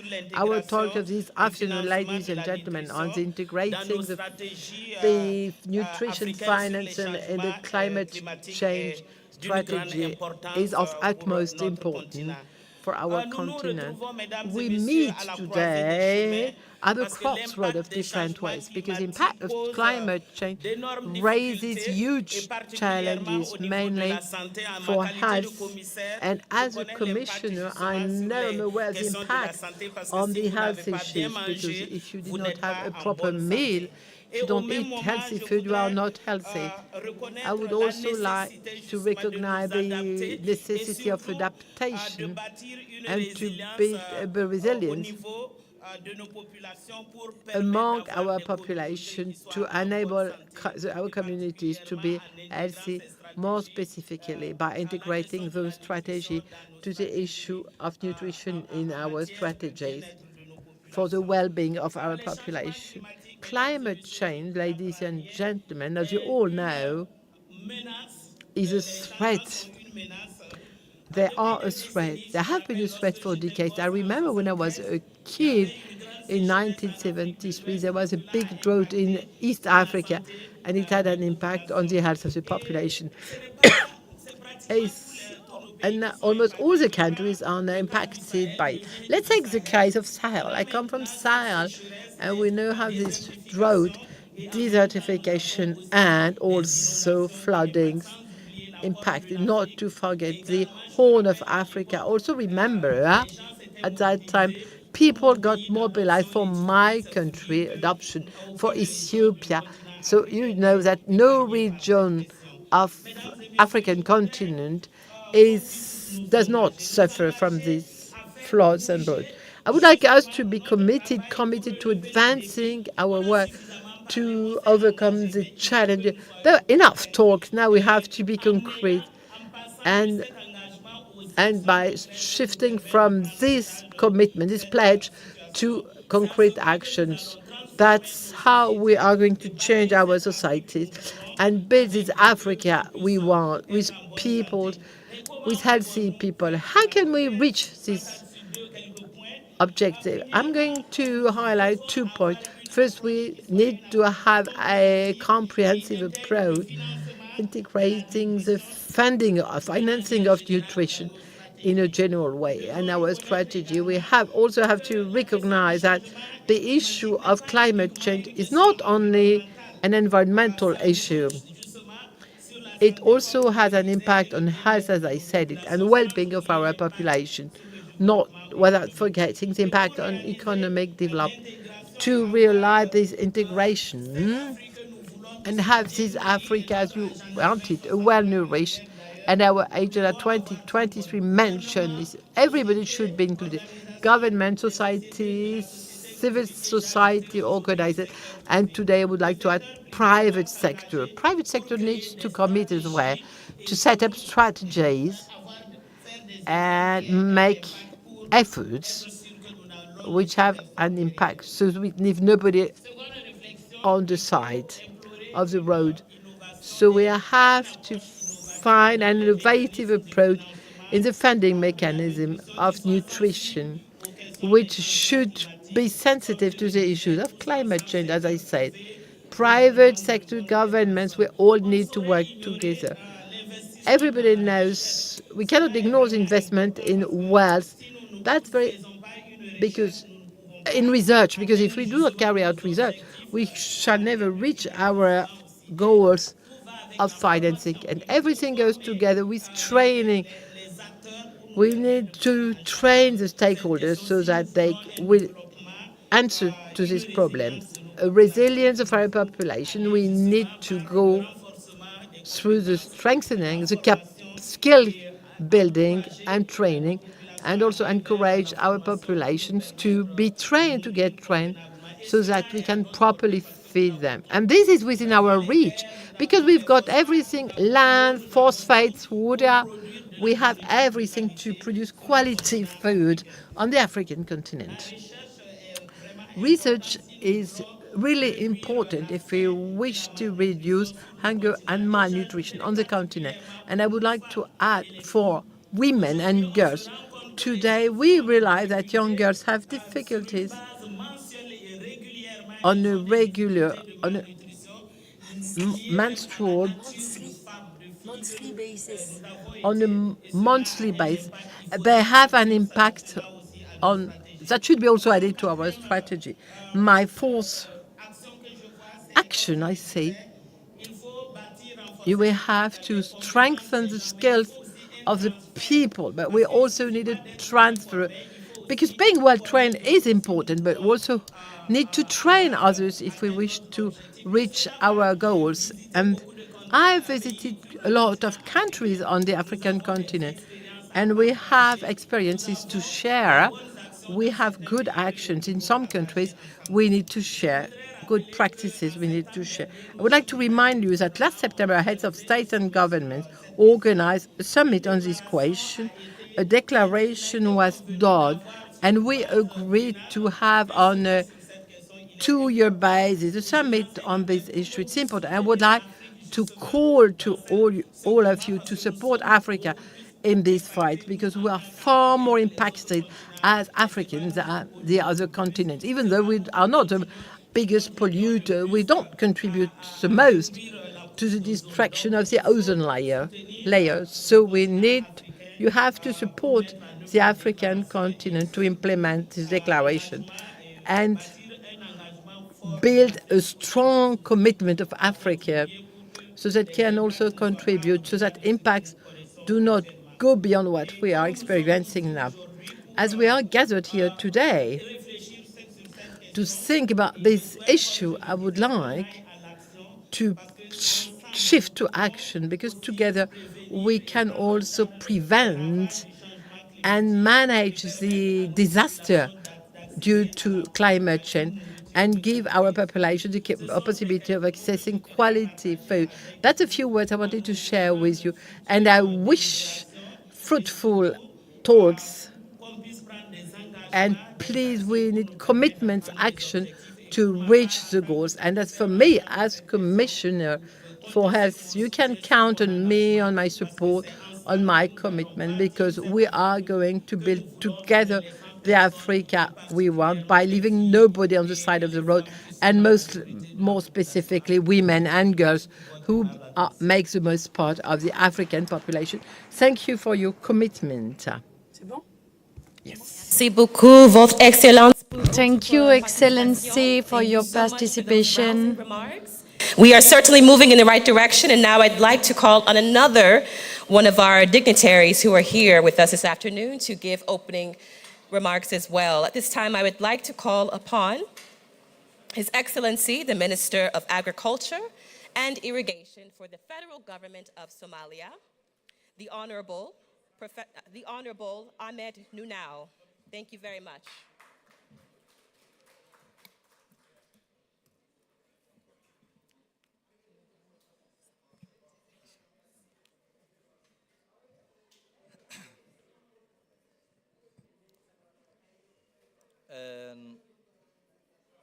Your Excellency, Madam Commissioner, Her Excellency, Ms. Minata, the Professor Mahawo, the Minister of Energy, representing His Majesty King Letsi III of the Kingdom of Lesotho, Your Excellency, my colleague, the Minister of Livestock, Your Excellency, Deputy Minister of Agriculture and Irrigation, Ms. Sahra, Dr. Martin from the African Development Bank, Ms. Afshan Khan of Sun Movement Coordinator, Your Excellencies, all protocols duly observed. On my behalf and on behalf of the Federal Government of Somalia, I'm delighted to welcome you to this very important event. At the onset, I would like to recognize and appreciate our co-organizers, the African Union Nutrition Chairperson, Champion, the African Union Commission, the African Development Bank, and leaders for nutrition and partners. Climate change, as you know, is a major challenge for Africa as it affects the food security, nutrition, and livelihoods of millions of our people. Climate change is one of the key drivers of hunger, and as it causes recurrent droughts and floods in many parts of our continent. And also it causes crop failures, livestock losses, and internal displacement, which is now more pronounced in the latest development in Somalia. Ladies and gentlemen, Africa faces a disproportionate level of climate risk despite emitting less than 4% of the global emissions. Pursuing rapid, resilient, and inclusive growth is the best form of climate adaptation. Incorporating nutrition concerns into the climate finance framework offers numerous advantages. Climate change impacts and risks are becoming increasingly compounded and challenging to manage. Over 2 billion individuals face micronutrient deficiency. Out of this, 828 million people are undernourished, and a further 676 million suffer from overweight. Child and maternal malnutrition currently rank in the top 10 contributors to death and disease, specifically in women and children, with 6 of the top 10 causes being diet-related. Climate change exacerbates existing tensions and competition over scarce resources such as land and water among different communities in different regions of the world. This leads to violent clashes, internal displacement, insecurity, which in turn leads to more susceptibility to nutrition and livelihood crisis. The burden of malnutrition is exacerbated further by extreme climate changes and remains pressing challenges in Africa, particularly in countries like Somalia, which significantly impedes progress toward achieving the Sustainable Development Goals, especially the SDG 2, which focuses on the eradication of hunger and malnutrition by the year 2030. The latest Democratic Health Survey conducted in 2020 indicates that 28% of children under the age of 5 are affected by chronic malnutrition, which more than 10% are wasted. According to the Global Nutrition Report, Somalia is on track to meet only 2 of the 13 nutrition and nutrition-related NCD targets, which are childhood overweight and exclusive breastfeeding. The causes of malnutrition in Somalia are largely multi-dimensional and calls for collaboration of a comprehensive response involving all relevant sectors and stakeholders. Dear colleagues, ladies and gentlemen, climate change threatens the rich and the diverse flora and fauna which provide essential services such as pollination, soil fertility, and carbon sequestration. It also affects the marine life and fisheries, which are vital sources of food and income for many coastal communities. The federal government of Somalia has demonstrated its commitment in addressing the issue of malnutrition, food systems, and climate change by taking a number of steps that will, in the near future, be very effective in tackling this problem. Ladies and gentlemen, to just share with you some data in Somalia indicating the devastating effect of climate change on the nutrition outcomes of the country, the latest 2023 analysis by the government and in partnership with the Food Security and Nutrition Analysis Unit paints a stark picture of the malnutrition crisis in Somalia. Between just January and March 2023, nearly 5 million people are grappling with acute food insecurity. Of this, 1.5 million individuals are emergency phase, and a staggering 96,000 are in the catastrophic phase. Critical levels of acute malnutrition persist across the country, affecting our most vulnerable, that is our children. Throughout this year, 2023, approximately 1.8 million children will suffer from acute malnutrition, including nearly 500,000 who are expected to be severely malnourished. These figures that just I mentioned paint a somber, is grim picture and is a somber reminder of the challenges we face and the need to sustainably tackle them. The drivers of this burden are multifaceted and multi-dimensional, with 5 consecutive seasons of below average to poor rainfall and a likely 6th season of drought, high food prices, conflict, insecurity, disease outbreaks, all worsening the crisis. Despite our collective efforts to provide humanitarian assistance, funding levels of food assistance remain inadequate, and sometimes they came too late, leading to projected increase of 1.5 million people in crisis or even worse. In conclusion, ladies and gentlemen, the federal government of Somalia reaffirms its dedication to playing a strategic role in the global energy transition. Our participation in the Global Pledge is a clear indication of our aspiration to drive transformative change, not only within our borders, but across the global landscape.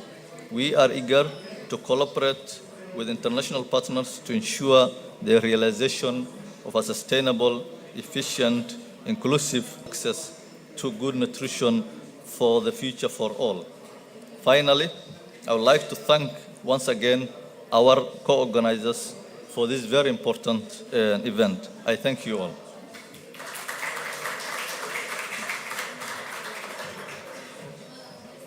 And thank you, Your Excellency, for painting such a real and relevant picture of just why this message is so important. Thank you once again. And for the final remarks, I'm very pleased to invite to the stage the Honorable Professor Nkpasa Mahao, Minister of Energy for the Kingdom of Lesotho. He is here representing His Majesty King Letsie III, and he is also an AU nutrition champion. Thank you so much for being here. Please come forward to deliver your opening statements.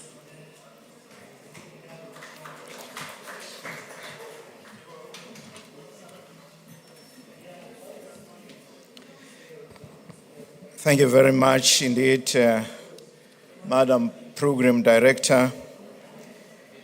It is indeed an honor and singular privilege for me to represent His Majesty King Letsie III, who is also the African Union Champion for Nutrition. I'm therefore going to read on his behalf the speech titled From Commitment to Action, Integrating Nutrition Financing in Climate Change Framework. Allow me to, first of all, pay my respect to His Excellency Deputy Prime Minister, Federal Republic of Somalia, representatives of the UAE at this summit, Her Excellency Manita Sissoumi Samate, Commissioner for Health, Humanitarian Affairs and Social Development at the African Union Commission, representatives of donor partners here present, distinguished guests, esteemed leaders, ladies and gentlemen. It gives me great pleasure to stand before you as the African Union Nutrition Champion, addressing this distinguished assembly on the sidelines of COP28 in Dubai. The COP28 climate conference is taking place when climate change is a key driver of malnutrition worldwide.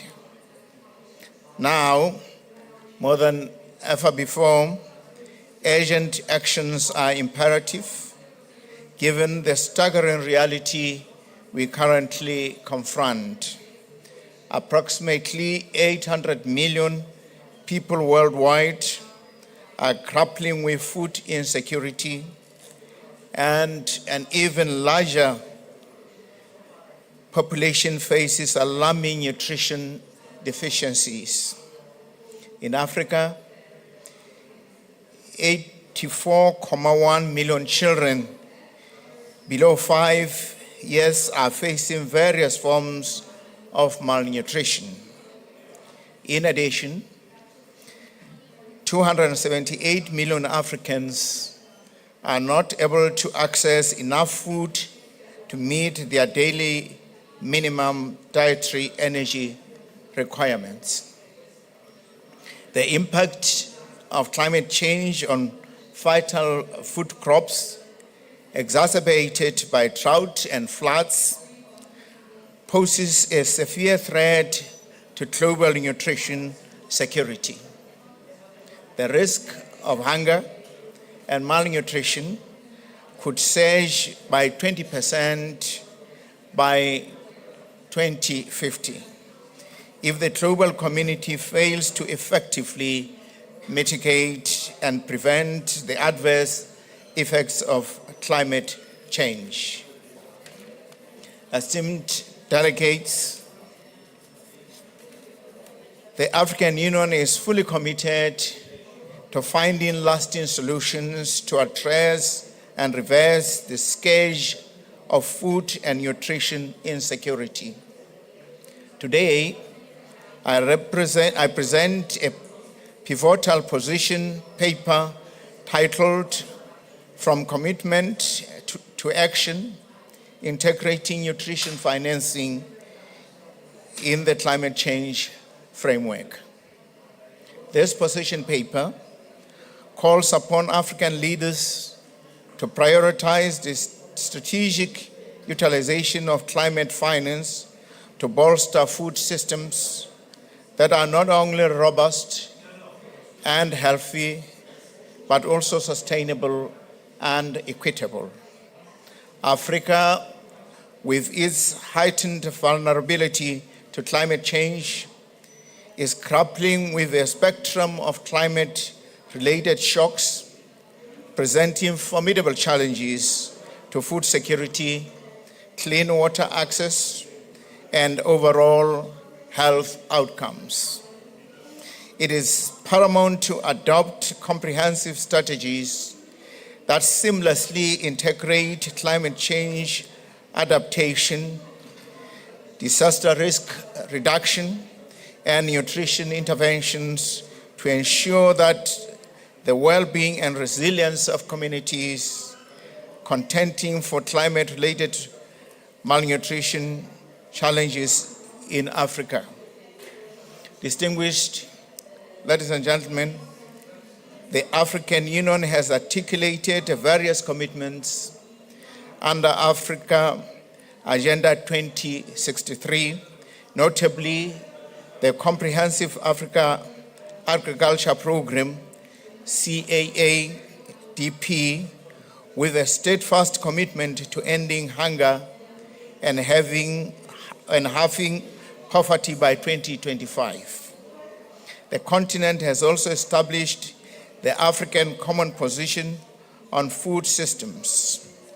However, these commendable commitments face formidable global challenges, chief among them being climate change.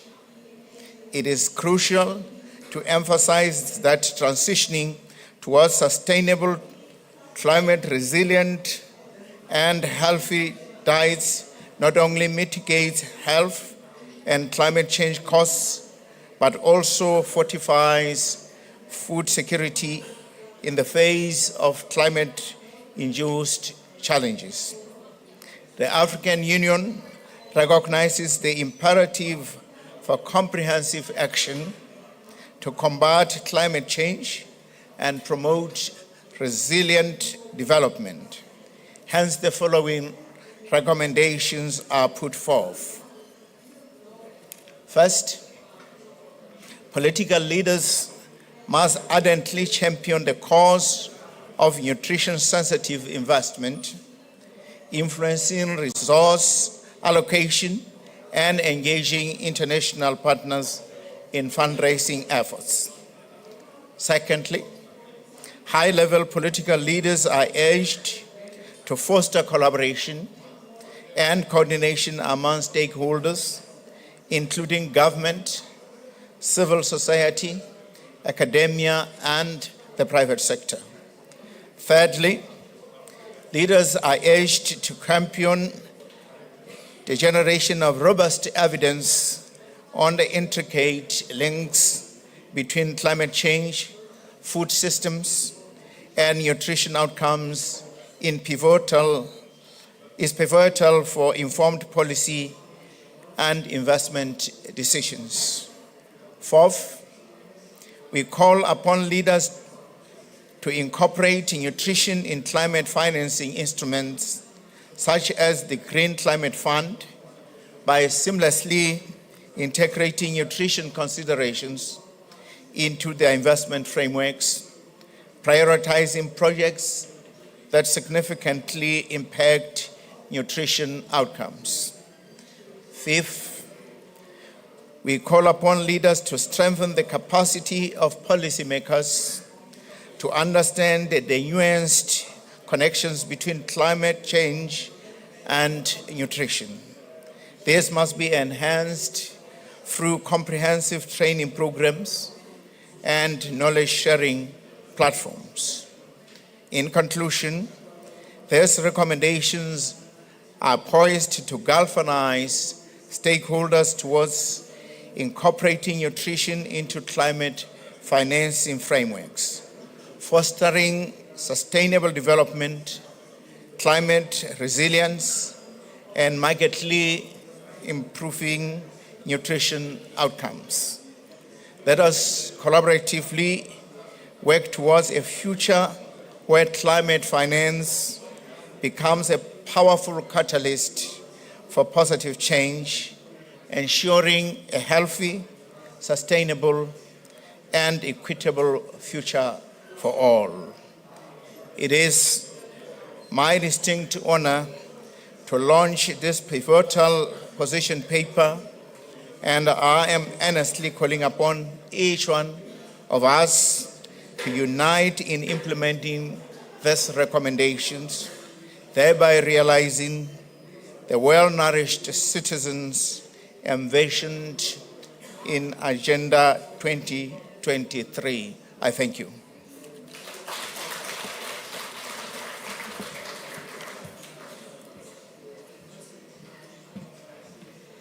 Thank you, Professor. And we will hear from the Prof once again later in the program when it's time for the official launch of the position paper. Thank you very much, sir.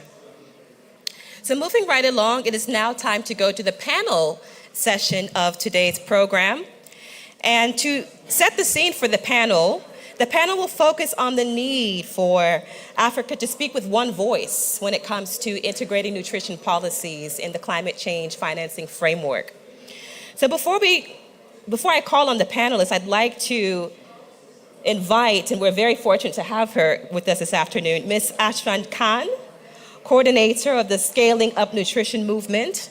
Ms. Khan works with the 65 Sun countries and Indian states that lead the Sun's initiatives to achieve a world free of malnutrition in all of its forms by 2030. Ms. Khan, may I please invite you forward to present an overview of the position paper, which will be launched much later in the program. Thank you very much. Let's please welcome her as she comes forward to give an overview. Thank you very much, Excellencies. It's truly an honor to join you today. I'd like to extend my warm appreciation for Madame Samate, for the Excellencies present from the Somali government, and for the representative, His Excellency Professor for the Excellency the King of Lesotho, who leads on the African Leaders for Nutrition. The first thing I'd like to say is that this climate position paper from African leaders is pivotal to set the stage for what Africa would like to see from the multilateral community, from bilateral partners, and the rest of the world for clearly setting priorities. I think these priorities have been very clearly laid out by the professor, but I did want to come back to a few key things. What we've seen in the continent, and for those of you who know the Sun movement, the strength of the Sun movement lies in the nationally led and nationally developed national nutrition plans. Those national nutrition plans have already identified priority investment areas that are clear in terms of what needs to be done to tackle malnutrition. So there are key interventions in a multi-sectoral approach that includes primary health care, includes social protection, includes agri-food systems, and water and sanitation. These are all present in the African Leaders paper as well. The second thing we've clearly seen is that climate action now requires a much better series of investments. And the impact on climate has been far more, the impact of climate has been far more evident in the subcontinent than anywhere else on the planet. And you can see that from the recent evidence of floods that, and drought that have been spoken to. You can see that in the soaring rates of malnutrition that we've seen as a result of acute malnutrition due to conflict, displacement, and climate. Lastly, I would say the research and the evidence that is coming up also demonstrates very clearly that there are solutions that are available for the subcontinent, and those are very clearly articulated in the African Leaders paper as well. I would say a couple of key things that come as pivotal.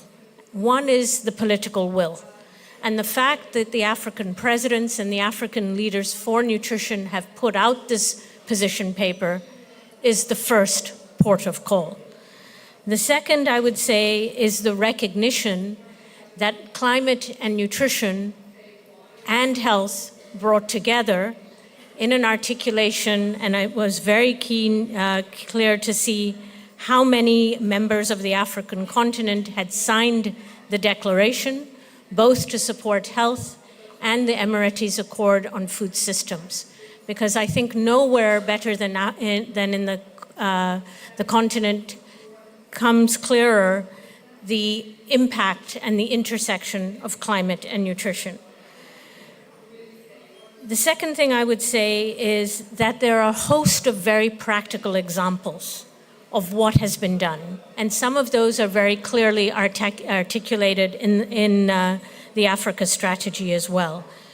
We know that there's a clear move to strengthen the NDCs, and those national development contributions have outlined tangible steps on what can be done vis-a-vis nutrition in particular, and integrating those more solidly based on some of the research data and evidence that is coming through is pivotal. The other piece I would say is that the regulatory environment is also going to be a very important element. And the Africa Leaders for Nutrition paper has very clearly put forward what systems change needs to happen to ensure that the right regulatory environment is in place for business, for others to really invest in nutrition in a meaningful way. And this is where the Commission and some of the setting of the standards and the integrated approaches becomes so key. So private sector, civil society, research, government leadership, all coming together around a unique agenda that's set by Africa with clear investment targets. And there I would say what's also very clear is that despite the clear connection that all of the speakers before me have spoken to, only 3% of green climate funds currently target nutrition interventions. And that has to change. And there has been a very clear call in the paper from the African Leaders for Nutrition of a need for greater investment. Now, what's needed to get to that is also explicitly clear. We see a number of vertical funds that don't always take the comprehensive approach that we've been so privileged to hear about today from previous speakers. So the links between health, the links between climate, the links between nutrition, social protection, climate adaptation, and climate mitigation. Those need to come together, and the Green Climate Fund really has to look at nutrition as one of the means to better reduce the impact on climate on population. So I would see a real call, and I'm hoping at the next African Leaders for Nutrition, that there will be a call to see the reduction of stunting in particular, but acute malnutrition as well, as was clearly pointed out by our leader from Somalia, as being one of the vehicles for climate adaptation. We cannot have the right investment in Africa's future if we're not able to adequately feed the population and adequately address the health and future of children of this continent. So for me, the investments that are made for the Green Climate Fund, and I think the call to action that has been so explicitly made by the African Leaders paper, points to the need for adequate investment in nutrition, and that right now the balance needs to be readdressed. We see the bulk of the funds coming from largely bilateral donors or UN agencies or domestic budget imperatives. And while domestic budgets are important, they are one part of a solution for an overall financing architecture that needs to look at a comprehensive approach that looks at the Green Climate Fund as well as the Global Environment Facility. So just to say lastly in closing, I am very happy as the Sun Movement coordinator to be part of the framework that has been put forward for the Africa Leaders for Nutrition. With the UN agencies, civil society, African governments, we stand united to really bring forward the changes that are needed and create the space, as many have said, to focus adequately on women and girls, on children as priority investments as the human capital for the future, and encourage the private sector to come in, co-create, co-invest in what's needed for the agri-systems and food systems transformation to be climate smart, nutrition sensitive, and people positive. Thank you very much.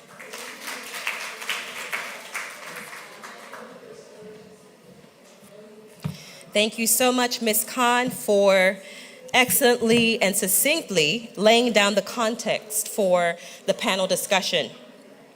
So now that we have the context, let's now probe a bit deeper into the theme for today's event. So I would like to now call on the esteemed panelists to make their way forward here on stage.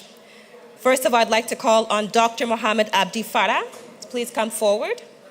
Special Advisor on Food Systems and Nutrition to the Federal Government of Somalia. Let's please give them an applause as they come forward. Thank you very much, sir.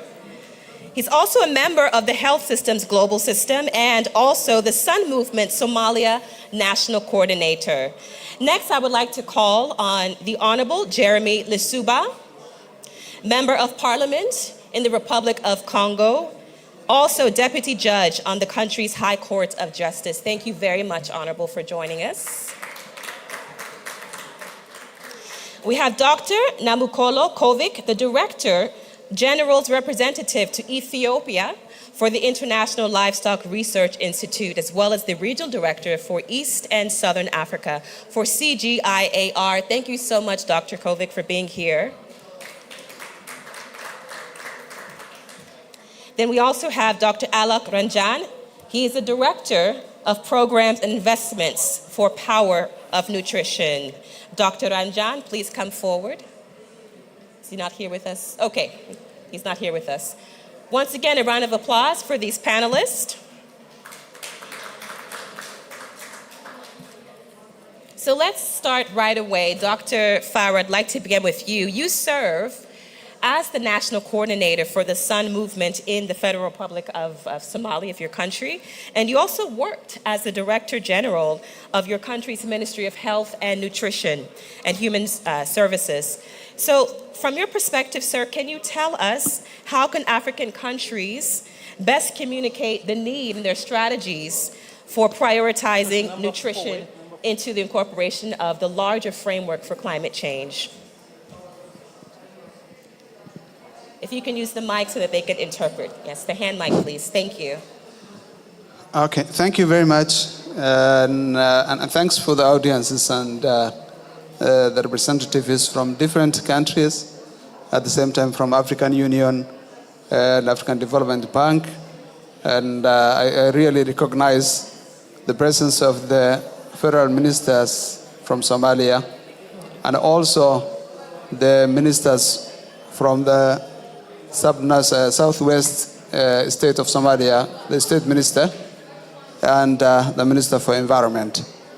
And coming to the question, in fact, it is an opportunity for Africans, at the same time a challenge, to have a burden of climate change that negatively affects the livelihood, the outcomes of nutrition, the health, and the economy development of the continent.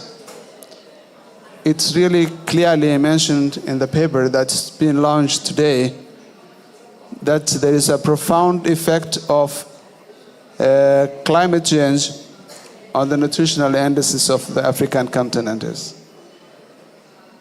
And it doesn't leave any sector of all, including the production sector, which is agriculture, livestock, fisheries, protection sector, health, and nutrition sector. And it equally affects all countries without respecting the political boundaries that we consider to be unbreachable most of the times without legal effects. Climate change has all those effects and hindered the continent from realizing and reaching the Millennium Development Goals, and is now on the birth of the continent to the realization of the SDGs.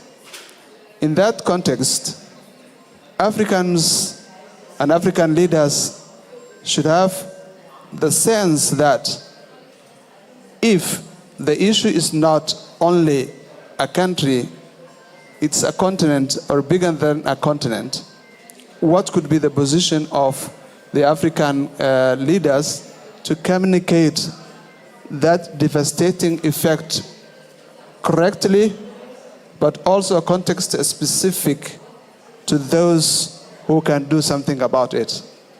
We're not leaving that Africa is the least contributor to gas emissions, and it's the least developed of all the continents, and the effect of the climate change is actually coming from the other part of the world. This burden should not be only left for Africa. It should not be only be an issue of Africa. And our leaders need to clearly articulate that in front of all the other stakeholders that involve in climate change. The adaptation, the mitigation, and accessing the finance for climate is not an issue of one country to address. I think the African Union is the lead agent now to become the voice of Africa, and Africans should lie behind and put their weight onto the position of the African Union to bargain and negotiate for more funds, to negotiate for more programs and projects, and more to advocate for more expectations, mitigations, early warnings, not waiting for effects to come, and then we deal with the results. We know that there are a lot of forums and systems to be used to speculate the effect of the climate change and what can be the devastating results of that. So Africans should come together, should form their voices around one articulated and well-framed statement to say that we are not the ones causing the emission. We are not the ones who are leading all those effects that are happening around the world, but we are the ones who are bearing the devastating effect of it. In that context, the world would understand and should understand that Africa should not be left alone to deal with effects that it has not contributed into. And this is what clear communication needs to come from our African leaders, African countries, our social and also political movements, and all of us should realize one day that Africa would not be the only continent that is bearing the effect and also contributing the least, but should benefit from whatever finances and resources allocated for the climate change effects. The outcomes is not only capital effect, it's life, it's malnutrition, it's death, it is not attaining the potential of growth, it's not attaining the potential of economic development, it is not attaining all the potential that the green Africa continent has. So we should have that one voice which says, this time is the time of action. This time is the time to put ourselves in front of this challenge and face it. So Africans have the opportunity, as I said, but also have the biggest challenge to deal with. Thank you very much. Thank you so much. So Dr. Farah makes a very poignant call for Africa to speak with one voice. Thank you very much. And now, Honorable Lisuba, as a member of parliament, I'm very curious to hear your thoughts. What can policymakers like yourself do? What role do you all play in pushing forward this agenda, especially from a country level, also at a regional level? Yes, thank you so much. And good afternoon, everybody. So, as you know, the mandate of a parliamentarian tends to focus on the national level and even the regional level, sub-regional level. So I'll very much focus on that. And in answering your question, I'd like to focus on three aspects that not only speak to, yes, ensuring that nutrition is adequately considered in climate finance, but also aimed at addressing some of the reasons why this has not been the case and we've struggled to ensure that nutrition is taken into account. So the first aspect I'd like to raise is ensuring that there is a common understanding of what these concepts are, what the linkages are, like Dr. Khan said, and what the stakes are, which we all understand in this room where we are essentially preaching to the choir. But beyond these rooms, the understanding is not the same. So I'm also a member of the African Food Systems Parliamentary Network, a group of parliamentarians who are trying to build that understanding, that common understanding of food systems. And to me, the starting point has to be food systems, because I see food systems as being at the nexus of all these agendas we are talking about. When we're talking about climate change, when we're talking about nutrition, when we're talking about livelihoods and SDGs, food systems are very much at the heart of these issues. And it is a way for us to build a common understanding around these.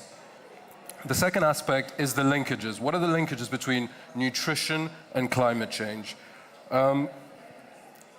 You know, there's a lot of research, and I'm sure you're all familiar with it, that talks about the stresses that climate change are going to induce on the productivity, the diversity, and the resilience of our food systems. And it's important that policymakers and every stakeholder involved understands this. There are questions in terms of the effects of climate change on nutrient availability. So it's going to be harder to achieve those nutritional outcomes as climate change gets worse. So all of these questions need to be properly understood by the policymakers and by stakeholders at large in order for the, the interventions to be properly targeted. And another aspect in this regard relates to the simple understanding that, again, we've all reflected here, which is that addressing these issues systemically, understanding what these interventions are that can both address questions of nutrition as well as issues of climate change and climate resilience can not only help mitigate some of the negative effects that we are facing, but also reinforce some of the positive effects. So what do I mean? And this brings me to the second area that I want to focus on, which is identifying opportunities and advocating for actions that have potential for systemic impact or multiplier effects. So there are very specific initiatives that can address these issues collectively. One which I'm sure many, particularly the ministers who are here, are familiar with, is the question of the silo mentality that often exists within our governments. So today you have, for example, in my country, Congo, you have the Minister of Environment who deals with questions of climate change. Minister of Agriculture deals with questions of agriculture. Minister of Health dealing with questions of nutrition. Minister of Commerce dealing with issues of commerce. And the reality is that they very rarely, seldom talk to each other. They often have their own agendas and they pursue them in different directions. Now, sometimes, yes, there is coherence, but more often than not, there is a duplication of efforts, and sometimes there's even contradictory efforts that are carried out. It's important that we change this. It's important that we recognize that this is one same conversation that we need to be having within our member states. And so as a parliamentarian, one of the things that we hope to achieve through our work is to bring all these different ministries and these different stakeholders to the table to have the same conversations. I think that's a vital aspect. A second dimension in terms of identifying these opportunities relates to these cross-cutting multiplier effects policies. So we've talked about school feeding programs. There's also a program that was carried out by our partners in the UN system, which relates to green classes. This is something we're hoping to revive in my country because it relates to having in each school a module, an installation, let's call it a small garden, where students can come and learn. They can come and learn about agriculture, but they can also come and learn about nutrition. They can come and learn about environmental preservation. And the ability to instill some of these messages and teach students from that age is very important, not only because it raises their consciousness, but it's also a way of reaching deeper into the community because they go home and speak to their parents, sensitize their whole communities. And these are there are many examples of such actions that can address multiple points in these issues that we're discussing. I know we're short on time, but I want to talk also about investing in data and information systems, weather information systems that are a key adaptation measure to climate change and that are going to help our farmers better anticipate some of the challenges that climate change are going to impose. And data shows that focusing on these kinds of initiatives has a multiplier effect with significantly larger benefits than there are costs. The same can be said of agricultural advisory services, and this needs to perhaps be reinforced with a much stronger nutrition component so that when farmers are given advice about how they should produce, how they should organize their production, what inputs to use, they should also better understand nutrition. And that's possible to spread these messages, and this can have a very positive impact. There are many such examples. The last one I want to raise. The very last one, yes. Okay, so there's clearly a lot more to say. The 1 Acre Fund which is a very promising initiative that I believe the African Development Bank is supporting, speaks to providing micro-insurance for producers and building a system that not only creates access to finance, access to markets, but also helps to build the resilience of producers. So these are some of the interventions that we can focus on. That's called the 1 Acre Fund. The 1 Acre Fund. Fund, okay. Yes. Now, I'm going to go very quickly. I apologize. There's really a lot that I wanted to say today. The final aspect in terms of multiplier effect and identifying these specific initiatives relates to finding ways to make domestic financing, domestic resources work. I know, and my esteemed colleague panelist said, we need more. And of course, we're very short of reaching the needs in terms of financing. But we need to also make what little resources we have work better. Work better not only in terms of making sure that these investments are as efficient as possible, but also ensuring that we use these investments to open up new opportunities. So that's developing capacity in terms of data collection, in terms of monitoring and evaluation, accountability, even compliance to ESG standards that are going to allow our countries to better access some of the funds, private and public, that are available.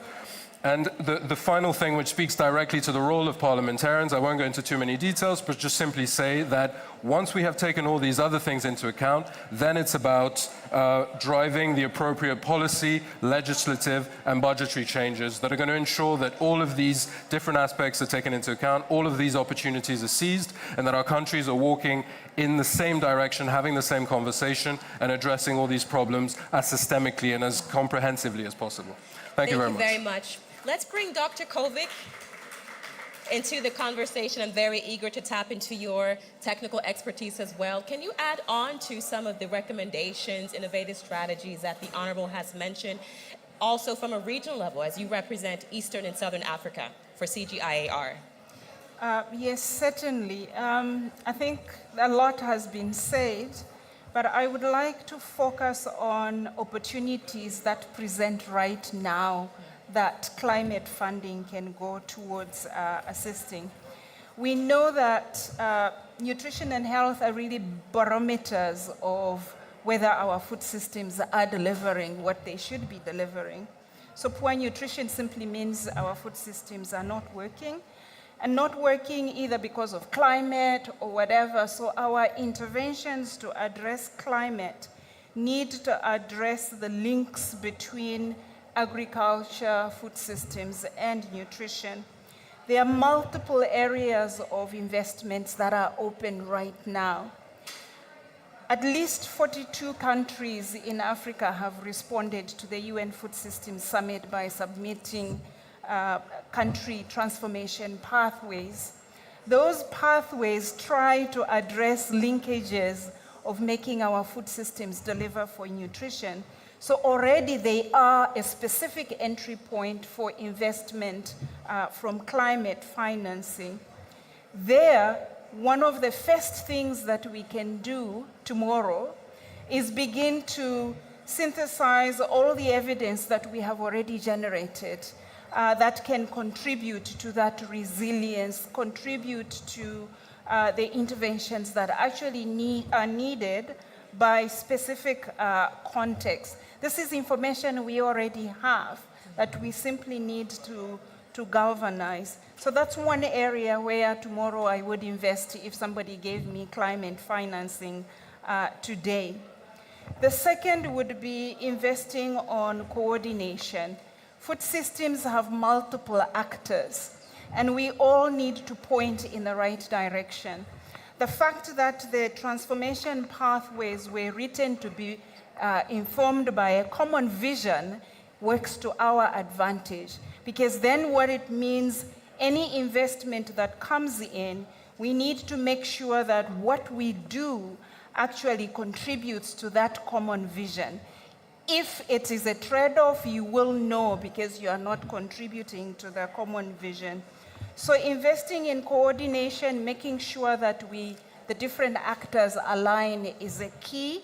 And in there includes the parliamentarian issue that you raised, providing information, training. And I would even go as far as saying, let's push the boundaries. we don't target only the ones that are in government, actually target all the political parties, so that the next lot that comes into government already come equipped. They're not lost. They're not coming, yes. Now we are starting from scratch. Sure. So that's, I think, worthwhile investing in.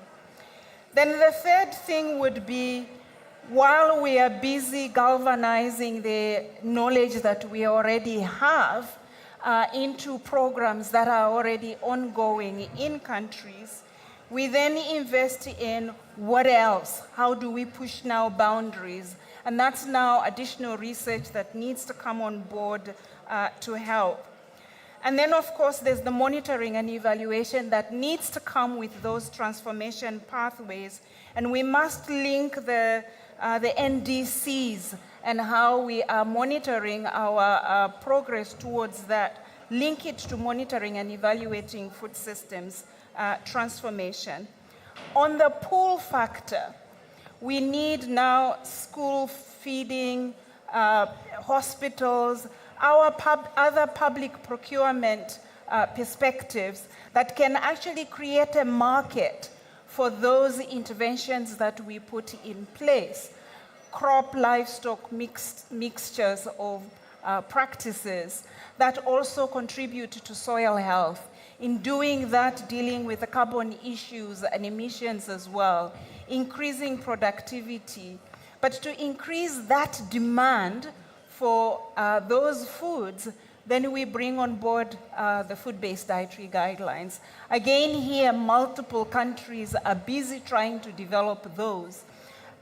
Together with, if you take those guidelines into the schools, into how we procure for hospitals, into how we procure for prisons and others, we can draw, because often what we find is farmers are not able to get access to markets, but we can create those markets, the pull factor for markets, by looking at this public procurement perspective. And so I want to finish off by saying there's a lot that is happening on the African continent that we can invest climate funding in. At Africa, others have said, we have bared the brunt of the climate crisis. And it's not like governments have just been sitting there watching. People are trying to put in place interventions here, interventions there. Those are the investments that we can do tomorrow already in what we are already trying to do. And the country food systems transformation pathways, very strongly linked to the Sun movement as well. Those are already an opportunity that is there on the books for us to invest in. We don't have to wait. We can invest in that tomorrow and then continue looking for solutions for the next 10 years. Thank you. Thank you very much. So I hear you saying, recognizing the available opportunities now, tapping into those opportunities, investing in coordination between the actors and stakeholders, also strengthening the existing programs that are on ground, as well as investing in education as well, just to make sure that that's not forgotten. Thank you so much for these initiatives. We really appreciate that. Thank you. Well, we don't have time for a second round of questions, unfortunately, so let's please thank our esteemed panelists. Thank you very much. May please exit the stage. So much to talk about, never enough time. So at this time, we want to transition to the next part of the program, which is the official launch of the position paper. So we have to be very quick because I know we don't have too much time left. So at this time, I would like to call on the professor representing the King of Lesotho to come forward to make the remarks for the opening and the presentation of this position paper. So please come forward, Professor. And also, I would like to call on some dignitaries to support you as you are launching this. If I can please call upon and recognize Her Excellency Khadija Mohammed Al Mazumi, the Minister of Environment and Climate Change for the Federal Government of Somalia. If she's still here with us. Minister of Agriculture, please come forward. Honorable AP9e, thank you very much to support the launch of this position paper. If I can also call forward once again Her Excellency Minata Samate Sisuma. Thank you very much, Madam. If I can also finally call on the African Development Bank's division leader of the Agricultural Production Sustainability Research Division, Dr. Garba, once again. Thank you very much. And Professor, I'll let you to take it from here with the launch of the official paper.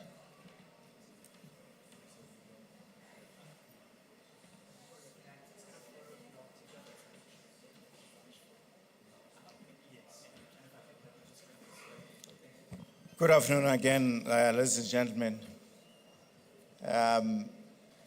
We have End of the slightly modified the program for this important formal ritual. We're not going to go back into making speeches, just to declare that the paper that was read on behalf of His Majesty, together with the interventions that came before and after, and the panelists have given us food for thought and a sense of direction. And therefore, we are launching the position paper with the honorable dignitaries that stand before you this afternoon. And so the position paper has been launched. I do declare. Thank you very much.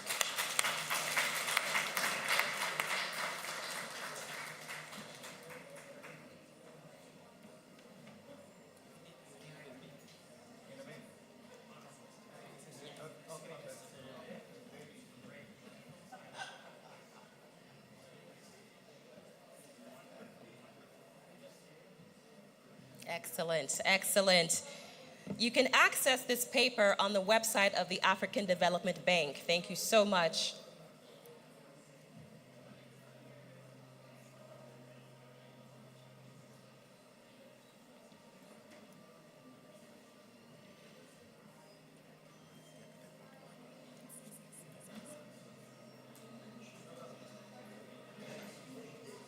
So at this time, I would like to call forward one of the partners of this occasion, Dr. Mercy Lungango of the Children's Investment Fund Foundation. Dr. Lungango leads the foundation's efforts in child health and development under the Resilient Communities pillar in Africa. Can you please share your remarks as one of the partners of this remarkable work? Thank you very much. Thank you, moderator. This is an exciting day. Royalties, excellencies, distinguished guests, ladies and gentlemen, all protocol observed. I'm delighted to participate in this event, which speaks to an issue that's very dear to my heart. If you follow me on LinkedIn, you know nutrition in Africa is a passion of mine. I would like to take this opportunity to acknowledge the launch of this position paper on integrating nutrition financing into climate change framework. Congratulations and well done. This is a bold move that is long overdue and aligns with CIF's ambition in the Initiative on Climate and Nutrition, ICAN. Africa is the only region in the world where undernutrition has a stranglehold and is ever increasing. Climate change will make it even harder for us to end malnutrition on the continent. We know the data. His Excellency, the Honorable Minister for Agriculture from Somalia, already presented some of this data. We know that from the outbreak of the pandemic, more than 57 million people have had to deal with hunger. This increase is unacceptable. We need to act. At CIF, we're playing our part by building climate resilience into African food systems. At the global level, we're supporting advocacy to limit global warming to 1.5 degrees above pre-industrial levels. We are aware that Africa requires a more integrated approach to address undernutrition challenges in the context of climate change. The climate change framework, therefore, presents an important opportunity. The positioning of nutrition as an adaptation intervention can unlock nutrition financing in the climate change financing framework. But Africa needs to speak with one voice. This will require that we take collective efforts and support countries to integrate nutrition into their national determined contributions, NDCs, and other national policies and frameworks. CIF is committed to working with countries, many who are here today, to work with the African Leaders for Nutrition, ALNN, at the African Development Bank, to work with an African Union Commission, and to work with many partners seated here today to support this agenda. Let's join hands and make a real difference. Thank you very much.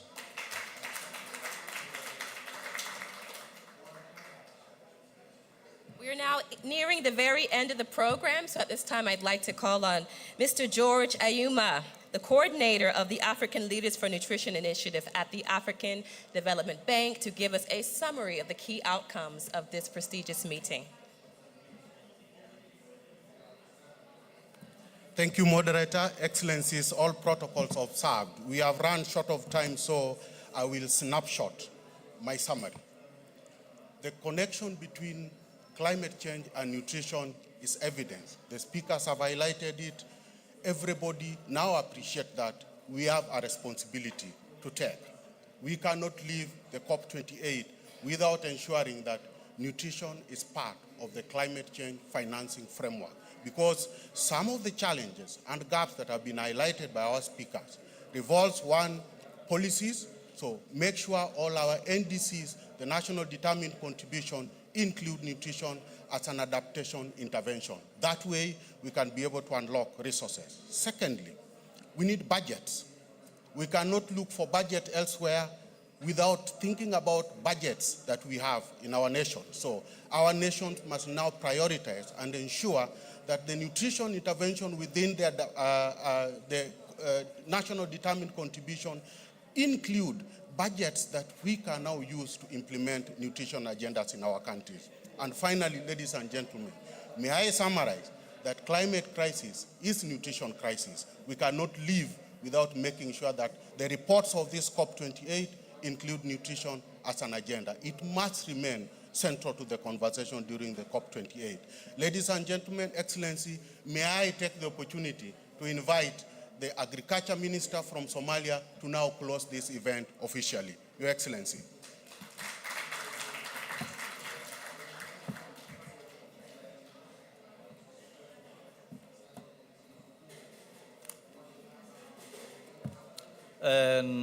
Ladies and gentlemen, we are very much behind time, so I won't take much of your time again. All protocols observed. I would like to thank again all the participants, all the excellencies, all the speakers, the panelists, everyone who has made this event a success. Thank you very much. And secondly, my brother has summarized very well. We have all spoken, the speakers, the panelists. We know the challenges.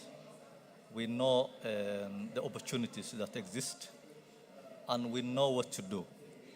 And we know that we need a political commitment and leadership if we have to take nutrition seriously. And we know partnership is very important. We know collaboration is very important. There was a mention of us working in silos. The agriculture minister doing something, the health minister doing another thing. And these things need proper integration and proper collaboration and partnership at the national level, at the regional level, and at the global level. If we cannot do that, then we cannot achieve much. So we know that investment is much needed and urgently needed. And he said we cannot leave COP28 without including nutrition in finance, in climate finance. And that summarizes what we have been talking about, all this. So mine is just to say this was success, and I really want to thank everyone who has, really taken the time and made this event what it is today. So thank you very much, and I wish you all the best. Thank you.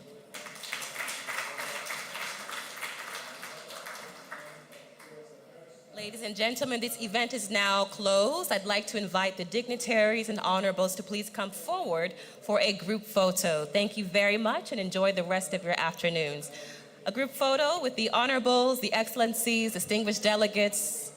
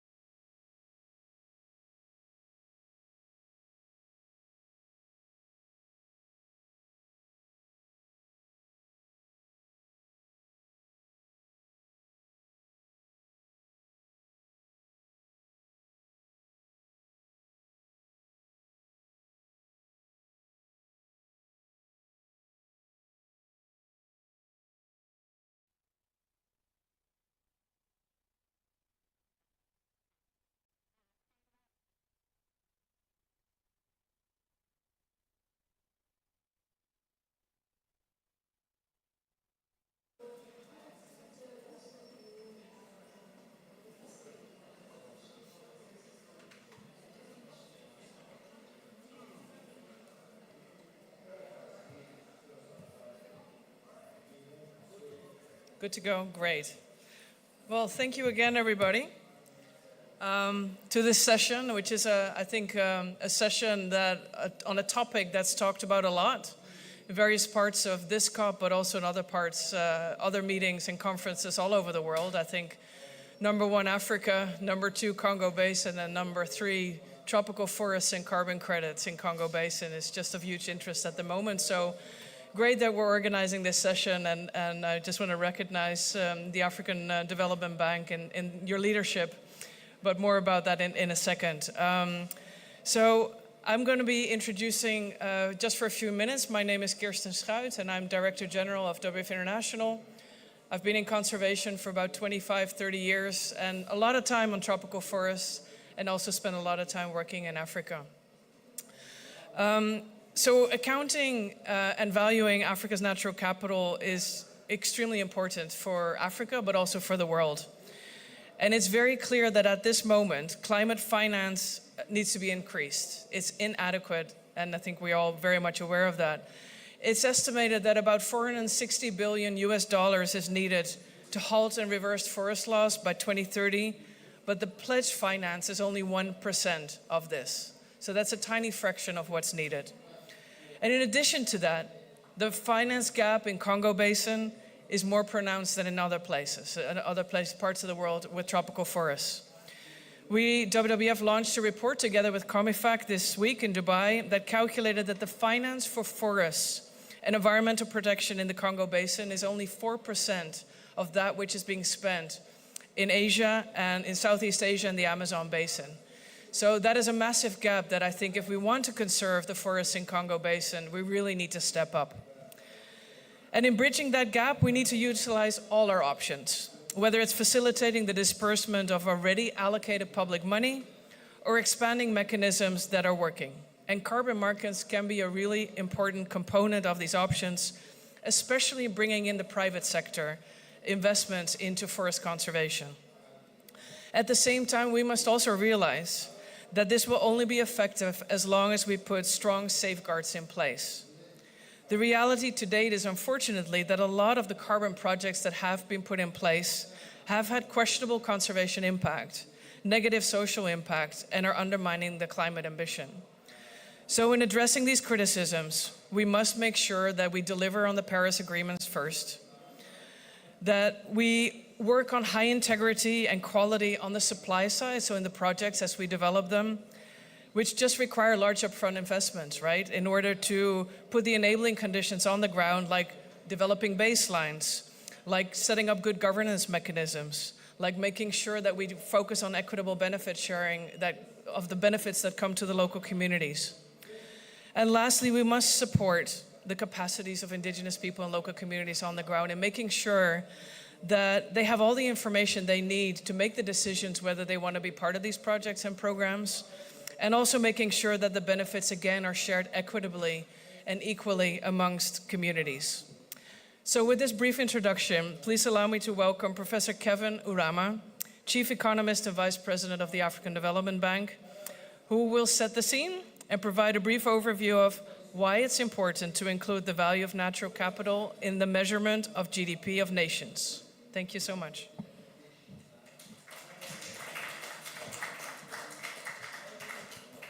Good evening. I'm not hearing anything. Good evening, all. First, let me thank you for being here today. I know it's been 2 weeks of several days of lots of meetings at this COP, lots of working and getting fit from one pavilion to the other. And the fact that you are still here at this time and at this time of the day tells of your interest in the topic. First, this is an event on measuring Africa's green wealth, implications for the global carbon markets.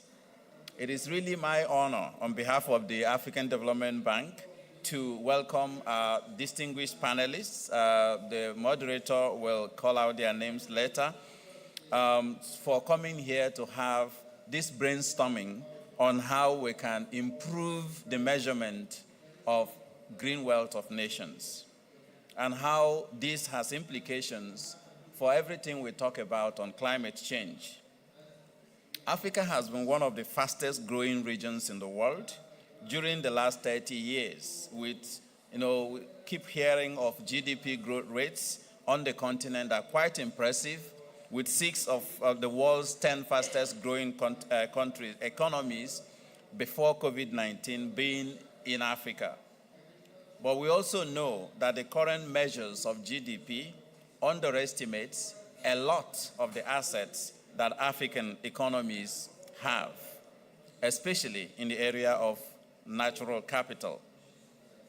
While GDP is undoubtedly the acceptable measure for checking how countries are performing with regard to the gross product, domestic products of countries, we also see that the externalities, whether positive or negative, that is created by that production often goes unmeasured. In most African countries, natural capital represents a huge chunk of that GDP, sometimes up to 50% of the national wealth as measured currently. Because the continent is endowed with significant assets, natural forests, oceans, geological resources, biodiversity, name it. We have a lot of that on the continent. But because of this poor measurement and accounting for natural capital in the wealth of nations, countries that are rich in natural resources are often cash poor. And that cash poverty has implications for their access to capital. It has implications for their capacity for adapting to climate change and also implementing the green transitions we're all very interested in. So these resources provide several services, ecosystem services such as carbon sequestration, pollution control, soil fertility, and all these things help to sustain the production that we measure in the GDP of countries. But the impacts of these economic activities that grows the economies of nations are often poorly measured or not measured at all. For example, if you have a forest that is sequestering carbon, that's a public good that is provided to the global economy, but the value of that forest is only to the extent that you cut down the trees and convert them to logs of wood that you export, or to furniture that is final products that is also exported. So, for example, the Congo Basin forest, popularly referred to as the second lung of the world after the Amazon forests, this we know acts as a buffer for global climate change through the carbon sequestration that happens in that forest. Yet, the GDP of Congo does not take into account that public good that is being provided. This represents a significant amount of public service rendered to the world, the global commons, which are not being monetized. At the same time, countries that may not have such huge assets that sequesters carbon may have other assets like technologies for carbon sequestration that are sold in the markets. And that counts for their GDP. So quite rightly, therefore, President William Ruto of Kenya, at the climate summit held in September 2023, reiterated that, and I quote, "The restoration and expansion of Africa's natural carbon sinks are not just an environmental imperative, but an unparalleled economic gold mine that has the potential to absorb millions of tons of CO2 annually, which can translate into billions of dollars to improve livelihoods across the continent," unquote.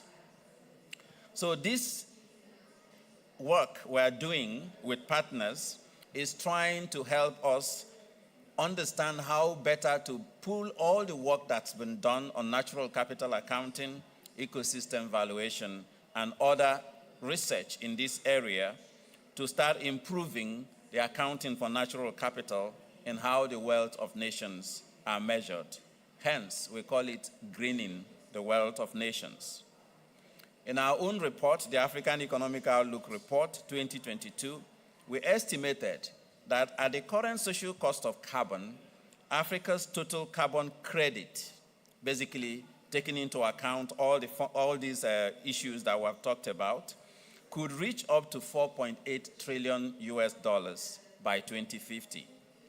And this is the credit that accrues to Africa if we considered the historical, current, and future shares of carbon emissions among all the nations. And by 2022, the Global Carbon Alliance the Global Compliance Carbon Market has grown significantly to over $850 billion. That's like a 250% growth from 2020, just within 2 years. And the voluntary carbon market has quadrupled in size to about $2 billion. But we do know that these carbon markets are very dynamic and are also not, the carbon price is not very optimal, depending on which market that you are talking about. And while these forests sequester gigatons of CO2 emissions, the value of that sequestration do not accrue to countries that own and manage and also conserve those forests. And the reasons for this are clear. We have knowledge gaps in the value of the carbon assets in the markets, the ability of the countries to measure that, and then also poverty driving the price of carbon in the global carbon markets. So we're having discussions with some of my Commonwealth colleagues yesterday, and one of them likened it to a market where the buyer defines the price.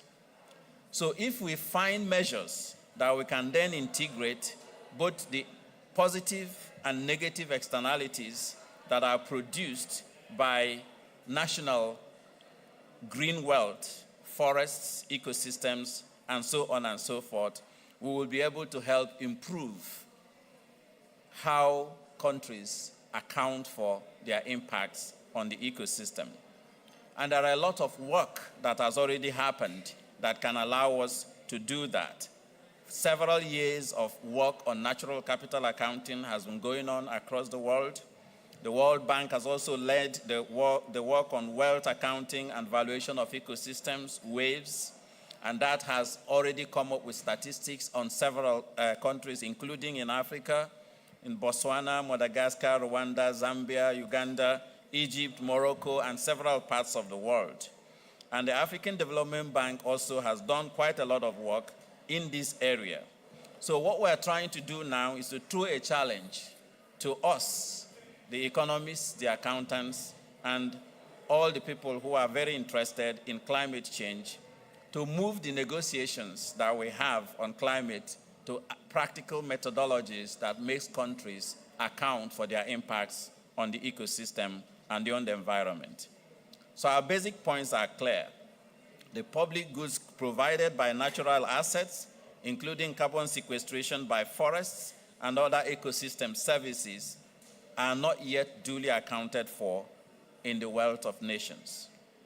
And until we account for that, it will not be taken seriously in climate negotiations or biodiversity negotiations in all the COPs that we have, because the accounting for wealth of nations underpins national interests and drives the politics and the policies around environmental management. So by internalizing these values of natural capital and ecosystem services they provide into measures of the wealth of nations, we will significantly facilitate the green transitions. Specifically for Africa, Africa's natural assets and the public goods and services that they provide need to be fully accounted for. And this non-accounting for it must change. Ladies and gentlemen, with these few words, allow me to yield the floor to our able moderator so that she can introduce to us our capable panelists who are going to take us through the intricacies of how to make this happen. Because together, I'm sure we can make it happen. Thank you so much.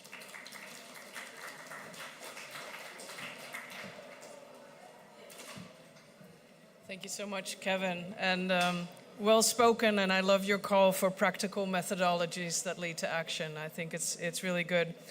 So with no further delay, let me please introduce our panel. We have Dr. Nancy Laibuni, Associate Member Council of Economic Advisors to the President William Ruto. Please come up to the stage. We have Professor Naoko Ishii, Executive Vice President of the University of Tokyo. Please come to the stage. Mr. Gregor Saller, GIZ Senior Expert on Carbon Markets. And do we have the ambassador online? No? Okay, so welcome, panelists. And I'm going to start. We have the mic. So we have a bit more than half an hour, mostly to listen to you on the topic of carbon markets.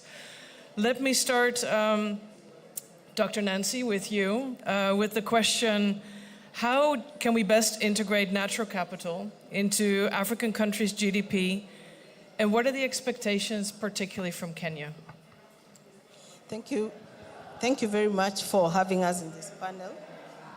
I will give an overview of why it is important for us as Kenya to be able to measure and to account for our carbon credits and carbon markets.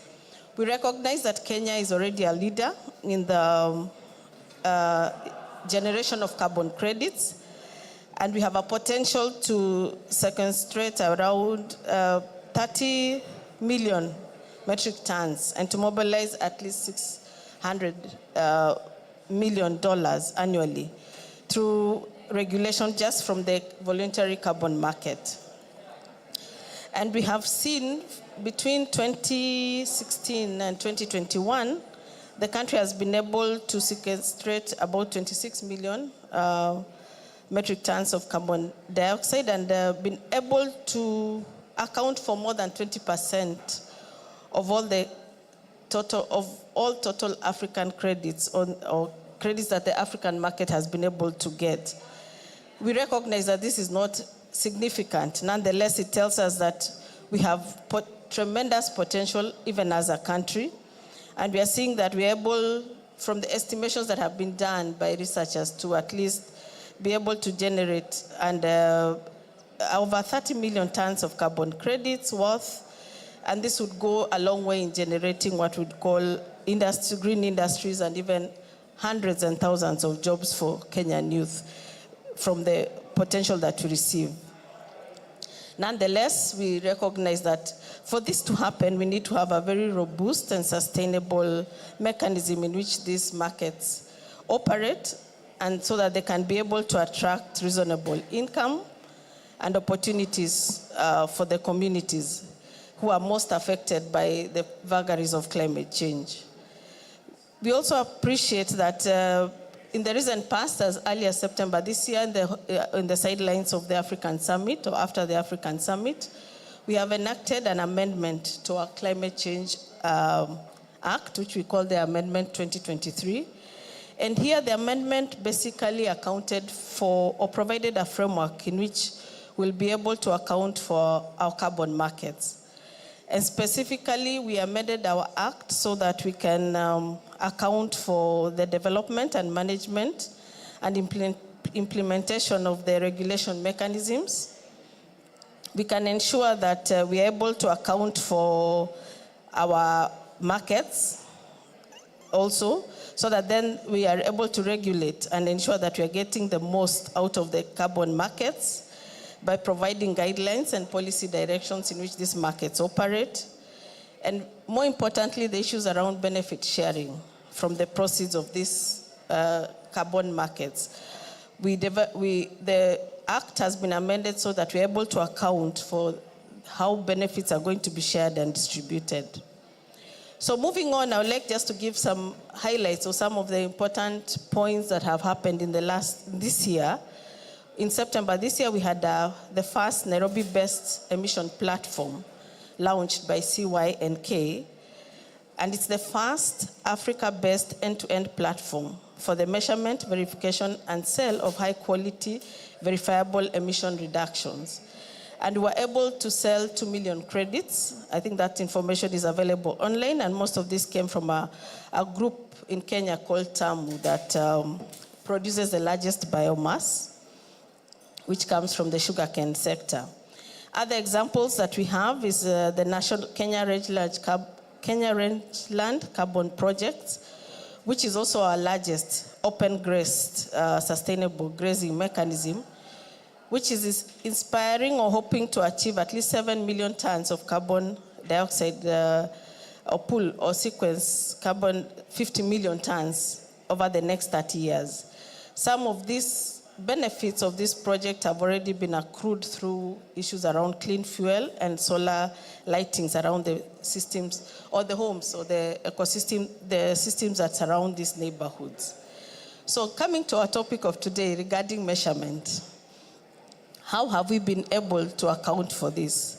We recognize that it is still a challenge and we are working towards it. In 2017, we prioritized 3 sectors: energy, water, and forest accounts. We acknowledge that we have been working towards developing accounts for these 3 sectors. It's been an ongoing development, and what we can report to date is that now we have a national plan for advanced environmental economic accounts, which is still work in progress.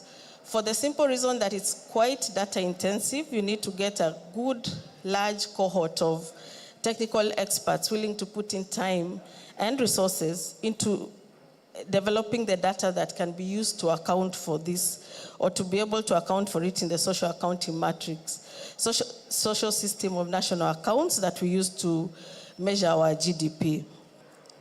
We also recognize that we have a national Africa community of practice around natural capital accounting. And Kenya this year hosted, again in the sidelines of the African Summit, hosted a conference where several issues were discussed, and what they declared, they developed what they called the Nairobi Declaration and call to action. So one issue that came out clearly from this conference, if you look at the declaration, they recognize that there's still a lot more work that needs to go into towards accounting for natural, helping countries, especially in Africa, account for natural capital in their GDP. Nonetheless, there's a lot of also goodwill from the governments, but there needs to be more institutionalization of this and building of the capacities of the technical staff to be able to do it.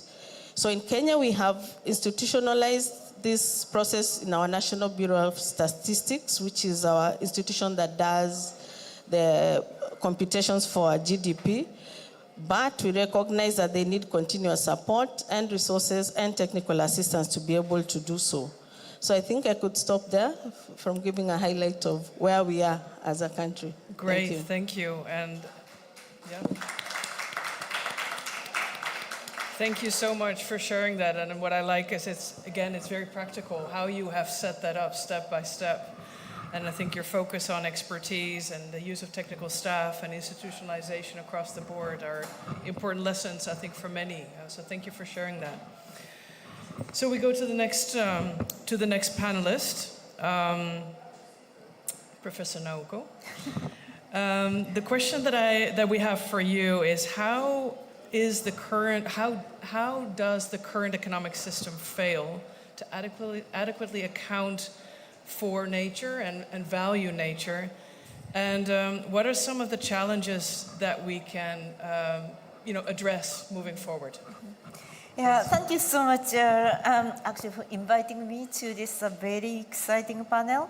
The reason is I think that Kevin and I shared a panel more than a week ago on some other session, and both of us happened to talk about importance of introducing natural capital accounting. And I hear that you would like to hear the practical lessons, a practical way forward, and maybe natural capital accounting may sound a little bit aloof. but then I'm now with the University of Tokyo. However, I have been the practitioner for 40 years, coming from Ministry of Finance, IMF, World Bank, and finally GEF.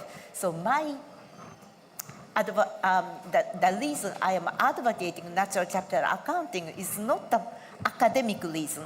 I think this is the game changer of our struggle to how to value the natural capital, which you, the African continent, have so much of it. And without really addressing this game changer, the accounting issue, we will continue to struggle to do the nice projects here and there in a very much fragmented way, with a lot of labor. Labor means the effort put into to make sure that each project is going all right. And while I was doing the thousands of projects when I was with the GF, I'm actually becoming sick and tired of having those small fragmented projects all over the world and seeing them not adding up to the system change. So I was actually wondering how we can really shift the system rather than making sure that doing the small projects fragmented, 80% of them are rated satisfactory, then why system doesn't change? So that was my question. So that's why I promote, as Kevin did, how the system can incorporate the external, actually the externalities into it when we make an economic decision making.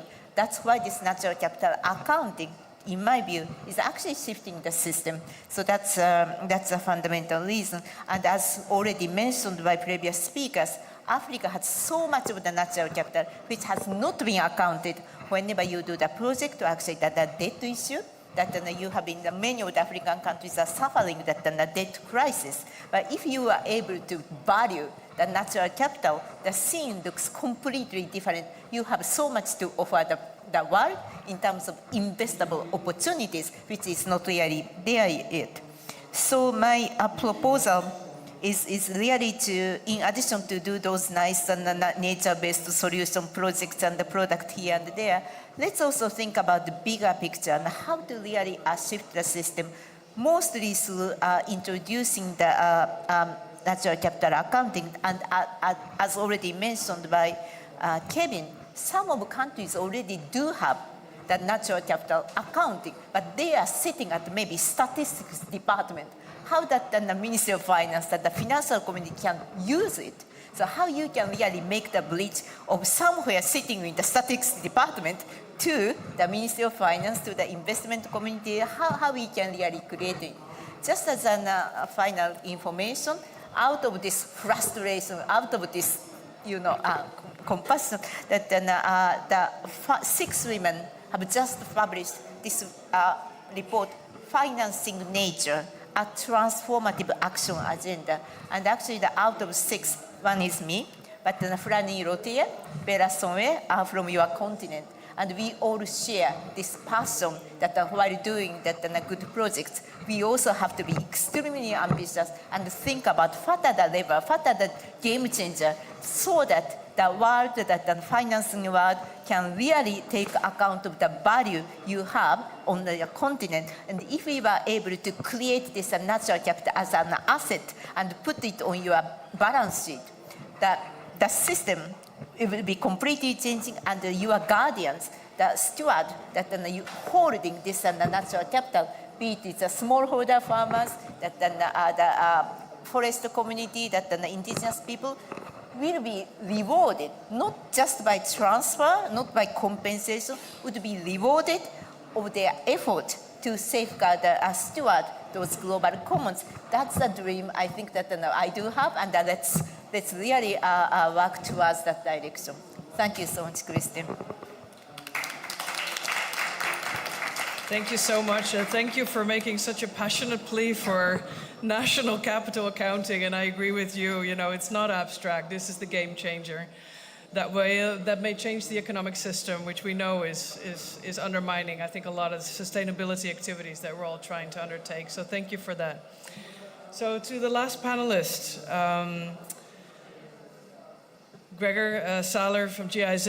A question for you is why carbon markets are an important source of development finance in Africa, and what are the challenges to the development on the continent? Yeah, thank you for this question. Thank you for my very eloquent predecessors. Yeah, carbon markets. Well, maybe let me first start a bit with differentiating a bit and digging into the topic. Because one of the challenges, to start with that, is that, let's say, different things are packed under the same wording and are treated as the same thing. But I think it makes sense to differentiate a bit. So under the umbrella of carbon pricing, putting a price on carbon, there are different ways how to do that. There's on the one hand the allowance system or also carbon taxes, where you basically price carbon in the sense that you have to pay for it in a sense of an allowance, as a punishment, if you want to say so. And on the other hand, we have the carbon credit markets. And I guess we are focusing now on the carbon credit markets. When we look at the carbon credit markets, we currently have national carbon credit markets and we have the voluntary carbon markets. And then there is the compliance market under Article 6, which is very much still in the making. Article 6.4 is a huge topic of debate in the negotiations here. So we only have currently Article 6.2 at hand, which is basically bilateral agreements between countries. So that's for setting the scene. I think, why are carbon markets important for development finance? This is because we need all tools in the box to increase financing for climate and for development.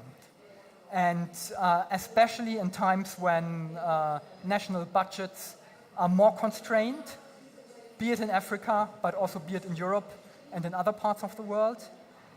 In times where also interest rates on the commercial side are going up, the pressure to find new tools, to be innovative, are even ever increasing. So I think carbon markets and carbon credits can be one tool out of this toolbox. But in order to be a useful tool, it has to be done right. And I'm not sure, you may have followed also the issues that surfaced, especially on the voluntary carbon markets in the last couple of months. They are mostly related to integrity issues, environmental integrity, but also, for example, that the beneficiaries, for example, at the local communities, did not actually reach the benefits of such projects. So it will be important to basically fix these problems. I'll put it on simple terms. I hear a lot from industry here also at that conference about commoditizing carbon credits, about derivatives and futures, etc. In my opinion, we have to tame the dragon first before we unleash it, and not the other way around. And then I believe carbon markets can be a very, very good, a very powerful tool. And maybe my last point to link to that, to also make the segue to nature-based solutions, because that is in some instances probably the most challenging for carbon markets, because there are challenges like how to actually account for the carbon captured in soils, in trees, in forests, etc., in mangroves. That is often not so clear. It is often a challenge about permanence. Carbon has to be sequestered really for the long run, but if soil deteriorates or if it will be used differently, so that there can be easily carbon leakage.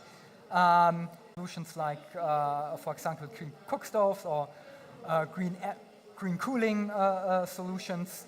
And that, I guess, is another challenge. We really have to look at the details, because the challenges are also very sector specific, and we have to understand these challenges very well in order to come up with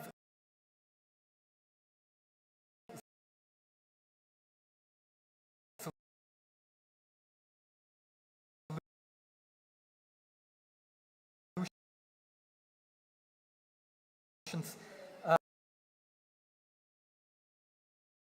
that have a high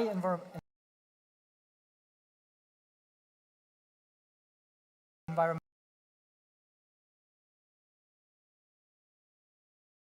integrity and that really work for the climate. Thank you so much, and thanks also for identifying that there's so many different kinds of markets and carbon pricing mechanisms, and also the plea to we need all hands on deck. So this is part of the solution, and we just need to figure out how to do it in the right way. And I think you've clearly identified some of those challenges. From amongst yourselves, anything that you've heard that you want to respond to before we open to the audience? Maybe just one challenge or the comment of who is putting the monetary value on this natural capital. Right. As you said, carbon may be a little easier, but then the natural capital has so much of the different value to different people. So I think this governance issue is going to be very, very important. But the bottom line, the water, the soil, biodiversity, that that the community has a very different way of valuing it. Different reason for valuing it. But I think that that's why this governance mechanism, or bringing those stakeholders on the ground together to make sure that those different value be accounted for when we try to, or they try to put the monetary value, is going to be exceedingly important. It's challenging, but it shouldn't be the reason why we cannot do it. No, and thank you for raising the governance issue. And I'm also an environmental economist. I was one of the first environmental economists to join WWF, and worked for many, many years on payments for ecosystem services and economic valuation in the early days, like 25 years ago. And one of the biggest struggles actually was governance mechanisms. So really putting up solid governance mechanisms. You can monetize things, you can put in place PES mechanisms, but in the end, putting in place a good governance structure where people actually follow up and do what they promise to do so that the money flows where it's supposed to be flowing, I think was the biggest challenge, but why many of them in the early days failed to be fully successful. And I'm wondering, in your case, Nancy, in the experience of Kenya, can you maybe talk a little bit more about your experience on governance models in supporting some of the work that you do in Kenya? Thank you. We cannot say as Kenya we have completely figured out the governance, but the step we have taken first is to amend our Climate Act so that we're able to regulate this market. Our carbon market previously was based on the voluntary system, and he has clearly outlined it was most of the projects that were claiming credits, we were not able, for lack of a better word, I would say it's not necessarily small, but fragmented. So we have several projects in the country that are already trading in carbon, but with no regulation and framework. That was until September this year. Right. So what we have done as a government is establish a framework, and the framework then provides the guidelines and the policies that allow them to trade. We cannot say that we are there. I think it is a journey, and we are started the governance side and discussing and working with partners to ensure that we are able to account for most of the rules and allow the voluntary market, for instance, which has now opened up to function appropriately. But nonetheless, for the issues around compliance, is still not functioning. And so then what I could say is just that it's a space that in which we are starting the journey. That would be the better way to put it. Yeah. And we are more seeing a future where now that we have put a deliberate focus to ensure that we account for our carbon market and provide an enabling environment, we are going to see more and more integrity and proper participation. In terms of translating the benefits to the beneficiaries, there has been pockets of projects reporting. The clean cooking is a good example. But nonetheless, if you go to some of the projects, for instance, in the eastern part of the country, it's again difficult to account for how much money they collected and if they've actually accounted or given back to the community, the marginalized communities. And how much they have involved women, how much we have youth employed, how many industries have been set up. So going forward, we see a space for us to be able to account for it. And we've put in place the framework that allows us to be able, for people to have a register, account for what you've gotten, what level of finance, and where does that financing go into. So I think if you look at the rallying call our president has been making towards taxes and give us a carbon tax, and let's contribute and then finance our projects. Let's look at it as investment and let's see where the investments are coming from. So I guess we're in a good space, but we are still learning. Thank you so much. Thank you for sharing that experience. And I think you are taking amazing steps, and your emphasis as well on a strong national policy and governance framework, I think, is hugely important, especially if we do these things at a national level, right? Otherwise. So thank you for that. With that, I'd like to open the floor to the audience to see if there are any questions to the panelists. Please, and then you. Do you have a mic?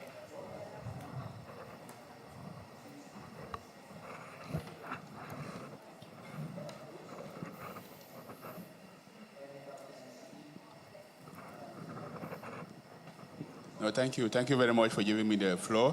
And thank you very much, speakers, for the wonderful insights that you've shared with us. And I think it is really fantastic. My name is Linus Mofor from the African Climate Policy Center of the Economic Commission for Africa. I think it is really important now that we're taking this issue of valuing Africa's natural capital very seriously, and it's gaining momentum.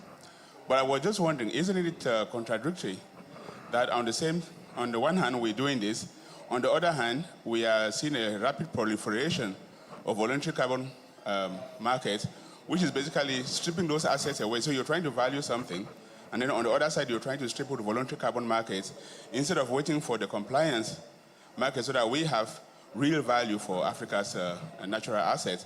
And if we continue to promote these voluntary carbon markets with emissions continuing to rise and Africa being impacted the most by climate change, I was just wondering, I would like to hear from the speaker, isn't there something wrong?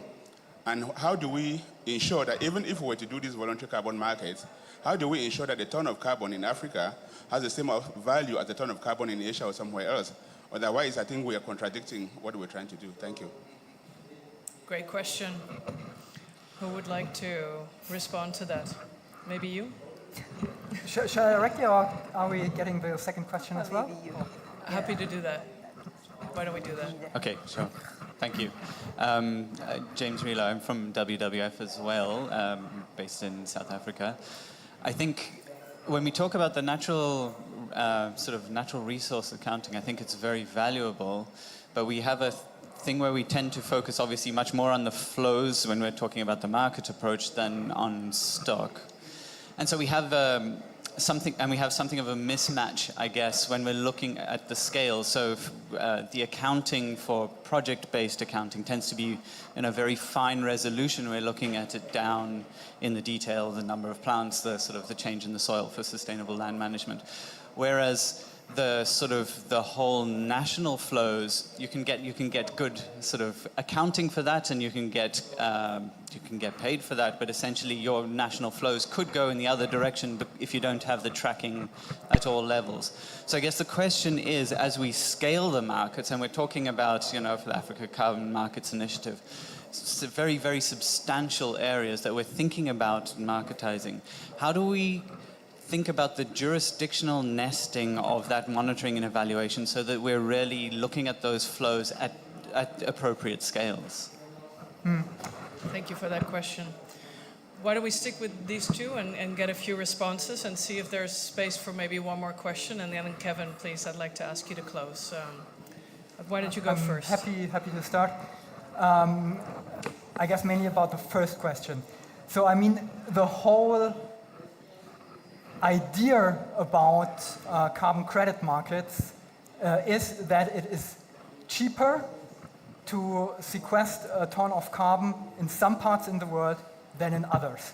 That is the whole reason also on the compliance market that is still in the making, why countries from Europe, for example, engage in carbon credit deals with countries in Africa. So this is, I guess, something we all have to understand, that this is a whole prerequisite for that.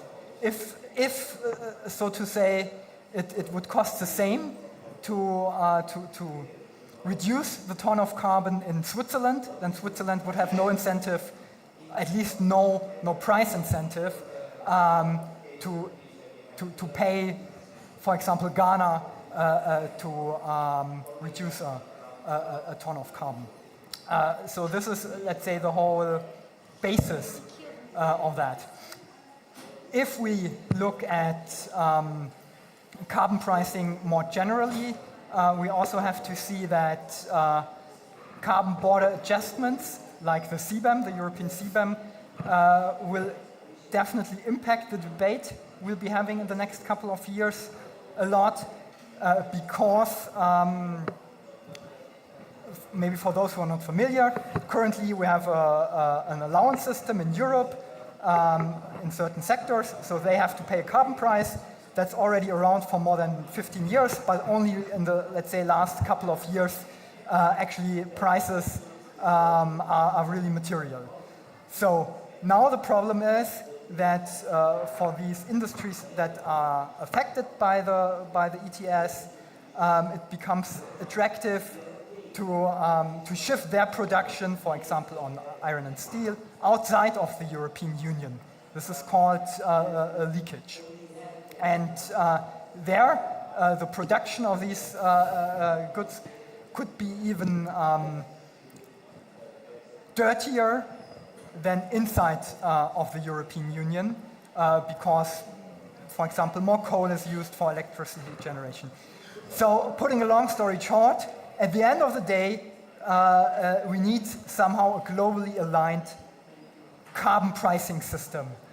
And this is, I guess, where let's say the journey is going to, but I think this is still a long journey. And part of the question is how to get there and what to do in the meantime, because we don't have the time, of course, to just come up with such a regime in 20, 30 years. There's also a lot we have to do right now.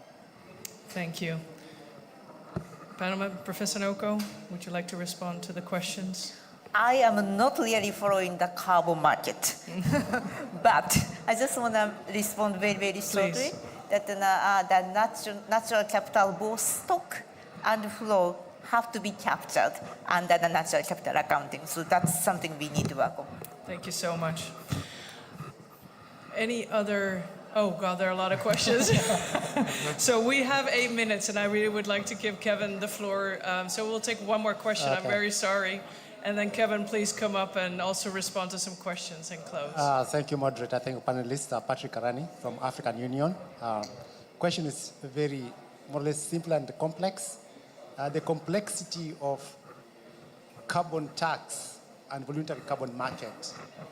I know, Nancy, maybe your regulation and so on, you are working about carbon tax. Sorry, can you speak up a bit? Yeah, I'm trying to understand. Maybe either one of you can respond. Like for one country, pushing for carbon tax at the same time, wanting to participate in voluntary carbon market. Would there be potential kind of conflict, or how would this work in reality? Yeah, thank you. Why don't you respond and close? So as I said at the beginning, for the sake of simplicity, I would see it as two separate things. However, there are ways to integrating it. For example, Singapore has just introduced a regime where they have a carbon tax, and part of basically of the costs you have as a company paying the carbon taxes, you can offset with carbon credits that you can buy. Also in earlier times, for example, part within the European ETS, you could offset a part of the duties you had to pay through CDM credits. This has been abolished for good reasons. However, so in the future, I think this can be an integrated system.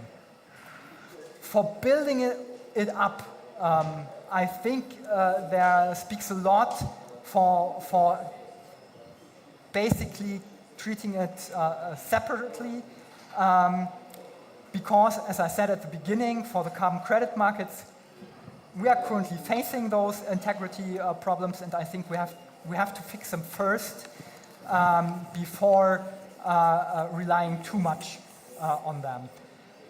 Maybe right, one word of advertisement, if you allow me. With GIZ and the Mercator Research Institute on Global Commons and Climate Change, we have launched a tool called the Carbon Pricing Incidence Calculator a couple of days ago, which is a tool that can basically model the impact of carbon prices, the distributional impacts of carbon prices, be it through a tax or something else, on different population groups. So I think this is also of interest here, maybe for this discussion, because what you also have to see is when you introduce a carbon price, first of all, things get more expensive. However, there are ways how to make a carbon price not just pro-climate, but also pro-poor. I think this calculator can help in doing such analysis. Thank you very much. Thank you so much. And I apologize to all the many questions. This is obviously a hugely important topic with a lot of interest, but I wish we had more time, but I really would like to give the floor, Kevin, to you to close the session and hear your reflections on the discussion. Thank you.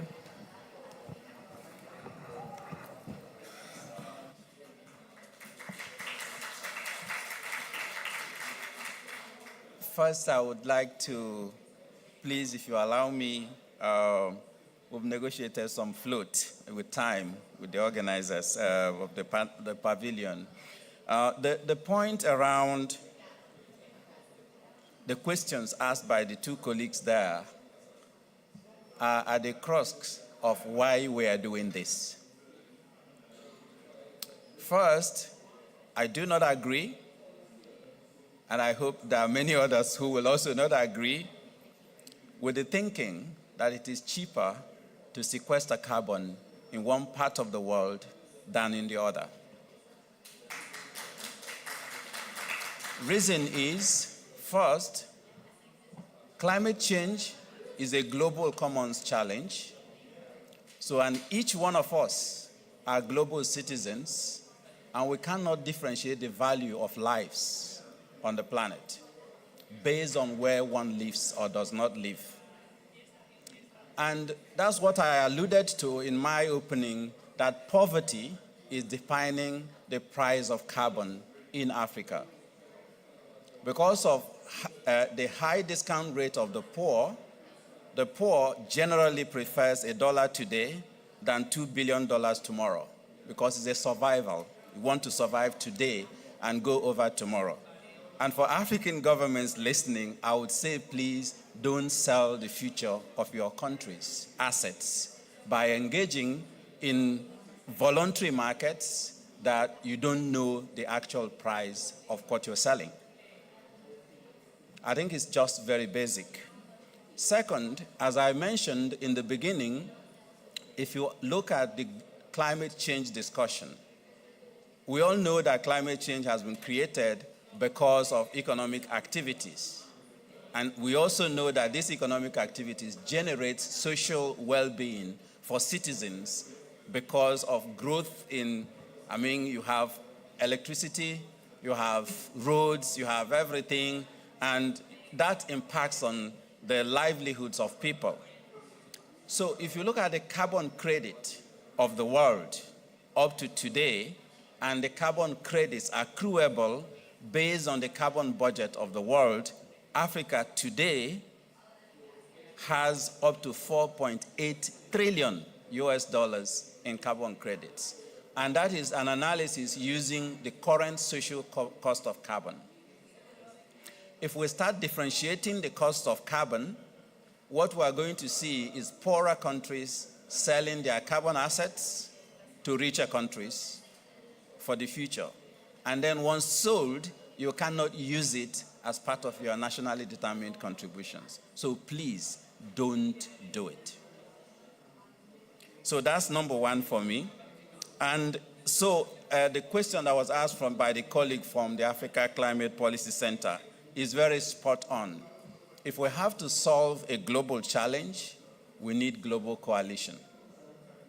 So if we are going to have a global carbon market, the compliance market, let's agree on the price of carbon, just like we have the prices of cars. And we have the prices of, I mentioned in the beginning, there's already technology for carbon sequestration. And those prices are not set by whether you are poor or rich. It's set by the price of producing that technology. So if a carbon sequestration technology, I was in a meeting with mayors on financing cities, and one mayor said an entrepreneur came to them with a technology for sequestering carbon. What's the price of the technology? $250,000 to sequester a particular level of carbon. And then he said, but I have the forests doing it, and I get no money for those forests that are sequestering that carbon. Why would I buy your technology at this fixed price? So we need to think very carefully about how we push the voluntary carbon market and the carbon credits, because it can actually lead to greater inequities and also rob the continent that have huge carbon assets of their assets simply because of poverty that defines the immediate value of money. So what we are trying to do is that we actually have the valuation of that natural assets. It doesn't matter where you are, the price of carbon should be the price of carbon. And then if that price of carbon is applied to the global assets, whether it be a technology that sequesters carbon or a tree that sequesters carbon, what we are trading is carbon. And the price of carbon should be the same for everybody. So if we did that by integrating it into, and thank you, my dear sister from Kenya, and also my sister from Japan, if we integrate this into the social accounting matrices for countries, and we're able to build the positive or negative externalities of my economic activity into my gross domestic product, then I will start listening. Because if I'm polluting, that value will be negative. If I'm producing services, that value will be positive. And GDP is simply the measure, economic value of goods and services produced by a country during a particular period. Normally we talk about annually. So if I'm producing huge services to the world in terms of sequestering carbon through my forests, I should be paid as well as that technology person who develops a technology that does the same service, because the service is the same. So this is what we're trying to do. And by all the hands we see raised, we know that this is a touchy issue. The methodology is not yet fully developed. We have data issues. My sister has talked about it. We have regulatory issues that has been talked about. But if we don't address it, we may continue to negotiate for another 28 years. We're now on 28 COP. We may continue to negotiate for another 28 years, and declarations are made, and people will go back and watch what? GDP. Because in the end, that's what will put countries into G7 or G10 or G20, or the measure of how well countries are doing. And politicians will respond to that figure, because that's what they are measured against. So in terms of concluding, let me just try to summarize some of the things that has been raised. Number one, what I take from this is that there's quite a lot of issues that we still need to address. And one action I'm going to call for is that we will call a virtual meeting. 1 hour, 2 hours, 3 hours is not enough for us to address all these issues. We'll try and convene a virtual meeting, and I encourage you, come, bring your experts, national offices of bureaus of statistics, your macroeconomists, your environmental economists, let us debate the methodology and come up with a framework that can help us to do this and integrate them into the social accounting matrices. 2, institutionalization of the methodology is another thing that will come when we all agree on a method. But let's work on that framework and come up with one. 3, valuing natural capital, whether stocks or flows. Thank you, my sister. You have already addressed that. We shouldn't exclude any. Whatever the data we can get, we will try to build them into that work that is going to be done. The need for capacity building and technical assistance at country level is fundamental because some countries like Kenya, because of leadership by President Ruto, may prioritize this, but others may not. So we really need a lot of work with countries to help build the data and move forward. For me, we're trying to use a market-based approach to greening economies. Because if we're able to build the first lessons I learned in environmental economics is about internalization of externalities. That's all that drove the valuation, that work that we were all doing and so on. And if we're able to do that internalization into the GDP by building the value of natural capital into that GDP, the services that was produced by natural capital, that will help quite a lot. Is it a challenging thing to do? Yes. But we should not shy away from addressing difficult issues. Because I know if we all put our minds together, we will be able to make that happen. Regulatory framework remains a challenge, and let us all work together on that and try and move that forward. On proliferation of voluntary carbon markets, I would call for caution so that we can try and make sure that we do not again sell off the future carbon assets of the continent. And then in terms of whether we're measuring stocks or flows, that's already been addressed. And in terms of whether the price of carbon should be the same everywhere, my answer is a big yes. And with that, I would like to thank all of us for coming. Thank you all for the questions. Those who still have questions, we will have that virtual platform. Let's continue this conversation and be able to address this issue.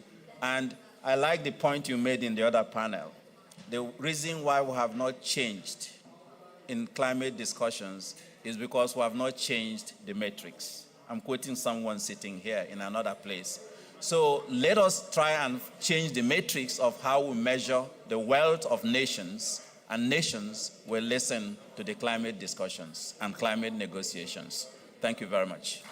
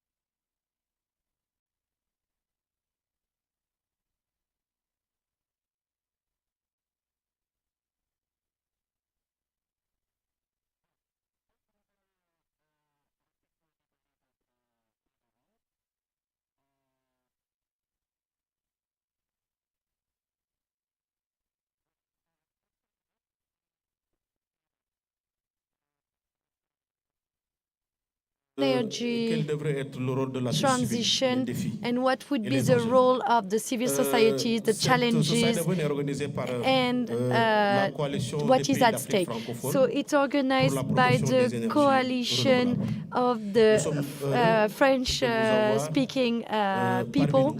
We are really pleased to be with you today. We don't want to lose too much time, as you know. We are the 9th and almost, and we are all tired, so we will start. And the other people will join us after. So we will quickly present you the panelists that will do a presentation for us. We have Michel Lamine Sissi. Lamine Sissi is the country director of ACF Senegal. Mr. Sissi, you can join the scene. We have Naya Maiti. She's from Morocco. She is working in development communication consulting. Madame Maiti, you can join the scene.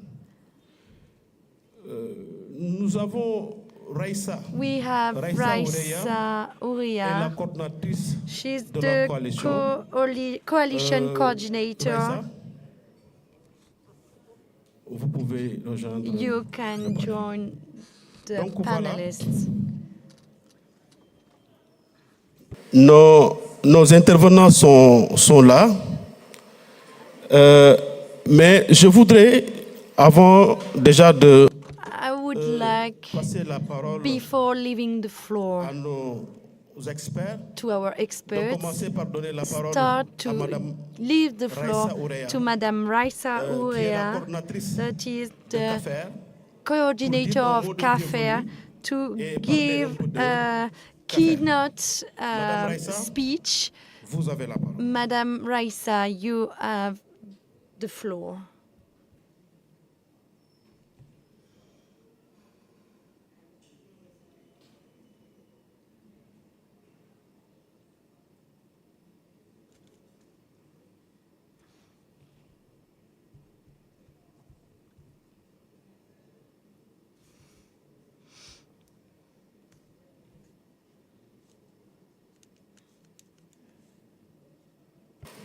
Voilà.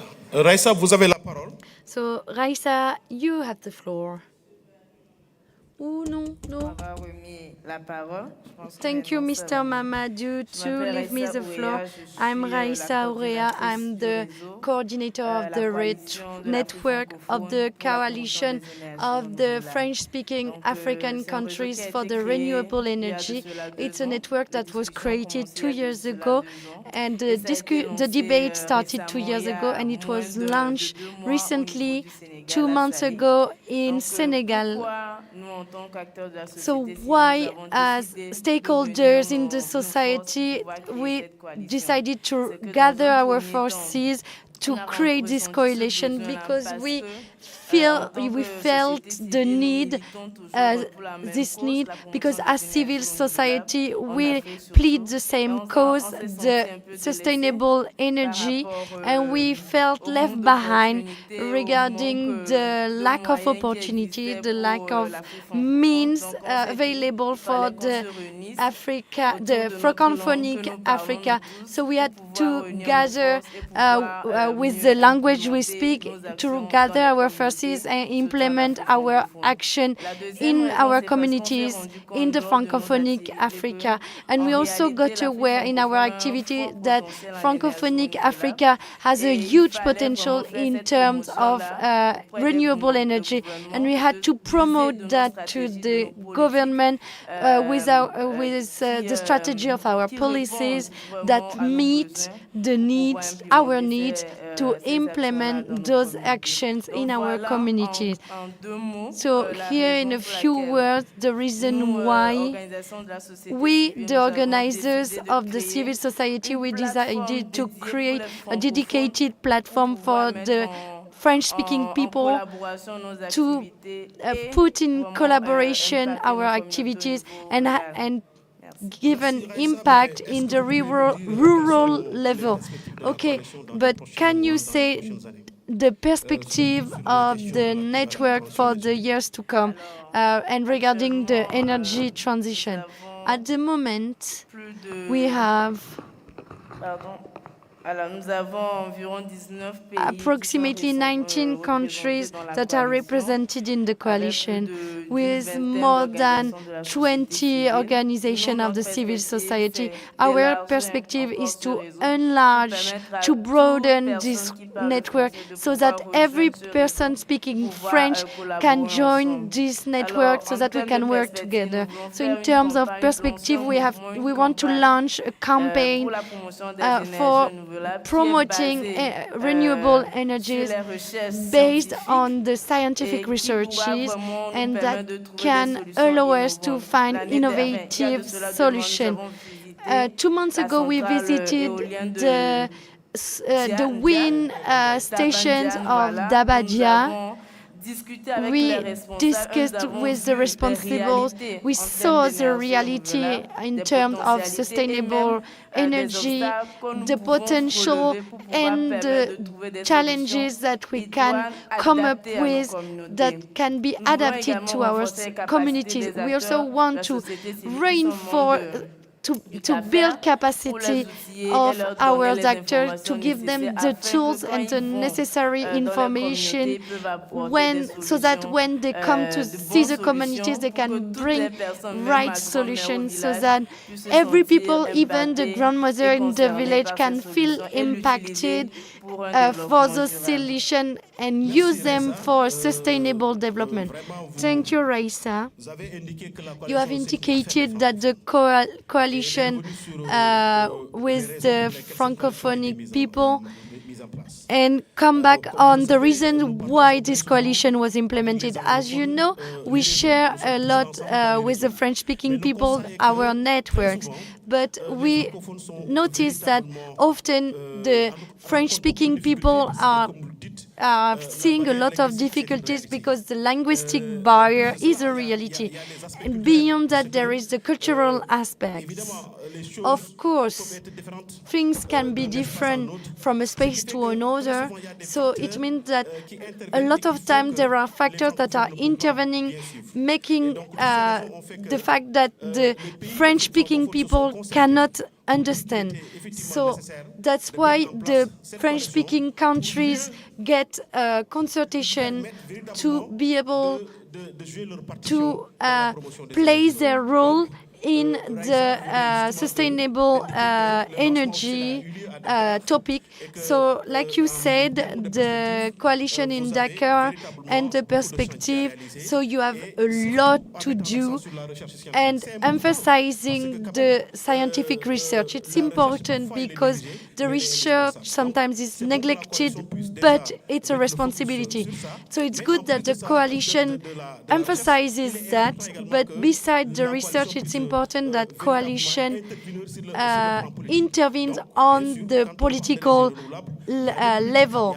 So when we talk about renewable energies, there is policies, there is text, so we have to know how our governments can work so that we promote the sustainable energy to make it a reality and people have better access to the energies. Now we will continue to Naya with what represents the private sector in the transition with the private sector in the circular economy, the waste management, and understand the role of the private sector and how this sector is intending to accompany these processes. So thank you, I would like to greet this initiative of creating a French-speaking coalition to win fields. We lost some moments because of the language barrier, so now we can advance and make the most of the exchanges between the countries. Today I will speak about Morocco. We know what is happening in work sites in terms of energy transition or sustainable energies, but Morocco committed in some strategies, and now we see projects rising in terms of green hydrogen or solar energy, but it's not what I want to talk about. Like you said, I will talk about the initiatives of private sector in Morocco to participate in the energy transition. So I'm working in a company of industrial waste management. This company, as you underline, in terms of development, got invested with a laboratory, an internal laboratory, but also with partnership with the public sector or ministries or academics or academies to develop technologies and solutions that allow to produce energy through the treatment and valorization of the waste, of the industrial waste. So this sector, it has a civil societies that represent it, so it's sort of coalition and association where the industrial people created a discussion space to advance in the development theme, but also to advocate the changing of the rules and put the work in the private sector and the energy production that are efficient. So in Morocco, we reached this phase of advocating within the framework of the management and valorization of the waste. And this sector also presented to formulate innovative solutions that will be rising in the months to come. As a company, we produce the solid recovery combustible, so it represents the waste that pollute if they are sent in the waste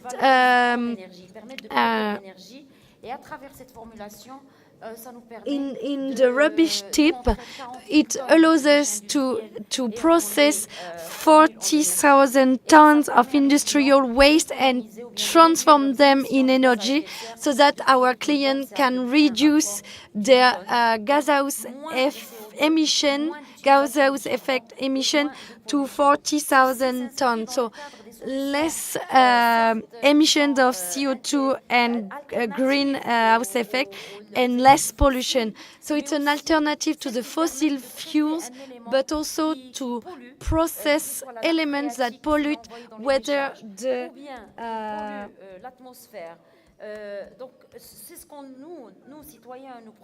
phreatic table or the atmosphere. So working in the industrial sector, we recover the products that are processed and transformed in energy for sectors that are really needing energy. So to conclude, for the coalition, we are ready to create with you a private sector college to promote the the civil society, that it can create jobs, it can allow to bring technological solutions. So it comes from the private sector, but also is bringing well-being for the inhabitants around. You remember their policy in terms of ESG. and the inhabitants benefit from a lot of installation facilities from the wind station.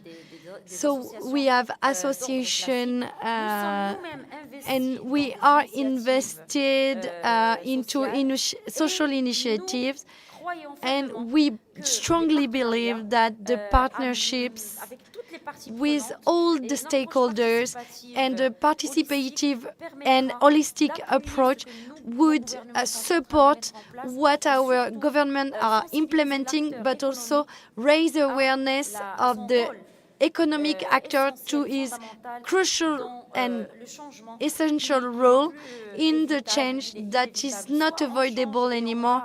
So either we change and we go to a just energy transition that is clean and inclusive, or our continent will not have any natural resources. Merci. C'est un développement extrêmement riche, mais je ne vais pas vous... Je voudrais tout simplement, déjà, on sait quand on parle de promotion d'énergie renouvelable, le secteur privé est indispensable. So the private sector is necessary. So I believe this is something which is very well known, but of course in the countries the private sector is suffering a lot because the regulation does not allow for their development in several initiatives. So is the private sector facing the same problems in Morocco? Well, interesting question.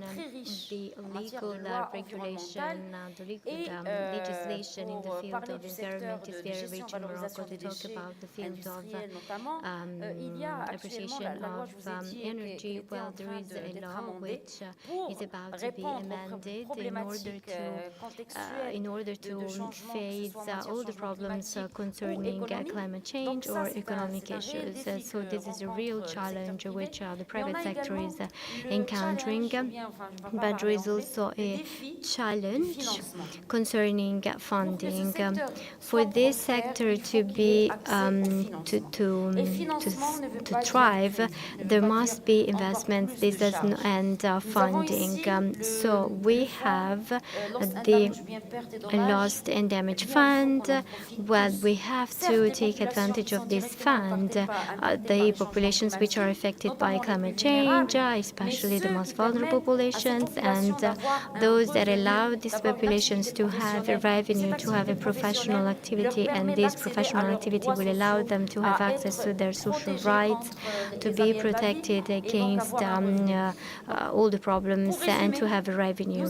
So to summarize, we need an effective and applicable legislation, and we need a funding access which is fair towards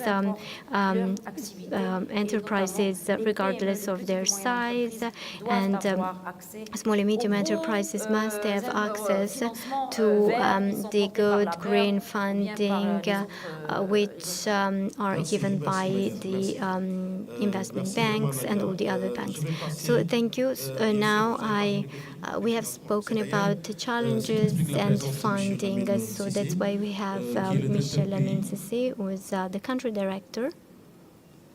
Can I add something? Yes, of course. Of course, you can. You have the floor. Yes, I'd just like to repeat what just said in terms of funding. I believe that one of the recommendations which has come out during our visit to the wind plant is that we have to go towards an industrialization phase. It is important for us, African countries, to have all the necessary materials, all the necessary elements in order to increase the production of these tools. These elements in terms of renewable energies, in order to allow our communities to have low-cost energy and power, and so this can allow us to reduce the production costs and the purchase cost. So electrification is great. We need investments and we need the private sector to achieve our objectives. Okay, industrialization, as you said, is a necessary tool, and so of course we're talking about funding. That's why, as I was saying, we have Commissioner Lamine Sissé, who is the country director, ICF country director in Senegal, as a philanthropic association. He will tell us what is the role you have in energy transition. So what is the role of philanthropic associations such as ICF in this energy transition? So Mr. Lamine, you have the floor. Thank you, Mr. Lamine, for your invitation. As you said, this initiative concerning the implementation of this coalition for the French-speaking country responds a great need about the real marginalization of the group of countries that speak French in all the negotiations and especially these issues. So we need we need a coalition of French-speaking countries so that all language barriers can be overcome, but also cultural aspects. As we said in ACF, in its role of support to the coalition can contribute to the expression of the African voice. So this explains the creation of the African Climate Foundation. So this is a foundation which was established 3 or 4 years ago. It is a very young foundation which was born in Southern Africa, but which wants to involve governments and civil society on climate change issues, but it wants to make sure that climate change is an opportunity rather than a threat, and in order to improve the life conditions of our population. In this framework, we have been working with countries such as Nigeria, Senegal, and several other countries. So to answer your question, what can a philanthropic association do? What is the role of a philanthropic association? We are a philanthropic association, so this means that we were established, we stem from a passion to support initiatives in order to go beyond organizations such as the banks, the private sectors cannot reach. And we want to provide a strategic support in order to support to their initiatives and actions. When we talk about energy transition, we talk about fair energy transition.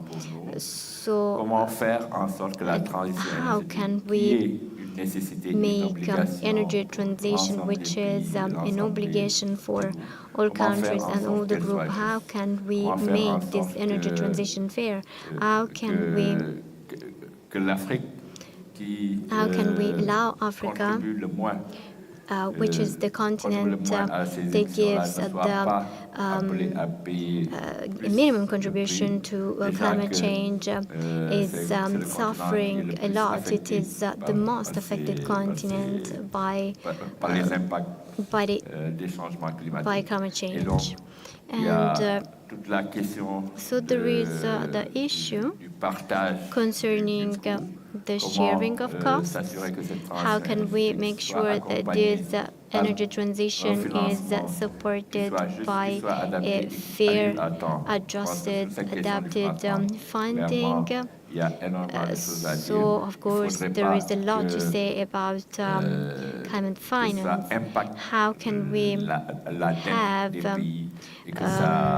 an impact on the debts of the countries, and how can we make this reduce the margin of the countries so that funds are used on health, education, etc. So we see that money are taken from sectors such as health and education and are used for climate change. So these are important questions for us. When I consider a country like Senegal, there is an energy transfer. It is based on the realities, on the needs of the country, and it has to be done based on the needs of this country. So in a country like Senegal,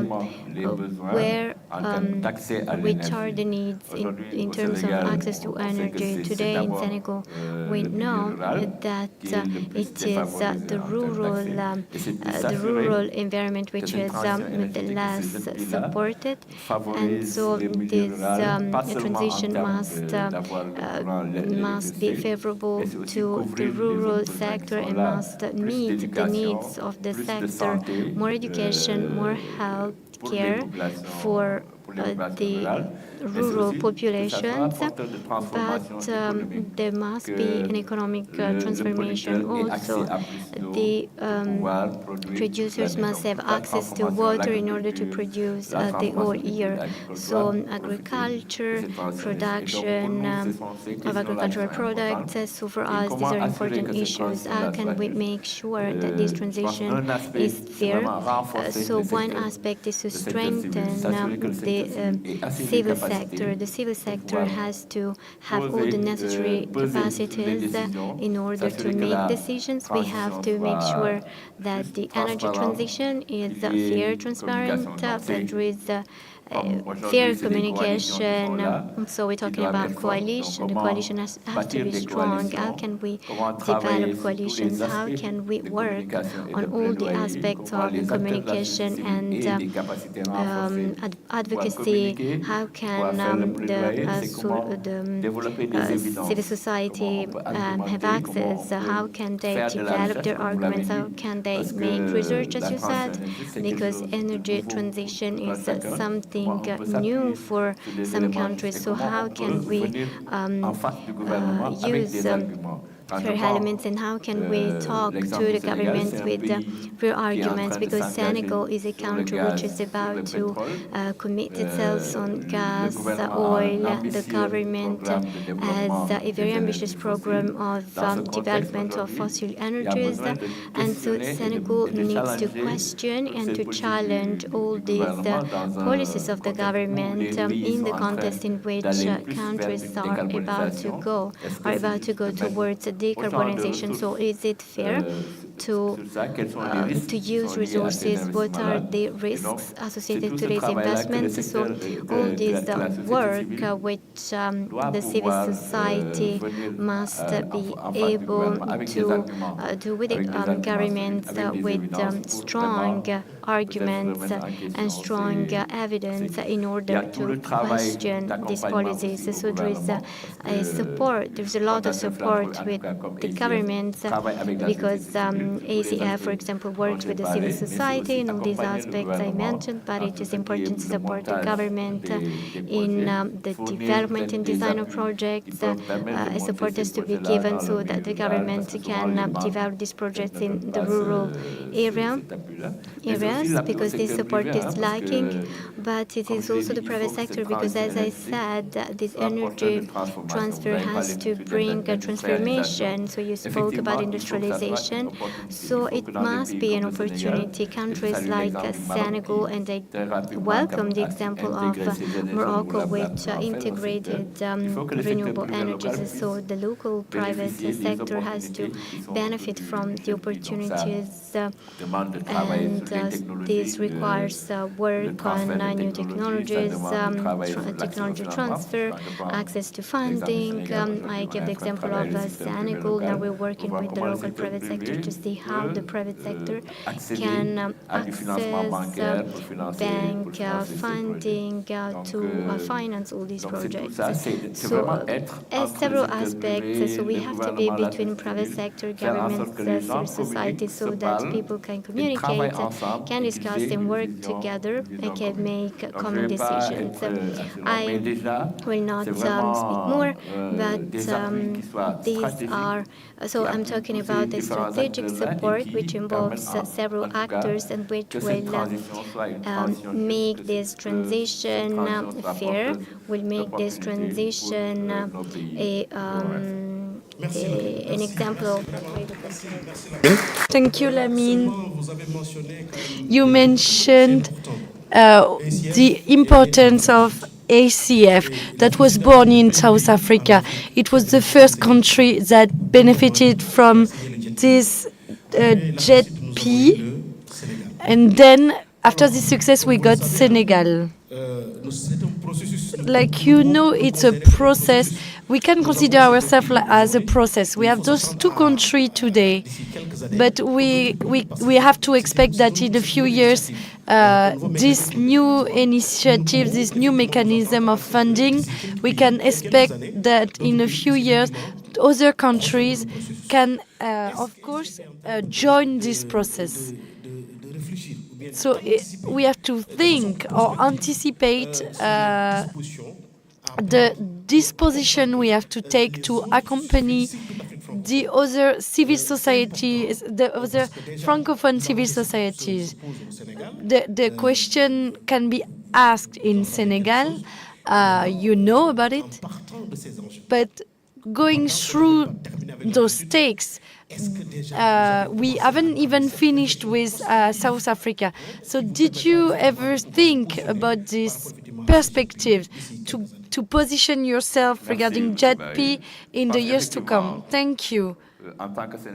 As Senegal person, as a person from Senegal, we can be very proud of being in Africa's second country that mobilized and invested in the JET-P, because the government of Senegal did a lot of efforts to put the sustainable energy at the core of the discussion.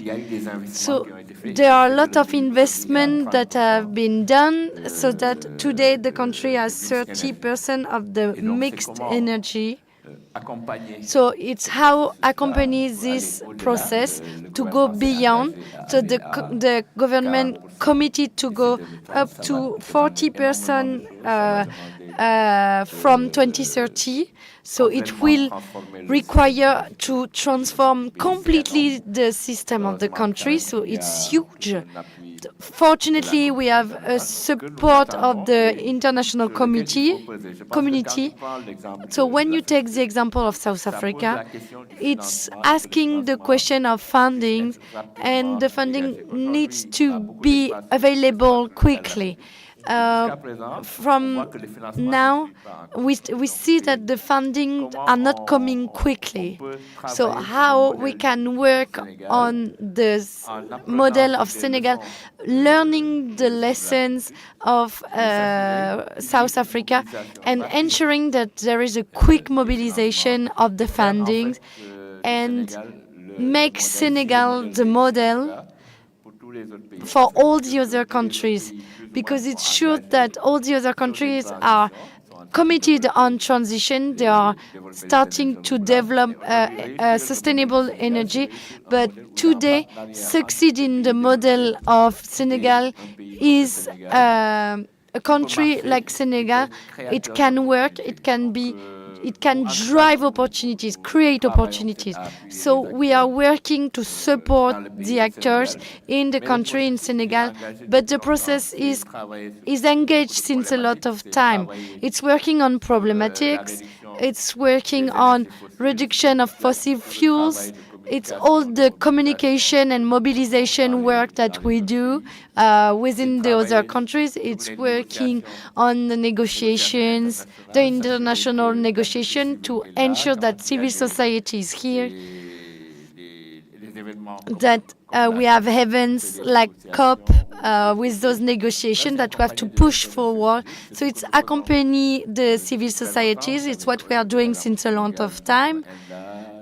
Like, you know that in Senegal, we created a network with a lot of West African countries.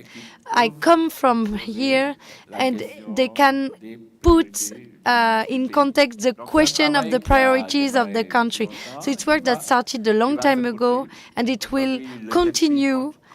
Today, the countries constitute Senegal constitutes a model that can be innovative, and we can test this partnership with the international community and the country and see how quickly we can transform the energy system of a country, but also create opportunities of development.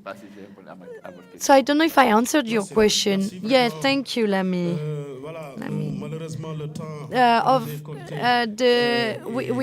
We have a short time, but I will leave the floor to Naya to add to what Lamine said. Thank you, Mr. Lamine.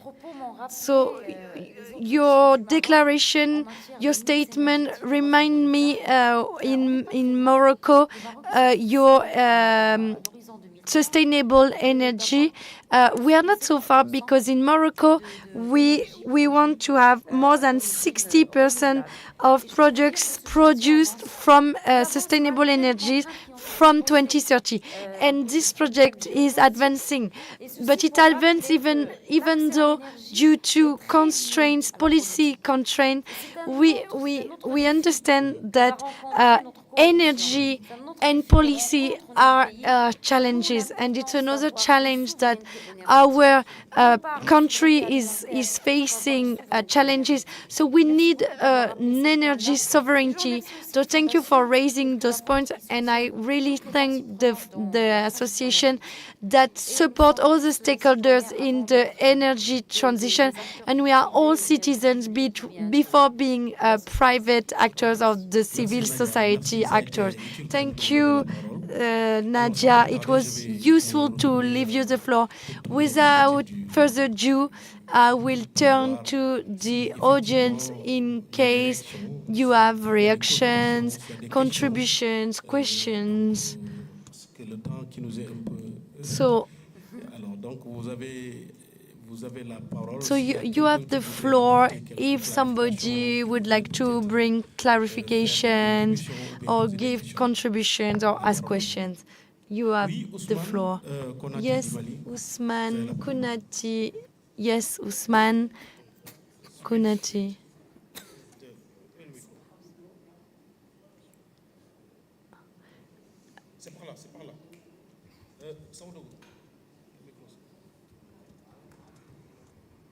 We need a mic.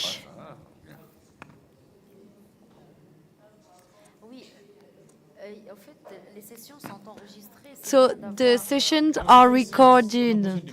So it's nice to have mic. And they are interpreted also.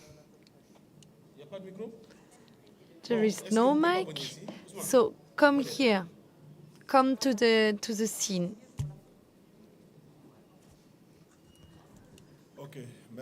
Thank you.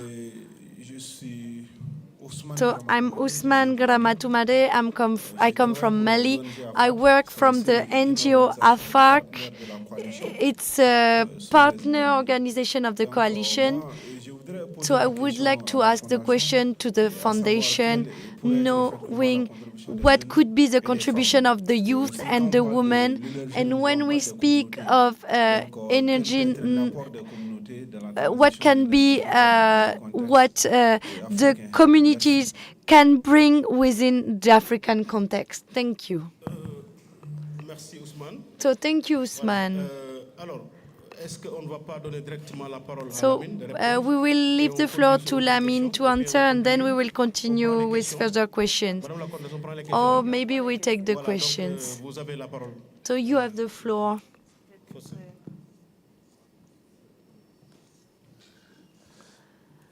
Thank you. Congratulations, the panelists. I'm Mr. Gelele. I come from Congo, Brazzaville. I work in an agency of execution of the green economy. And regarding the basin of Congo, we celebrated the 21st energy anniversary of Central Africa. So, you know, energy, it's a question today that is taking as hostage Africa.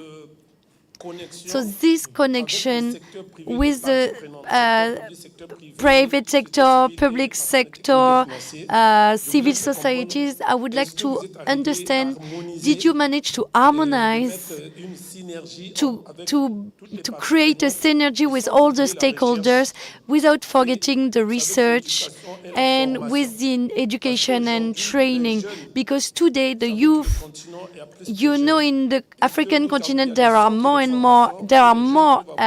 youth. So is there like a training where youth can have the exact knowledge so that we can add innovation? So here is what I wanted to understand at your level. If yes, it exists where?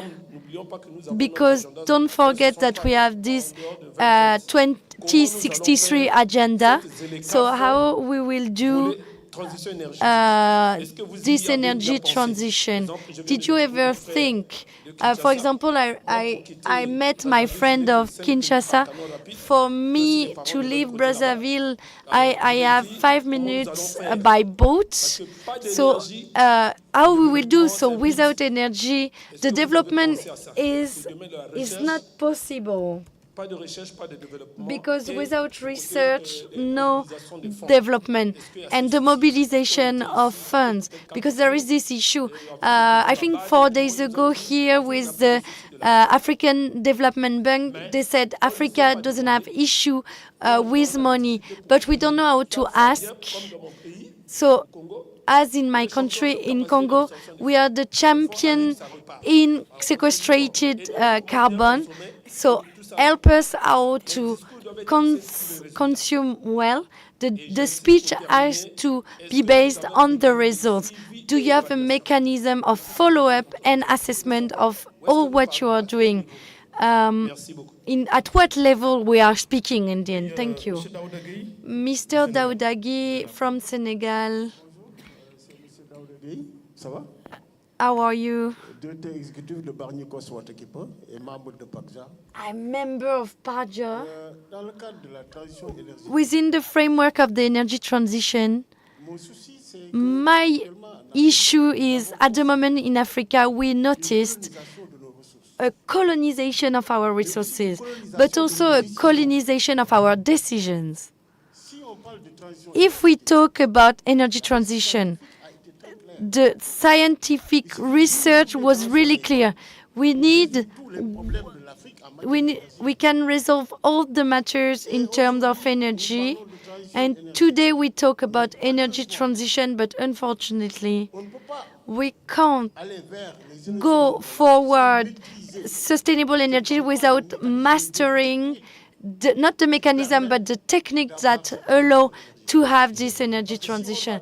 Because if we have to claim for money again, if we have to ask for technological assistance and take the material that in its conception that is not even adapted to our temperature, it will create problems. That is why we are told about energy transition, but unfortunately there is the one working in countercurrent. So today we are at 4% in greenhouse gas emissions, but it's not that simple. It's a pretext to allow us to use the fossil fuels. It's particularly the case of Senegal. If today we are going to use oil and gas, and now we talk about energy transition, it's like if we are told the European people, they have emitted a lot of fossil fuels.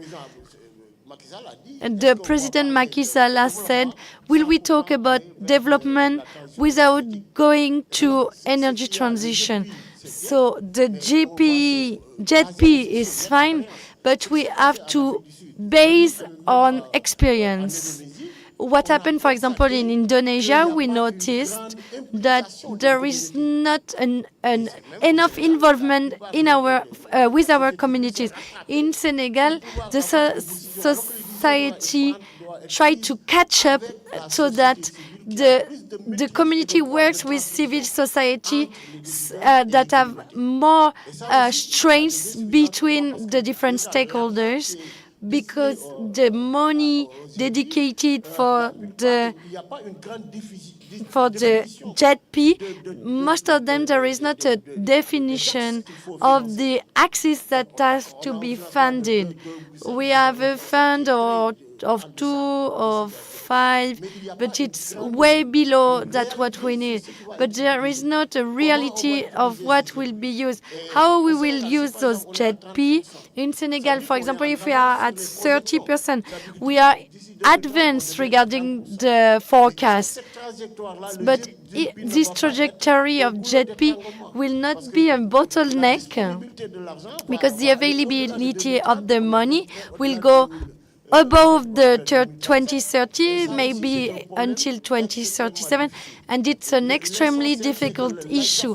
The essential is that African people have to master the technologies.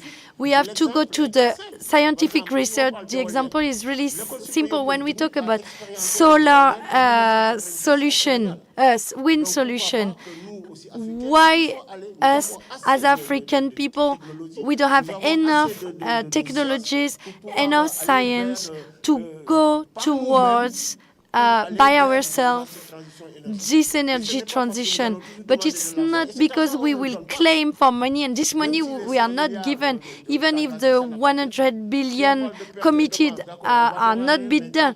If we talk about a loss and damage fund, when the money will come. So I would like, with the civil society, with the NGOs, we have to go toward the development of Africa through the energy transition by ourselves and for ourselves. C'est vrai qu'il a soulevé là un sujet quand même un peu passionnant et en fait qui est d'ailleurs un débat, parce que il a une position, mais il y a plusieurs positions au Sénégal, même au sein de la société civile, c'est cette question justement de JETP et de transition énergétique. Alors je pense que nous allons très prochainement vers une certaine harmonisation des positions de la société civile. C'est important, parce qu'en réalité, nous ne parlons pas le même langage. Et ça, c'est pas bon. Donc, en tant que société civile, et moi, voilà, je ne veux même pas dire ma position, mais évidemment, c'est une position que je soutiens, mais je reconnais également à côté qu'il y a une multitude de positions qui s'opposent à la vôtre. Et donc, je pense que, bien sûr, nous avons ICF qui est au Sénégal, lui, il comprend la situation aussi. Il nous faut fondamentalement aller vers cette position qui va non seulement concerner le Sénégal, mais tous les pays membres du réseau de la coalition CAFER. Donc voilà, Faustin, peut-être on va faire la dernière, sera le dernier intervenant avant de remettre la parole aux panélistes et comme ça de pouvoir terminer. Donc Faustin, vous avez la parole. So, you have the floor. So, thank you, the one of stand from Democratic Republic of Congo. We have spoken about challenges, perspectives on energy transition in the context of civil society. So I'd like to talk about a challenge about the methodologies we found when we tried to raise awareness, how we can adapt to this energy transition to the African context, because when we because when there is energy transition in developed countries, so they have been using fossil fuels, and so they will go towards renewable energies. But when we look at the African context, especially in our country, also the accessibility to fossil fuels does not exist. So how can we talk about transition when we haven't never used fossil fuels? How can we talk about transition? So this is a challenge that we find.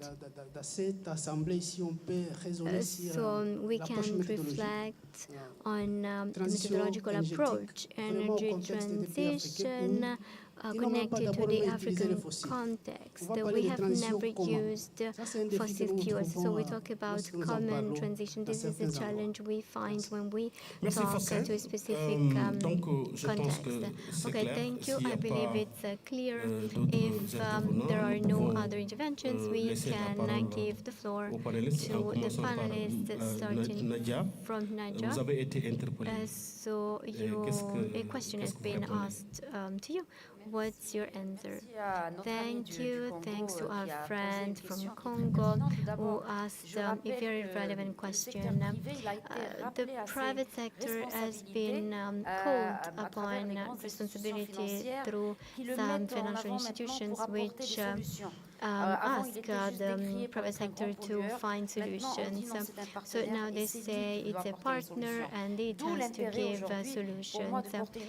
The interest now is the ecological militant. We have to talk about what happens at the other side of the other side. So you asked the question, an interesting question.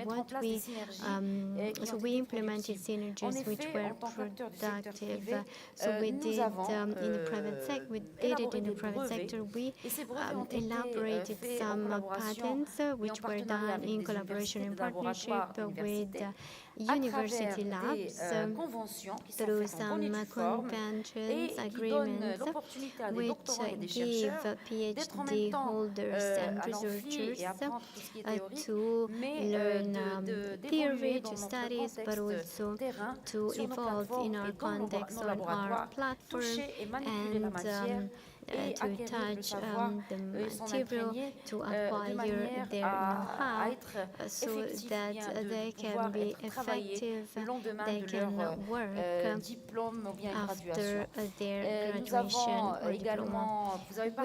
You spoke about assessment, monitoring of development programs. Yes, by taking part in public consultations led by the big financial institutions, World Bank, or other institutions. We are stakeholders of annual meetings of the FMI and of the IMF and the World Bank the month of October to talk about our role and to talk about the challenges. Of course, we have our own responsibility. We have financial instruments.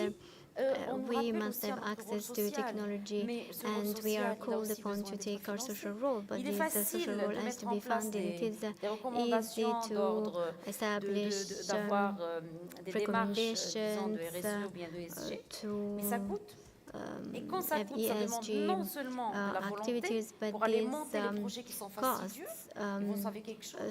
So you know something about this, but we talk also about the motivation in order to have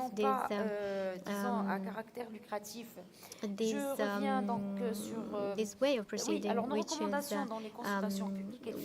which doesn't have any aim to profit. So the objective is the improvement of the safeguard measures of financial institutions. We are the members of the Centre 4C through a club, so as private sector and actors of the civil society. This center, a training center on climate change, is made of 4 poles. We are on 2 poles, 3, so private sector pole, university pole, and civil society pole, and public sector where we cannot be everywhere. So this allows us to give inclusive responses and I know I speak much. So access to energy, well, le débat c'est d'abord l'accès à l'énergie. first of all, Mais si on va vers access le to rural pour les energy. convaincre, If leur dire c'est we creuser try votre to terre convince pour en sortir ce qui est sous rural terre, people c'est détruire l'eau.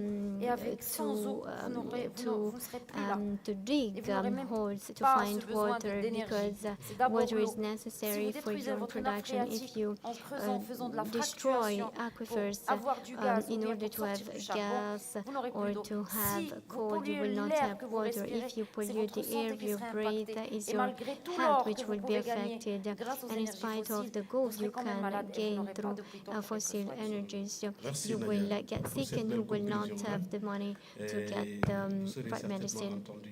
Très Okay, rapidement, nous sommes thank you. presque Very arrivés à l'heure. quickly, we are almost Monsieur Cissé Lamine vous donne pour répondre déjà à la question de almost finished our Ousmane time. du Mali. So can you answer the question that was addressed to you? Yes, thank you. I believe that in order to answer this question, so the sex issue is fundamental, the gender issue is fundamental.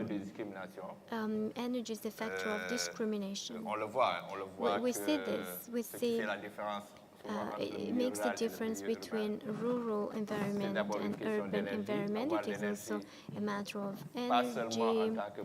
So we see energy as a need, but also as something, an economic element in order to better conserve agricultural production, having access to health care, because it's an issue of energy. So all these questions are connected to energy, and so the process must be inclusive, and the social society has to be represented in all negotiations. We have seen this, for example, in the case of Senegal. We have seen that negotiations held between the government and the partners, the civil society was not there. So this is an opportunity to push more, to make this process evolve. Social society has to be, civil society has to be there, and we have to make sure that funding can go towards the rural environment, so that this sector can be affected, and women. So when we talk about energy, we talk about clean cooking. Because in order to cook, women have to go find some wood fire, and this causes deforestation.